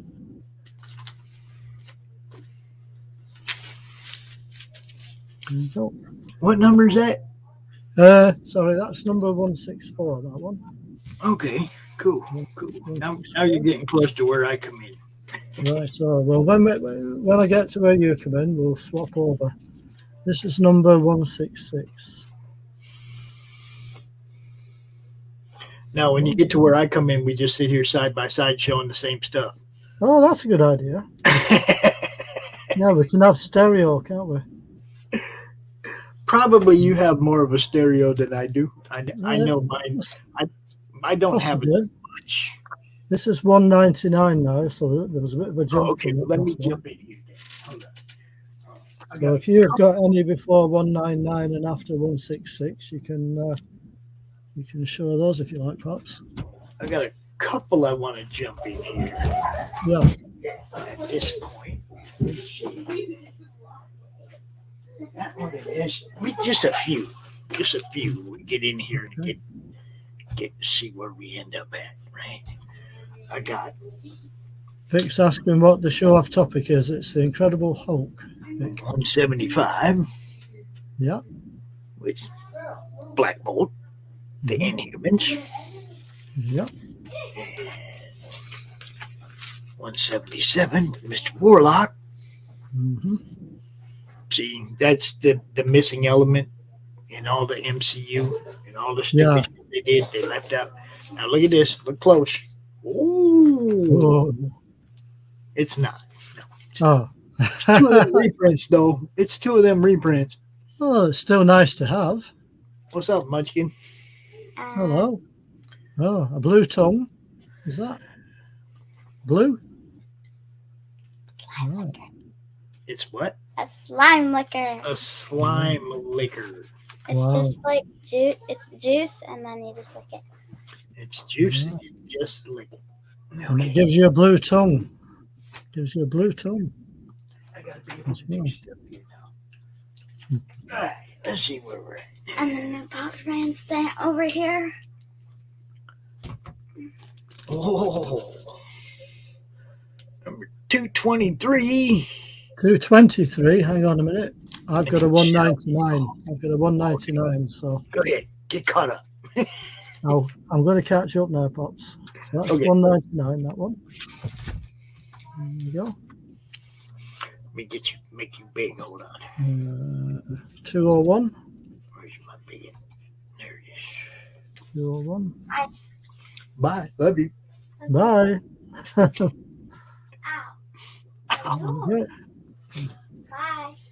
Bye. Bye.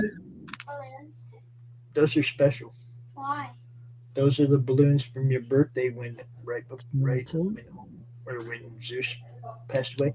Oh, it's special too. Yeah. Actually, it was not right. Actually, 203. Yeah, a couple days.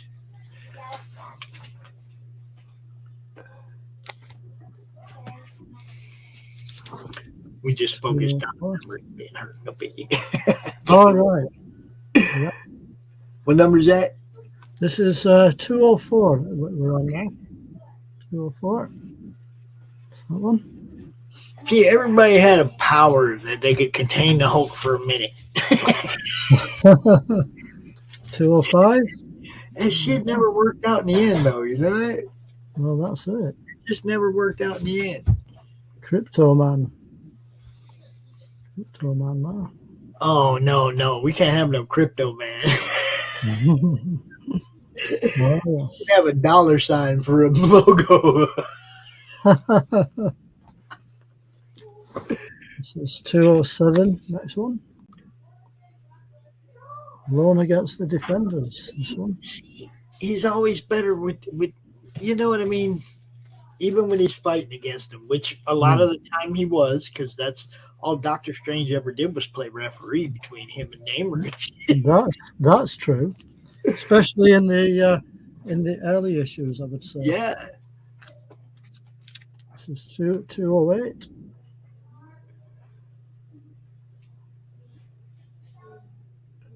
Center.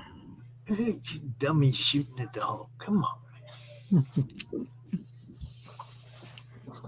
man. 209. I think you should recognize that character. Are you still stuck in there? The absorbing man. That's him. That's him. What do you do? Steal the Wrecker's wrecking ball? Just turning my box round so as it doesn't all fall to Was one a dude's side. name Thunderball that had the wrecking ball, right? Hang on a second while I just the cat just jumped down and caught me mouse. There we go. I'm back now. I'm back. 212. This one. 212. There you go. The Constrictor. Oh, come on. Yeah. Crushed by the Constrictor, no less. Yeah. Sometimes I think they were really on break when they were creating some of these villains. Yeah, especially this one. I mean, you don't just quarrel with the, was it Quintronic Man, is it? The Quintronic Man, you see what I'm saying? Yeah. Introducing a 5-in-1 threat, no less. He's Quintronic. Yeah. That one. Right, we're on to 214 now, so I'm catching you up slowly. Okay, now the Jack of Hearts, we know him. He's a minor player in the Marvel game. That's right. There we go. Right, 215. Issue 215, this one. Is that Thunderbolt over there? It certainly is. Yeah, old Thunderbolt Ross. Thunderbolt Ross. There we go. 216. Countdown to Catastrophe. There you go. I don't even know who that is he's trying to fight with, though. Yeah, I'm not It's the Man Brute battles by. Oh, sorry, Man Brute battles by beast. So it's the by beast. Okay. Apparently, it's the by beast, as in BI, not BUI. Yeah. Right, 243. Am I catching you up? Yeah, 243. To what? 243. I'm on now. Okay, we go back. My turn. Your turn. Go backwards. Okay. We got 223, and he shall be Hulk no more. Mm-hmm. And let's see. I gotta find a place where I can put all these down safely after showing them. So, all right, let's see. Hi, Kerry. I'm saying hello to Kerry. I'm afraid the kitty's gone now. She's disappeared. We have the 227 with see Thor and the Avengers in the background there. Yeah, it's a nice cover, that, you know. The past leap, the original Avengers, to save the life of the Hulk's other self. Because he's smashing Bruce right there. There's the murder of Bruce Banner at the bottom of that one, Pops. Yeah, Hulk is smashing Bruce right there. He's like, I'm done with you. And then, of course, you know, if it's got Thor and Hulk fighting, I probably have it. Yep. That's 255. So, I don't know. I got 3 different files I'm working out over here. I could have. Have I got 255? I'm not sure. I've got a few. Your turn. I've got a few before then. So 243, this one.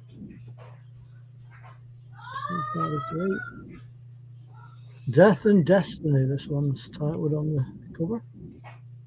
He looks like the Molten Man, but it's not the Molten Man, is it? No, he's somebody that looks. I'm not sure who it is. Yeah. Not sure who that is. It's somebody. Somebody being the word. This is 244. It lives. Holy crap! Look at the size of that foot. Yeah. By the way, Pops, do you know why they put a black bar? Was that across the barcode? Was that to do with the direct market at the time? I'm not sure why they did that.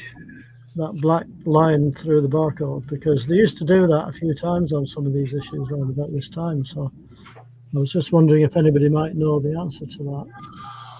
I don't know, because I don't have. I don't think I have everything I got's got a clean bar, man. You know. Right. Well, that's one that's got a line through it, as you can see. Is that something that maybe, like, if it went to it? That's not a Mark Jewelers, is it? No, I think what it was, they put a line through it so as they couldn't. So as it was something to do with they couldn't sell it. It maybe supermarkets or something. I'm not sure. Right. Okay. Yeah. I think it's just for direct sales, maybe. You know. That's why I was saying maybe if it went to the military bases, it wouldn't be able to be sold anywhere else or something. Well, this is 245 with a Spider-Man head instead of a barcode. That's one of the good covers right there. Just bam, smash the ground. Love it. That's a good cover. That. Now, whose Hulk is that? It says Milgram on the in the corner. Okay. I'll Milgram. That would be. This is issue 246. Am I getting close again? Yeah, you're good to 255. Right. Cheers. Captain Marvel. Captain Marvel. Jeez, I can't believe I don't have that one. It might be one of them other stacks. I don't know. It could be. This is 247. Go. He's always taking on the big old giant monsters. Yeah, that's true. This is 248. Can't none of them touch him, but he's always taking on them big old giant ones, you know. That's it. How green grows the gardener. Oh dear. Look, it's Poison Ivy's grandpa. Yeah, I'm just thinking that. This is 249, so we're getting there. 249. Of Ice and Men. Yeah. Ice and Man. Now, see, how many people with ice powers are there? Come on. No. Obviously, it says Jack Frost returns right above that. Jack Frost. Jack Frost, yeah. And Jack Frost, if I remember rightly, did he first appear in Iron Man? It's an early Iron Man, I seem to remember. Yeah, and I think it would take a whole lot of ice to mess with the Hulk. I'm just saying. And you got the 3D Man guest appearance on this one. This is number 251. Mm-hmm. That one. This is 252.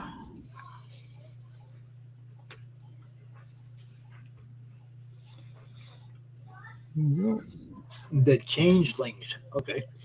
Mm-hmm. We're nearly ready for stereo time in a minute. This is 253. Mm-hmm.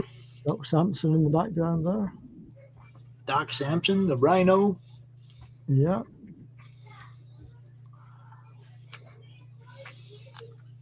That's that one. Right, 254. The UFOs. The UFOs. Waiting for the UFOs. Not to be confused with the mofos. That's it. That's it. Oh, I got 255. What do you got? I've got 255. Ah, we got a double. We got a double. We have a double here, Pops. All right, let's see. Yours the English version? I think it's the American version. Oh no, you got I've diamond. got the diamond. The diamond. I've got the diamond thing. Thor versus Hulk, baby. You know I got that one. And I've got the Spider-Man in the box. Mm-hmm. Is that the same issue? 255? That can't be. Yeah, It it's is the Thor and same Hulk, issue. right? Yeah, Oh, it's okay. Thor and Hulk. Yeah, okay. Just double checking. No, it's just that header at the top. You got the diamond box. Yeah. That's the only difference that I can see. And also the Spider-Man Yeah. box at the bottom. Director or Yeah. my You've got the. my next one is all the way up to 266. So where Oh, right. Oh, well. In that case, then, 256. Okay. This is 256, this one. There you go. Who's that? Not sure who that is. Not sure who that character is. Yeah, me neither. I was just trying to figure that out. Yeah, me too. Doesn't say on the cover. This is 257. Chaos from the Crypt. This one.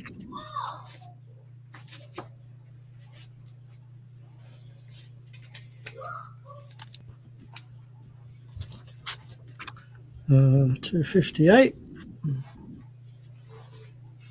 This one's got the super soldiers on the cover, I think. Red Guardian, is it? I think so. That one. Then we have 259.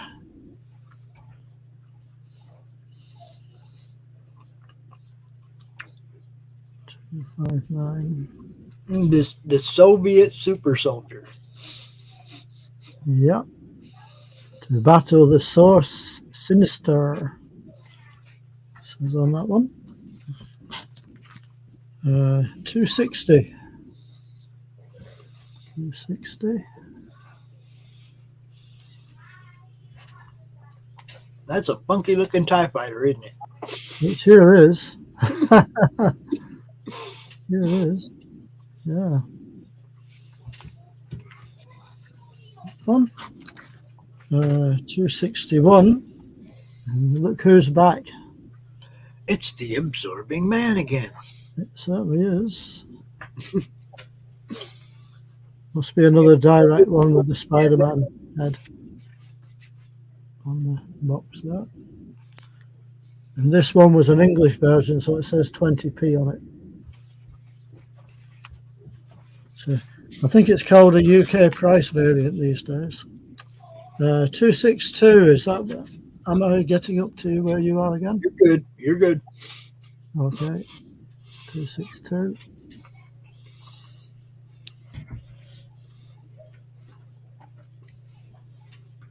People who live in glass houses shouldn't throw stones. That's what they used to say. 263. 2631.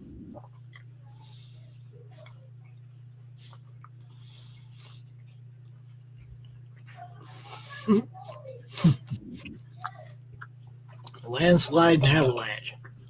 Yeah, 264. 264.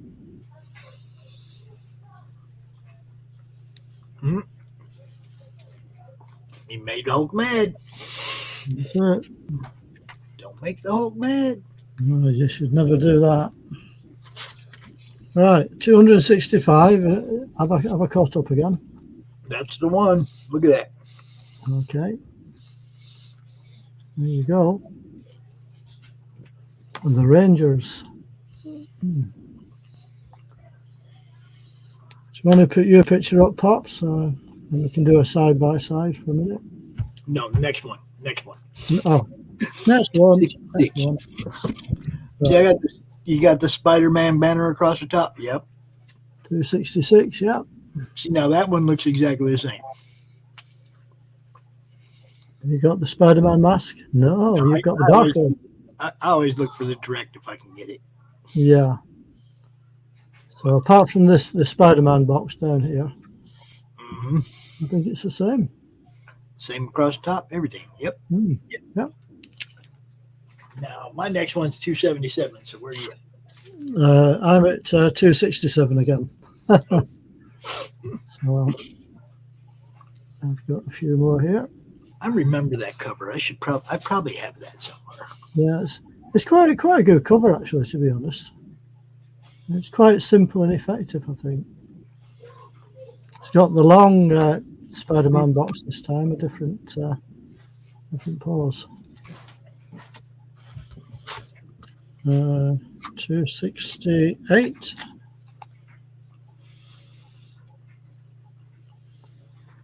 Pariah. Doc. Doc, it's Pariah. It is Pariah, yeah. Not blood and mud, but it's still Pariah. So, then we have 269 as my next one. The Hulk Hunters. Uh-oh. Cat's arrived again. Watch out. Maya. Watch out. Watch out. Where are you going? There you go. You want to settle down? You want to settle down? Settle down. You can't tell a cat to go down, can you? You what? She said, "You settle down. Don't tell me to settle down." That's it. That's it. Cats will only settle down if they want to settle down, I'll tell you. And if they don't want to, they don't. All right, what is that? A space mouth?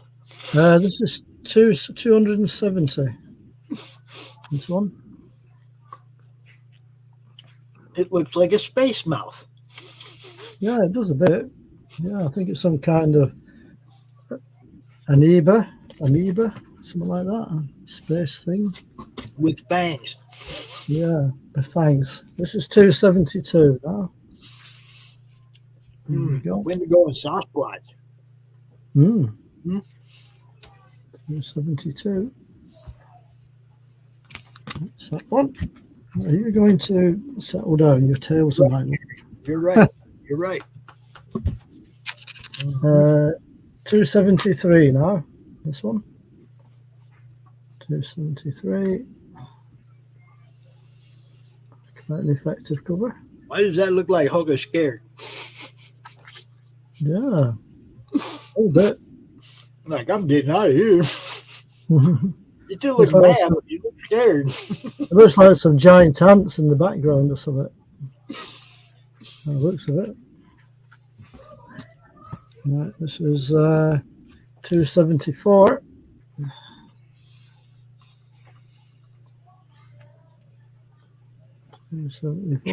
Railed. What? Yeah. Yeah. Something to do with the train and a collapsing trestle. What are you doing, Max? 275 here. Megalith.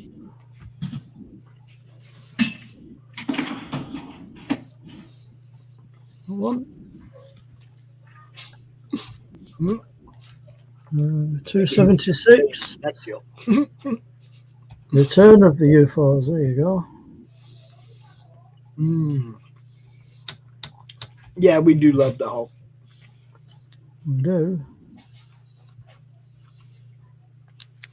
One. 277. Is that the one you've got? 277? No. Oh, I got 271. I'm sorry. Oh. I'm sorry. And you'll like it. You'll like it too, because check it out. Oh yeah, I did have that one. I sold it.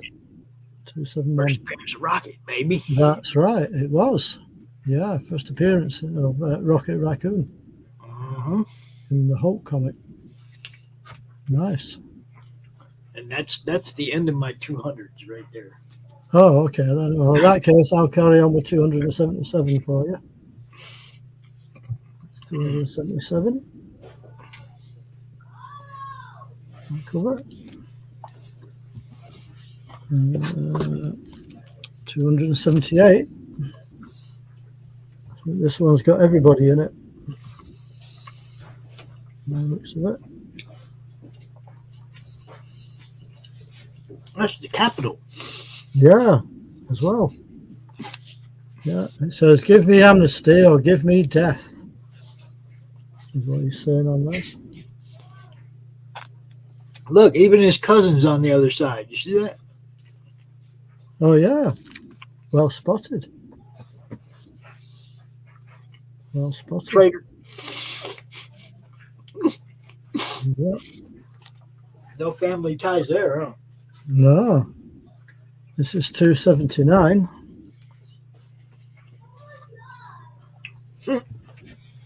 This is what acceptance feels like. Yep.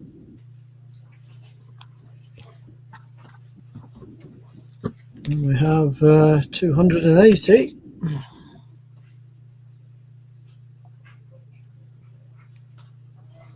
That's all those humanoid figures again. Seem to remember.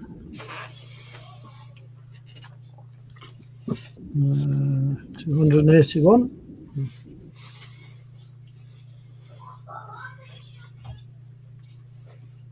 Out in space.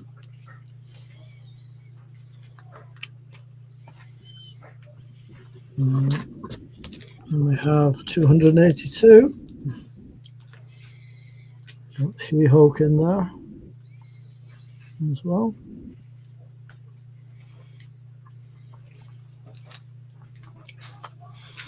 Oh, now she's back on his side again. See how that worked? Yeah. Here's another guest star in the Avengers, 283.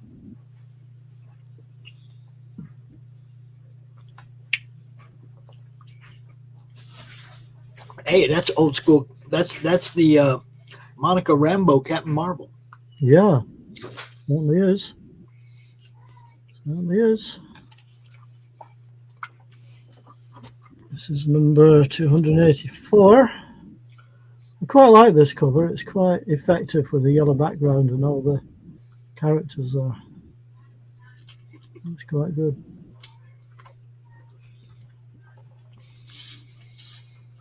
That's that one.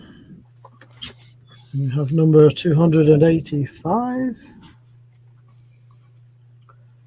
Straight out of the furnace, baby. Yeah. Whoever it is. I wonder if it's the Molten Man. What do you think? Don't know. Might be. And look at old Hulk in a suit and tie. Yeah. Exactly. 286. He's back in his usual attire on this cover. Yeah, now he's wearing short shorts. Yeah, he is. And we have number 287. I think that's a character called Berit, who was in the black and white Hulk comics, you know, in the background there. I do believe. 288, Modoc. The all-time goofiest character in comics. Yeah, just about. Yeah, he's a really strange character. I've never thought that there was anything. This is 289. Made me want to get behind Modoc. You know? I do. I do indeed.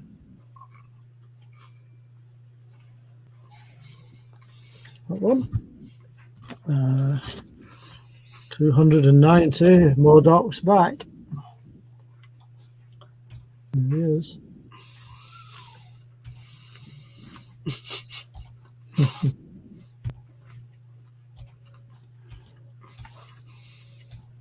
Uh, 291. This was the Beware that His Assistants Editors Month, stamped on the front of the book. That sounds about right.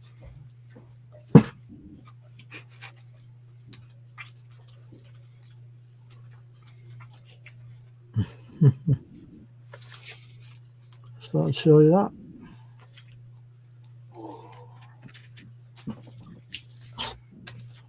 So with these little boxes in the corner, they changed it slightly month by month, you see, because he was starting to go back to his savage self or something, I believe. So I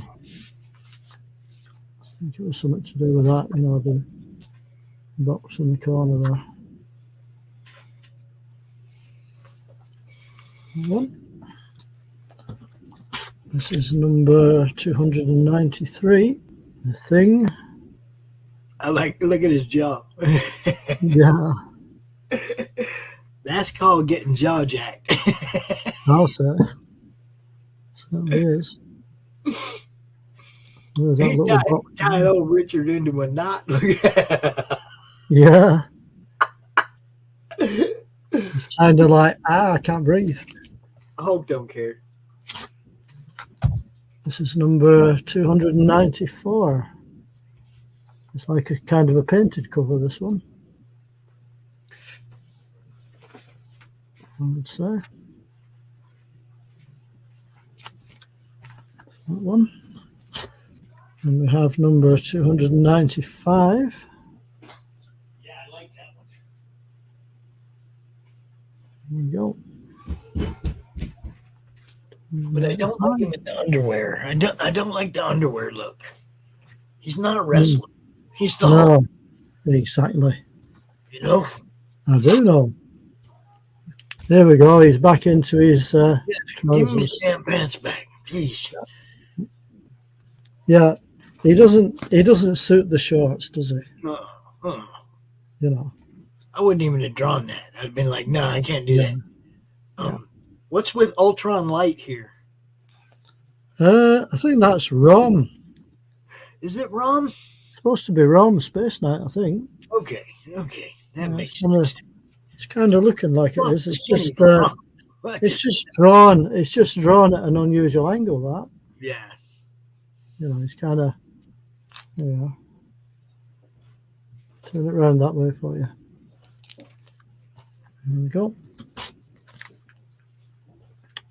297. Back in his underwear again. Jeez, you guys. I know. The trousers are far better.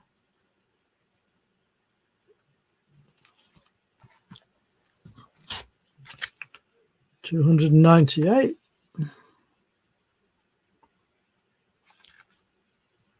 don't know if he's got any shorts on that one. Doesn't depict it, does it? That one.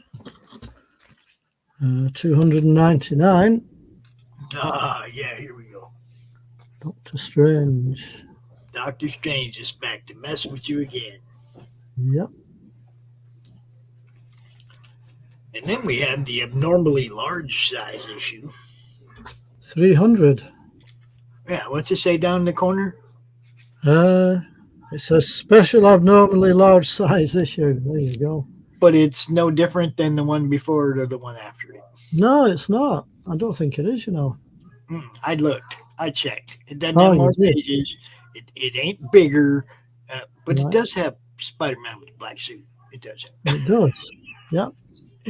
Got some Avengers, some Spidey with the black suit. You know. All right. 301. 301. That's you. That's all you. Yeah. 301.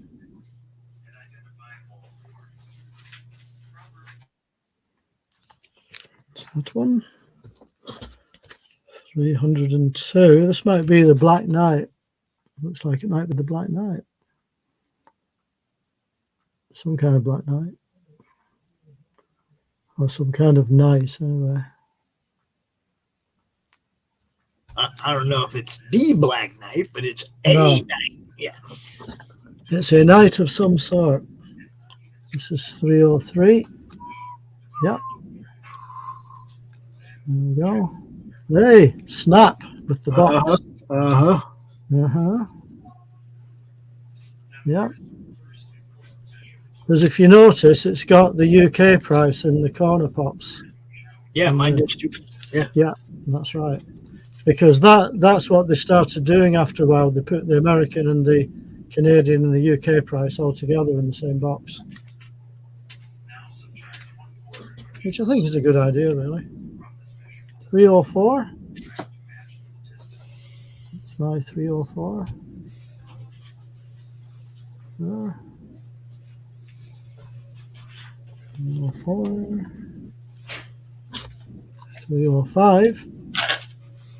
Yeah, I don't have a lot more of those till in the late 300s and early 400s. 305. 306.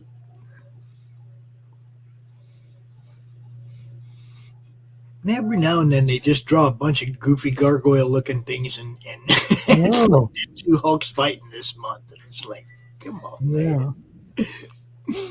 Exactly right. Quite like this cover. This is 307. 307. Right. So the Hulk breaking his chains because somebody actually got cuffs on him. Yep. 308.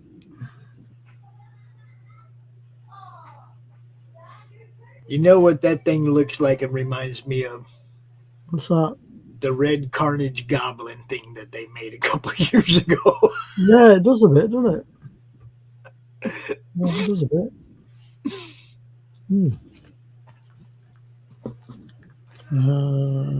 309.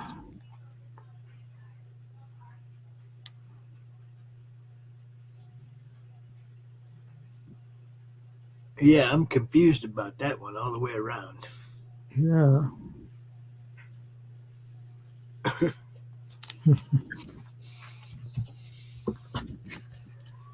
310.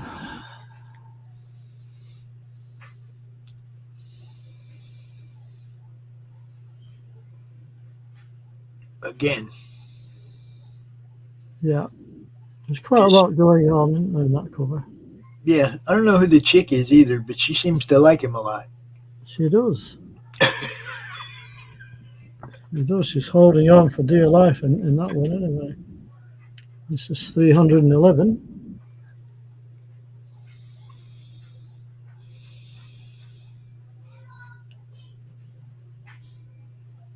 I guess this was my biggest problem with the Hulk. If it wasn't about trying to separate him from, Hulk from Banner. The rest of it was all just torture comics. That's it. People messing with somebody they knew was going to mess them up, but they kept messing with them. That's very true. Yeah, I would agree with you on that one. 313. You got Hulk, Max? Say again? I'm talking to Max. Hi, Max. Sorry, I didn't realize you popped in. I said, you got some Hulk, Max? I'll see if he can hear you, of course, Pops. Can't hear him. No. He might have his volume muted. Maybe. This is number 314. Look who's back. It's Modork. Can you hear me now? Yeah. Yeah. All right. What's up, now? No, I don't have a lot of Hulk stuff. The Hulk was never really my thing to read, you know? That's what I mean. The stories always seem to be the same. Yeah. I mean, what I really wanted was more Dr. Jekyll and Mr. Hyde, and I got Spider-Man problems. Spider-Man problem. Now everybody knows that cover. Yeah. I think that's the one that Zeus ate. When we first got Zeus, he got a hold of a couple comics. I think that's the one he chewed the corner up off of. All right. There you go. Ghostbusters style. Who are you going to call? No hoax. That's it.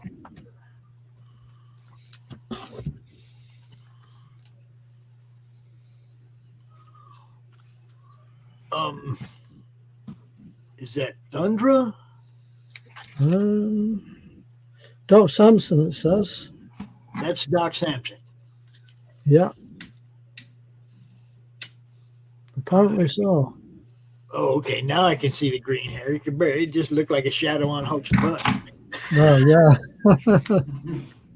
That's it. I remember that Is somebody trying to marry Hulk's girl right there?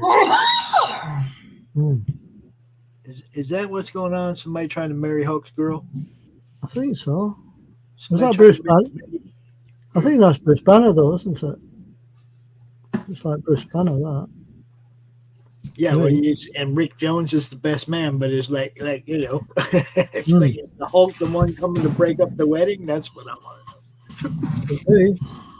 Oh, smash! Doctor is out. Night, Dr. Samson. This is number 321. Another Avengers one. Back to the Avengers. And the different. I see Namor in there too. Who else is in there? Black Knight. Yeah. Okay, we got.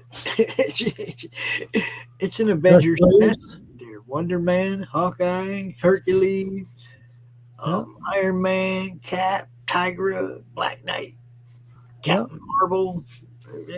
Everybody's up in there. Just about. Nobody can stop them. We're all together. They ain't got Thor in there. They're in trouble. Exactly. Without Thor, they got no. Now look, now they're all carrying him away like they whooped him. Come on. Yeah, that's the following issue, of course. Following issue, that one.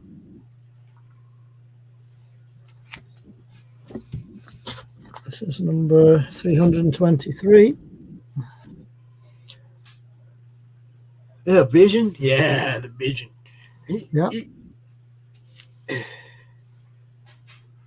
It might not be a good idea to go into a gamma-induced body. I don't know. Maybe not. This is number 324. And the Grey Hulk returns. Yeah.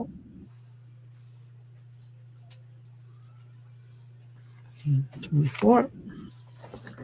And this is the 25th anniversary cover. Yep, got a bunch of those. All kind of different titles. Edges, yeah. Cool. Just got one or two left, Pops. This is number 326. When Hopes Collide. Yeah, no.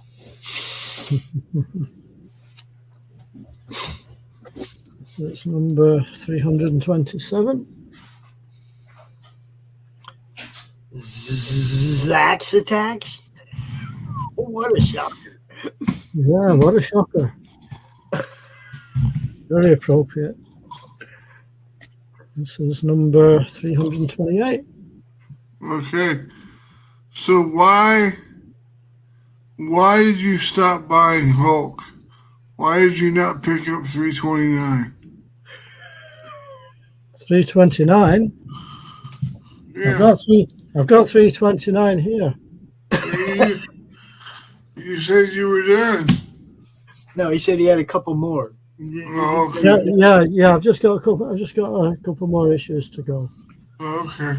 So what he's asking is why did you stop buying the Hulk? Well, no, I actually kept buying it, but I've actually sold some of the later ones, you see, so I've only got these left. So this is my final issue, 330. 340, huh? 330. 330 is as far as it goes. No, it went and you've sold off the more recent copies of stuff, though. Yeah, I did. Yeah, I did. So that's all my hopes that I've got left, Pops. I will go to 341. Okay. I did have it up to last week. Yeah, what'd you get for it? Not a great deal. That's a shame, isn't it? Yeah, but I got more than I paid for it, Pops, when I first bought it. Yep, nice. You got 3 of them. Yeah. One newsstand, 2 direct. Right. And all in pretty decent condition. Yeah. Nice. Let's see. We got decent condition and newsstand do not go together. 385. Yeah.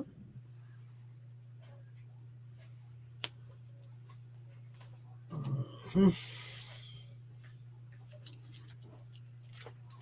400. Yeah. Shiny cover. Yeah, those are shiny covers.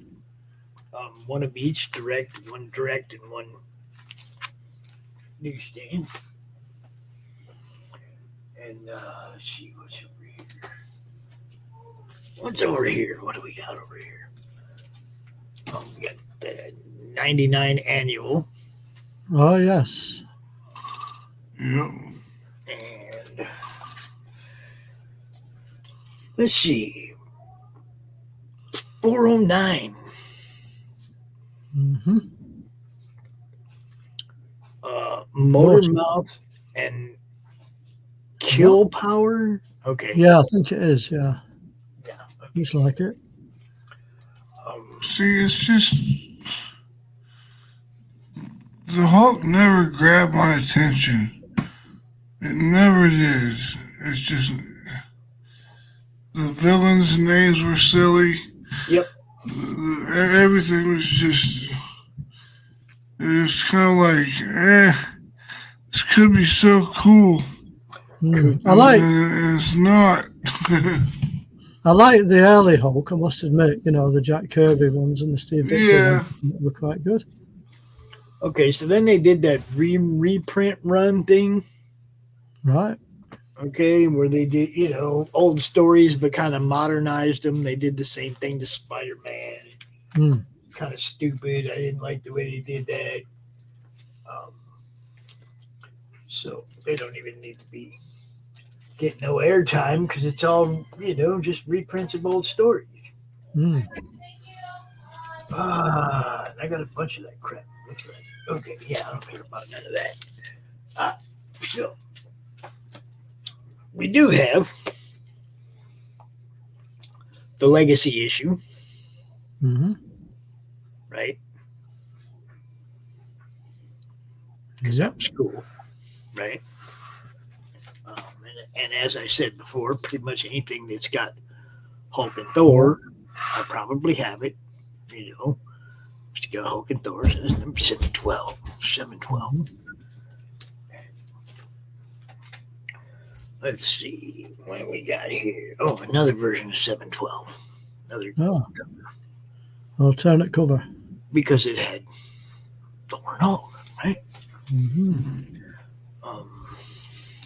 Then you had that when they got kind of weird and they went to the totally awesome Hulk, Oh. Oh. right? Mm-hmm. Vaguely remember it. You had a few of those. Number 2. Number 22 was the Weapons of Mutant Destruction, and I think Weapon X shows up, or Hulk becomes Weapon X then, or Weapon H, or whatever. Hulk with claws, right? Okay. You back? You back? You back? You back? Now, because I'm an Elektra fan also, Mm-hmm. Hulk and Elektra, of course, I'm going to get that cover, right? Let's see, we got... What do you like about Elektra, Pops? What do you like about Elektra? I like the fact that she fights with size and she ain't got no powers and she still whoops everybody's ass. I like that ass. Well, not everybody drew that ass the right way, though, you know. We got the Immortal Hulk. Yeah. Right? The Immortal Hulk, number 25. And then we go back to, again, the thing I love about the Hulk was when he hung out with those guys, you know. Yeah. When he hung out with the Defenders, that was it. And my final, and I will call it my final showing of the day is self-explanatory. Oh, Hobbs. Hulk Nice. Hobbs, baby. Nice. Hulk eat twice the rage. Yeah. Hulk pops. Get yourself.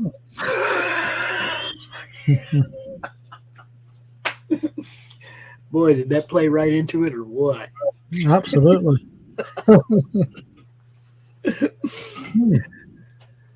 So yeah, how you doing, Dave? Other than like, you know, normal shit, everything good? Yeah, not too bad. I've got a bit of a sore throat at the minute, but apart from that, I'm not doing so bad. So hopefully I'll shake this off. It's just when I swallow, it's like I've got a lump in my throat. So what do you think we should do next week? What do you think, Max? What should we do next week? Yeah. For what? Pick a For the topic. For Money Madness? For the show-offs. We're always open for ideas, aren't we? I mean, the whole When you purpose. did black and white stuff, did you do? We did that When you for did, like when 4 you weeks. when you did black and white stuff, did you do any black and white stuff? Yeah, we did it for like 4 Yeah, we weeks. did. Okay, just making sure. All kind of indie black and white. How about you do best like sideways covers? Sideways covers. I haven't really got many of them. Apart from the Fantastic Four. Yeah, like the one where the covers will be sideways, printed sideways. Yeah, I think I've only got about one of them. Yeah, I don't have very many of them at all. There's just not enough to fill a show on. Yeah. And Don't ask me for fucking advice if you don't want advice. I didn't ask for advice. I said give me a topic. Yeah. Like we could always do Daredevil if you like, Pops. we could do Daredevil. If we Fancy, had fancy doing some Daredevil, yeah. We have not, have we? Don't think we have. You did Spider-Man? Yeah, we did Spider-Man at 60, didn't we? Yeah, we did a decade a week for 6 weeks, dude. Yeah, something like that. We both had a lot of Spider-Man. That one was easy. Let's see. We've done the Surfer. We've done quite a bit. We have done quite a bit, but I don't think we've done Daredevil. I don't think we've done Daredevil. Have you done Constantine or the Justice League Dark or any DC stuff? We haven't done a lot of DC stuff yet. We did Batman. Yeah. We went through a lot of Batman, a few weeks worth. We did. Shall we do some Daredevil then, Pops? We can do that. That's what you want to do. Yeah, why not? Why not? I've got a small selection of some Daredevil stuff, so I end up showing off just as much Elektra as I do Daredevil, but no, that's all right. It kind of comes under the same banner, to be honest. Bob. Yeah, most of the Daredevil I got has to do with Elektra. Count on it. So we could do kind of Daredevil stroke Elektra or something like that. Sort of a crossover. Basically, these are all our childhood favorite comics, Carrie. Yeah. I mean, the stuff that we show that's from when we were young, if we still have it or we went out of our way to get it again, it's the stuff we love. I talk about Defenders, it's like that was what pulled me in. Hulk and Thor on the cover of Defenders 10. That was all it took. That's all it does take sometimes. I've ever seen with Hulk and Thor on it. It's like I try to get it. Yeah. Because that was the one. I have. Is that the one thing that you have to buy if you see it, Pops? Because, like, for me, if I see any Johnny the Homicidal Maniac stuff, it could be a trade paperback, it could be a floppy, it could be anything. If I see any of it, I have to buy it. That would pretty much, yeah. If it's got them two on it for sure, but also, I'm a huge Elektra fan. If it's something Elektra that I don't already have, I'm definitely looking at how can I get that. I want that Greg Horn, the one that got banned. Yeah. I want that. There was only 500 copies of it. All it is a silhouette of Elektra with no panty line, and they banned it and made them reprint it. Right? I mean, now that's like common all over the place stuff. That's no big deal at all, right? Back then they banned that. But I want one of those 500 that Good luck, my friend. I got Good luck in your 5. search. Hey, every time I see it, I buy it just in case. I got about 5 of that copy, but it's all the reprints. They're all reprints. I was going to say, Pops, Carrie's mentioned Thor collection. I've got quite a lot of Thor. Yeah, me too. Quite a lot of Thor. So we could do Thor if you want instead of Daredevil. When we do Thor, it's going to be a 6-week ordeal again. Just remember. Well, yeah. It will be. It's like, so if there's any like smaller stuff you want to do before that, Yeah, well, we can do. We'll do Daredevil next week then, and maybe Thor the week after. We'll see how it goes. Yeah. Something like that. Yeah, because I got a lot of Thor. I really do. Okay. Have you guys read Johnny the Homicidal Maniac? That's good. I do not. You should. It is hilarious. And he's this lunatic guy who has to feed this monster blood in his wall, and that's how the monster stays alive. And that's how this Johnny the Homicidal Maniac guy's a homicidal maniac. But he draws this comic book called Happy Noodle Boy, and it's so funny because it's like a little noodle guy. But he like screams at everybody. He's like, "You motherfucker!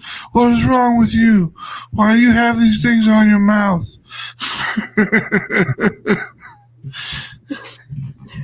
I wish I had a bigger parody press collection. I really do. I picked up the Thor one. That's like the parody of Journey into Mystery, right? It's like the parody of the first appearance of Thor, but it's called Thor, and he has a golf club instead of a hammer.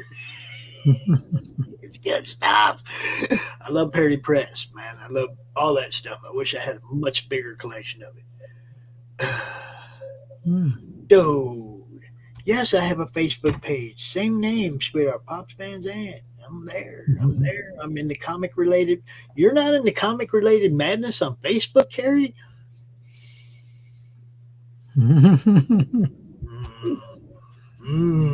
Go join the madness. Then you'll see. That's where all this started. Everything I'm doing began in that Facebook group. That's why it says founder of the madness right there. See, because that's where the action is. That's where it all started. That's where people share their links every day. Podcasts, different podcasts, everything. That's what it's all about. Nice. I'm gonna have to go and feed the cat in a minute, Pops. I think. Yeah, she looks like she's just like bugging you for food, dude. Well, it has been for some time. She's just like, dude. She's like, I'm good. Yeah. Look, she don't even look mad anymore. Well, a little bit. She's irritated now. You put the camera on her. You're like, well, that's it. That's it. Yeah, she's a bit camera shy, you know. So all you're supposed to get is the tail, Dad. All you're supposed to get is the tail. That's it. That's it. Okay. The comic related madness on Facebook. Go join it, Gary, and I will forgive you. I promise. That's where the action is. This really is. Now, we're going to go ahead. Like, Max kind of slept through his spot yesterday. All right. Okay. Slept through it. Yeah. We had to let him off the hook. We still talked about his book, but I'm going to make him come out and talk about it anyway. So that's how we're going to end segment number 1, talking about human hunters. Human hunters. Okay. So I will see you next week. All being well. Usual time. Daredevil next week. Daredevil next week, Pops. And anybody wants to join us, look, if you got stuff you want to come out and show, you're more than welcome to join us. This is not an exclusive show. That's it. Absolutely. We love other people coming out and showing off their stuff too. So, we sure do. You can join us. All right, Dave, you have a good day. Took care and I said hi. Yeah, I certainly will do. And I'll see you next time. All right, brother. Bye, okay, Maya. Bye, everybody. He's there. Bye, Maya. Yeah, she heard it. She definitely heard that, Pops. See you later. Take it easy. Yeah, bye. Bye. That's our boy, Texas Dave Houston, yo. I love that dude. Comes out here, shows off his stuff, man, and he's got like way more substantial collection than I do, and actually knows who did most of that stuff. Hell, when I was doing this, when I was reading comics back in the day, I've told people this. I didn't look at the cover page. I didn't care who drew it, who wrote it. None of that. That didn't matter until I became, older and started actually meeting some of these people. Then it was like, oh, you did that? Cool. I didn't know you did that. Man, first time I met Mike Baron out here, right? And then I started looking at my collection and, what all has Mike Baron done? Well, shit, he's in that drawer and that drawer and that box and that box and that box and that box. And dude was all over my room, man. He's done everything. I was like, damn. I didn't know. It wasn't until I actually cared about who was putting the stuff out. When I was a kid, I bought comics because I wanted to read the story. Period. Somebody took my mythological characters that I was was a fan of, like Thor, and gave me a whole different set of stories about Thor and about Asgard. like gave me new stuff like the Warriors 3 and shit that, it's like I never got that out of, regular mythology. Regular mythology. There's nobody writing new mythological stories. So comic books is what gave me that. Gave me that never-ending story of a Asgard, right?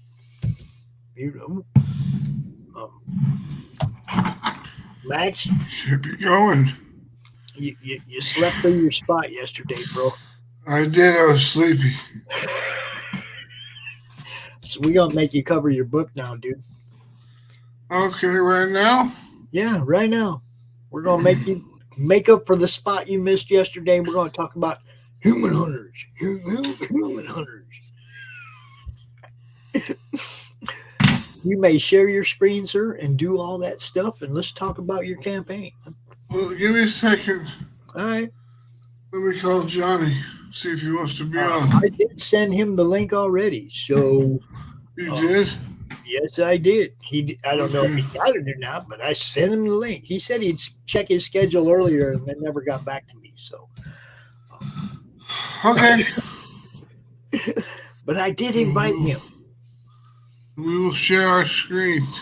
Yes, do that. For those of you who don't know, Human Hunters is one of Max's many titles from Atrocity Press.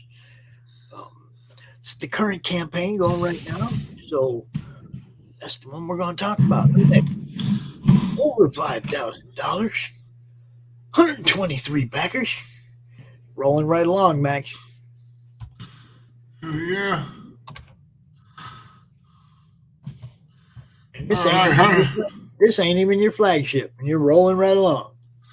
Oh, yeah, doing all right. The Human Hunters in the last issue, they were trying to capture some women back that were taken from some sex traffickers, but they didn't quite make it, and they actually got their own members of their team got captured. So, in this issue, we've got the girls trying to mount their own escape while the guys put together a rescue trying to save them. So we'll see which one works first, if the girls can escape or if the guys can rescue them.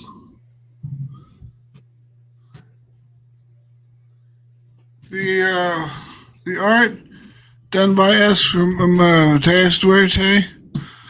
The pencils, at least were done by Thomas Doherty. The inks is done by Fran Cord.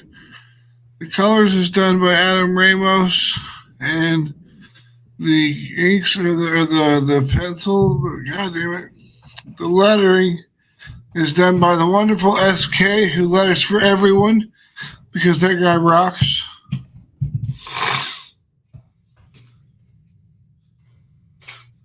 We've got some pages here. This is Ratty, the Playboy type guy who runs the show, hitting on the waitress who they know is the one that was given up, that was roofing the drinks and everything. They know it was her, but he's like hitting on her, getting her to come to his place.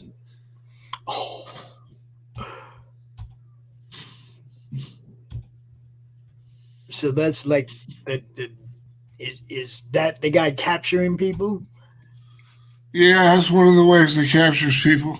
All right. And then they got the girls in the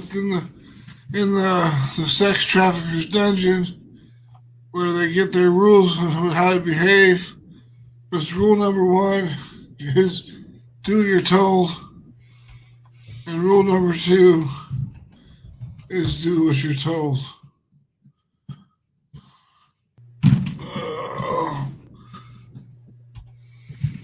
The guys are mounting the rescue, and the girls are getting ready for their escape.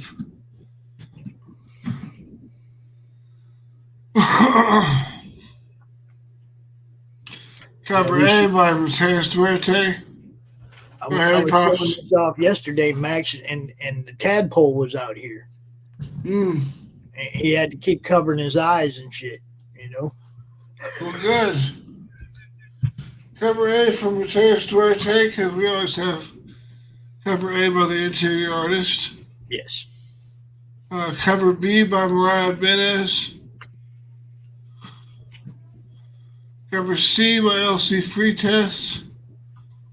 Cover D by Fabio Samayo. Cover E by Alfred Trujillo. Cover F by Fern Cord. And cover G by John Stinsman. Some of these have not safe for work tiers that go with them, like Mateus's has some not safe for work stuff. Alfred Trujillo's has some not safe for work stuff. And John Stinsman has some not safe for work stuff. Because we've made $5,000 so far in funding, we've released all 4 of the prints. So we've got the Christine print, the Cleo print, the Helena print, and the Freya print, all completely unlocked and ready to go. You can get Human Hunters on PDF. You can get the Safe for Work or the Not Safe for Work PDF, whichever one you like. We've got combo packs. Like Mateus Duarte's combo pack is both the Safe for Work and Not Safe for Work. Alfred's is the Safe for Work and Not Safe for Work. John's is the Safe for Work and Not Safe for Work. Because you get the Not Safe for Work, you will get the prints. Don't worry. They will come with your package if you're Not Safe for Work. Or you can get the Not Safe for Work combo pack, which is buy 2, get 1 for free. Can't beat that with a stick. Our add-ons, we've got the Atrocity Press calendar, which, yes, I understand the year is about half over, but the artwork is amazing, and you don't want to miss out on it. The full Human Hunters catch-up, which will catch you up to the Human Hunters story as you now. The Mary Machine Gun full catch-up, which is all the entire Mary Machine Gun first story arc. Ninja Bimbos versus Zombies from Deep Space catch-up, which is 1 and 2. Or you can get everything that we've done so far. Our stretch goals have gotten to 5,000, so we've released the Christine and the Cleo trading card. Next up is the Helena trading card. So we'll see if we can get to there or not. And we got some other stuff. This book is finished. It is done. So whatever we get is fine. We're going to print it, ship it, and you're good to go. It's the way it always works with Atrocity Press. No problem at all. Yeah. There's never been an issue. You're going to get your books. You're going to get your books. You like this stuff? Look, Human Hunters is awesome. Mary Machine Gun. Let me play that little ad that you sent me for Mary Machine Gun real quick, bro. Just because. Coming this summer.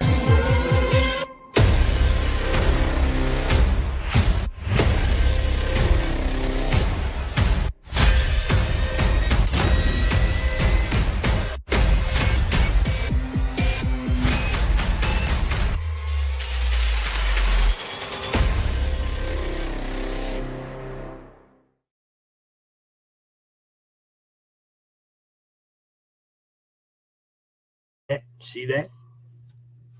Gotta love it. It makes me happy. Gotta love it. We got this trailer too for Human Hunters. We got this one too. You want to watch it? Sure.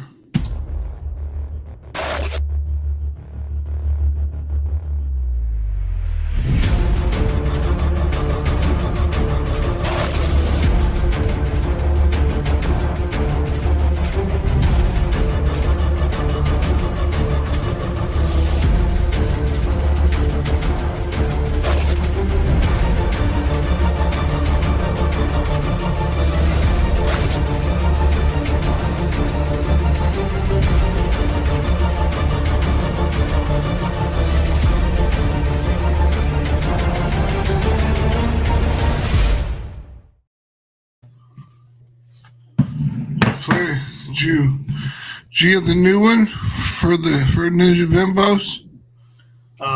Yeah, I got it. I haven't loaded it yet. When are you launching that? That'll be in June. Okay, we'll make sure we get that rotation. One CRoM con at a time.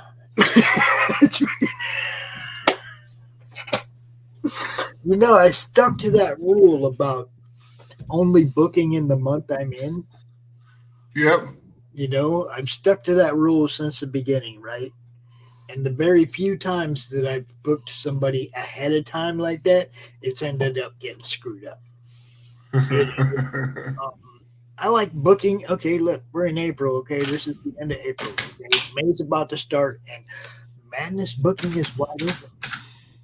Isn't that wonderful? Yeah. It's like there's somewhere you know you can go, and you can get probably a spot on a few different shows.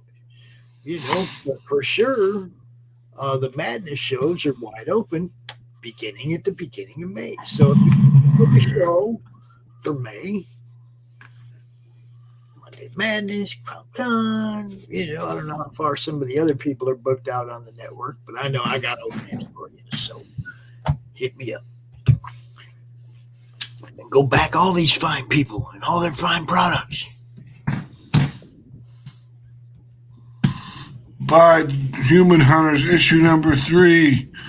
Do it now. Buy one, buy 2, and 3. now. Yes, buy all 3 of them. 2 and 3. Get caught up. Catch up. Learn what's happening. See, I don't even have to.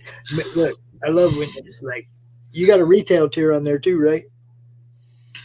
No, we never have a retail tier because I never have sold one. I know. But see, that's just because it's only something that certain people do. They don't, and retailers don't look for it because not enough people do it. You know, yeah. You know, just like with Sam, you know, there's retailers out there looking for these books. Oh, I know there are. For sure. I'd spend the 10 minutes to put it up, even if nobody bought it. Yeah. You know, I could do that for sure.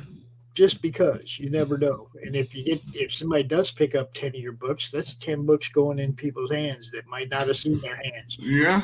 You know, that's a lot of people that they have to understand. The larger comic book buying market is not crowdfunding.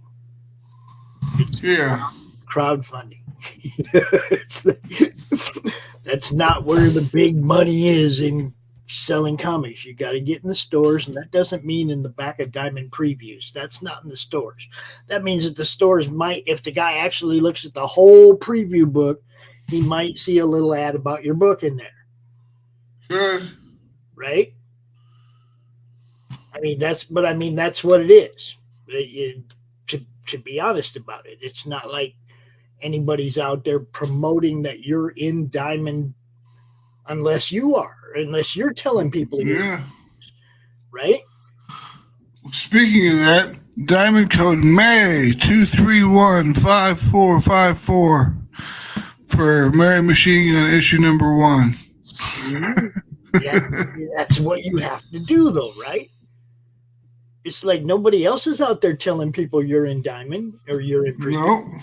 And I'll do it all day long. Yeah, and you want to do it. You want to make sure the retailers hear you because, like I said, man, look.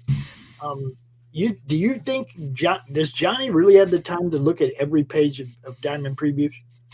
Oh no. Oh no. Johnny owns a store, yo. He don't have time to look at every page of the preview book. He's looking for the stuff that the people who come through the door said, hey, man, you should check this out. He's looking at the stuff that we tell him, hey, man, you should check this out. Nobody has the time to read that whole freaking book and try to decide what's worth buying. You know? No, he'll get like 10 people saying, hey, you know, that new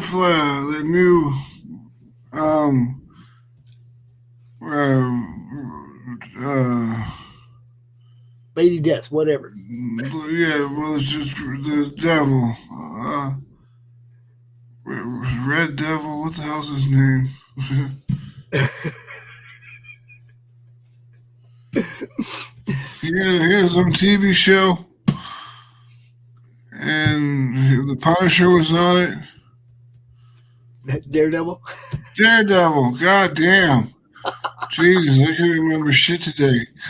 But Daredevil, like the people will tell him, they'll be like, "Hey, Daredevil's really getting hot," and then he looks at Daredevil, and then he's like, "All right, well, I'll buy these," and then they sell like hotcakes because Daredevil's selling like crazy right now. And his fans came through the door and said, "We'll buy these if they're on the shelf." Exactly. You see, I mean, they got to know. If they don't know your book's out there, how are they going to sell it, guys? You know, that's part of. I mean, look, when I started doing this, it was really about getting to me comics in retail stores. Back, you know that. Yeah. You know, that was where I came into this and what I was trying to do. And a lot of people got mad at me because I didn't say Kickstarter is the way. You know, it's like, it's not the way. Getting your book in stores is the way, because the people that go in the stores are there to buy comics. You want your book on the shelf there because that's why they're there. They're going to leave with a stack of comics. I mean, now they might have a pop or two or whatever because the stores, you know, had to adapt to making money. And there's not a lot of money in comics. No. You know, it's not like you're going to make $1 million unless you really build a gigantic following, Eric July. You need a huge fucking following. Yeah, and I mean, his following wasn't in comics, yo. His following came from music. You know, I mean, he built his following in you know, back in the beginning. You know, Young Ripper. Yeah. He ain't young no more, yo. You know, he's been on this for a while. he's disabled Ripper. You know, he's old Ripper now. Old Ripper. And you know, but like I said, he built an audience way before he sold a comic book.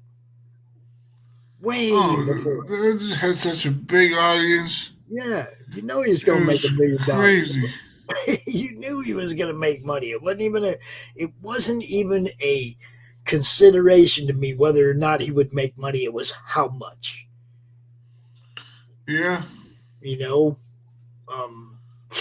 just like Keanu and Wesley getting involved in it. It's not will they make money, it's how much. Of course they're going to make money. They have huge fan followings. Oh, yeah. Keanu Reeves. You put Keanu Reeves on your book, you're going to make $20 million.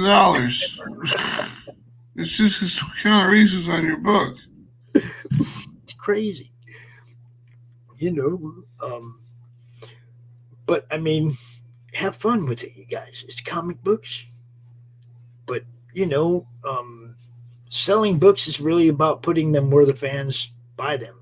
And I'm sorry, but a lot of comic book fans don't even know Kickstarter exists. They don't need Kickstarter. They go to their local comic book store and they get everything they're looking for. Yeah. And if you've got stuff that's done and ready, just give it to Antarctic Press. See if they'll publish it. They'll publish a lot of things. And then you get into shops, which is a step one. It might be in an anthology, but you're still in shops. It's basically, you got to get your character seen. You know, you got to get your IP seen. You got to put it where people can read it. Like I noticed that Brian has Six Gun Gorilla. If you go look at his campaign right now, there's a link. You can go read issue 1 for free. Okay, so he's got a campaign for number 9 and 10, but he's like, you go read number 1 for free. Just see if you like it. You know, if you like it, you can get all of them and get caught up. Oh yeah. You know, there's a trade that get you right caught up, but you can go check it out for free. The whole first issue. You know, you're not going to get 10 pages of the first issue. The whole first issue, you can check it out if you like it. You know, it's right there to back it. But how do people know about it being over there on Indiegogo if nobody you know, it's all about people talking about it. You got to go out there and talk about what you're doing. Oh yeah. Self promotion is so important. Like I said, even if you're in Diamond Previews, nobody knows you're in Diamond Previews if you ain't calling them stores saying, "Hey, man, would you check page 88 in the preview and check out my check out my book?" Yep. Call them up and tell them you're. Look, like I said, we just told you, Johnny don't have time to look at every page of the preview. Look, being in previews doesn't necessarily mean you're going to get seen. You know, call them stores up. Call them up and say, "Man, did you see from the page number 89 in the preview? That's my book right there." I've got a good list of email addresses for comic book shops, and I'm going to send them all Mary Machine Gun issue 1 for free. But here, just take a look at it, see what you think. See if you think you can sell this. Well, just tell them what page you are on in previews, and you know, exactly. Be like, what, can you sell this? I'm on page 257. Yep, there you go. There you go. I mean, make the connection, guys. Make the connection. You know, make the connection in them stores. That's how you're going to sell extra books. That's how you're going to, you know, move forward, man. With that, Max, I'm going to let you go take a break. I'm going to take a break till about 6 o'clock. What do we got at 6 o'clock? Let me see. Oh, man. I got to look. That's horrible, isn't it? I know I got Hex. I know we got Hex tonight. Hex Allen. Who else do we got? Oh, that's right. See, she's so cute. We just forget about her. We got Carissa kicking it off at 6 o'clock. Carissa Grant. Yeah. Worthy Redemption. And we have Hex Allen, Nephilim Squadron. And then at 7 o'clock, we have I Don't Know Who, Doc Bishop. Who's your guest for the All Good Show?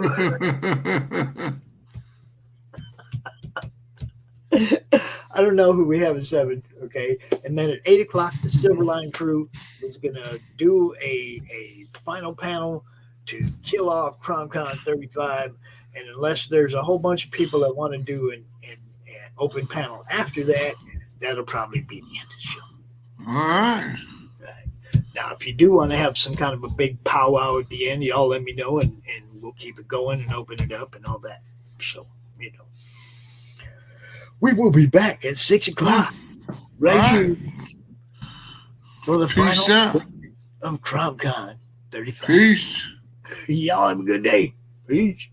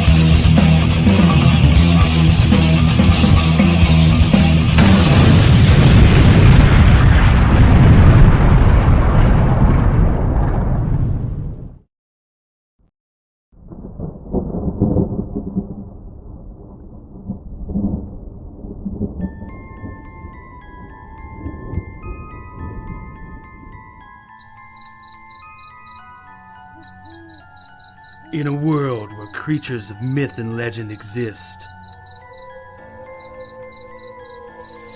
a covert task force is charged with keeping humanity safe from supernatural threats. And when young Nancy Moon stumbles into the eternal battle between good and evil, she finds...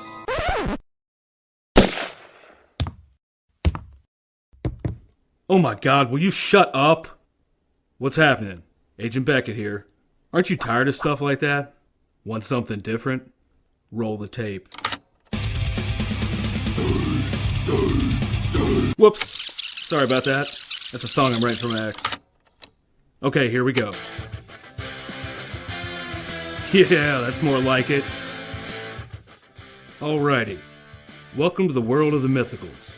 We have it all. Monsters. Magic. Government agents. He's the strong silent type. This guy. Ugh, gross, dude. Get some kind of cream or something. Lots of 90s style action. Pew pew pew. And that strong female lead alluded to earlier. Mm-hmm. Not to mention a dashing field commander with a great sense of fashion. Look at those glasses. South River Studios presents The Mythicals, Issue 1. Buy it, if you dare. Ugh. Will you can it already? How'd you get free? Now beat it before I lose my cool. So what are you waiting for? Back it today. Like right now. Back the Mythicals today. America's southern border has become a war zone.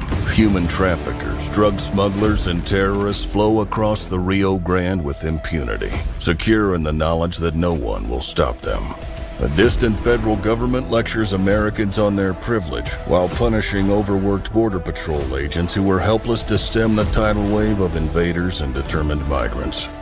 Second-generation Cuban-American Marcos Zamora is a military vet, more patriotic than most Americans.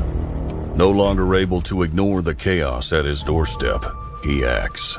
Joined by his best friend Gus, they hit the border every night, saving lives while stopping violent drug cartels and other opportunists. The government reacts with fury at Marcos' attempts to preserve American sovereignty, deploying the full might of their enforcement agencies. But Marcos understands that the only thing the rich and powerful fear is bad publicity, and he records every encounter.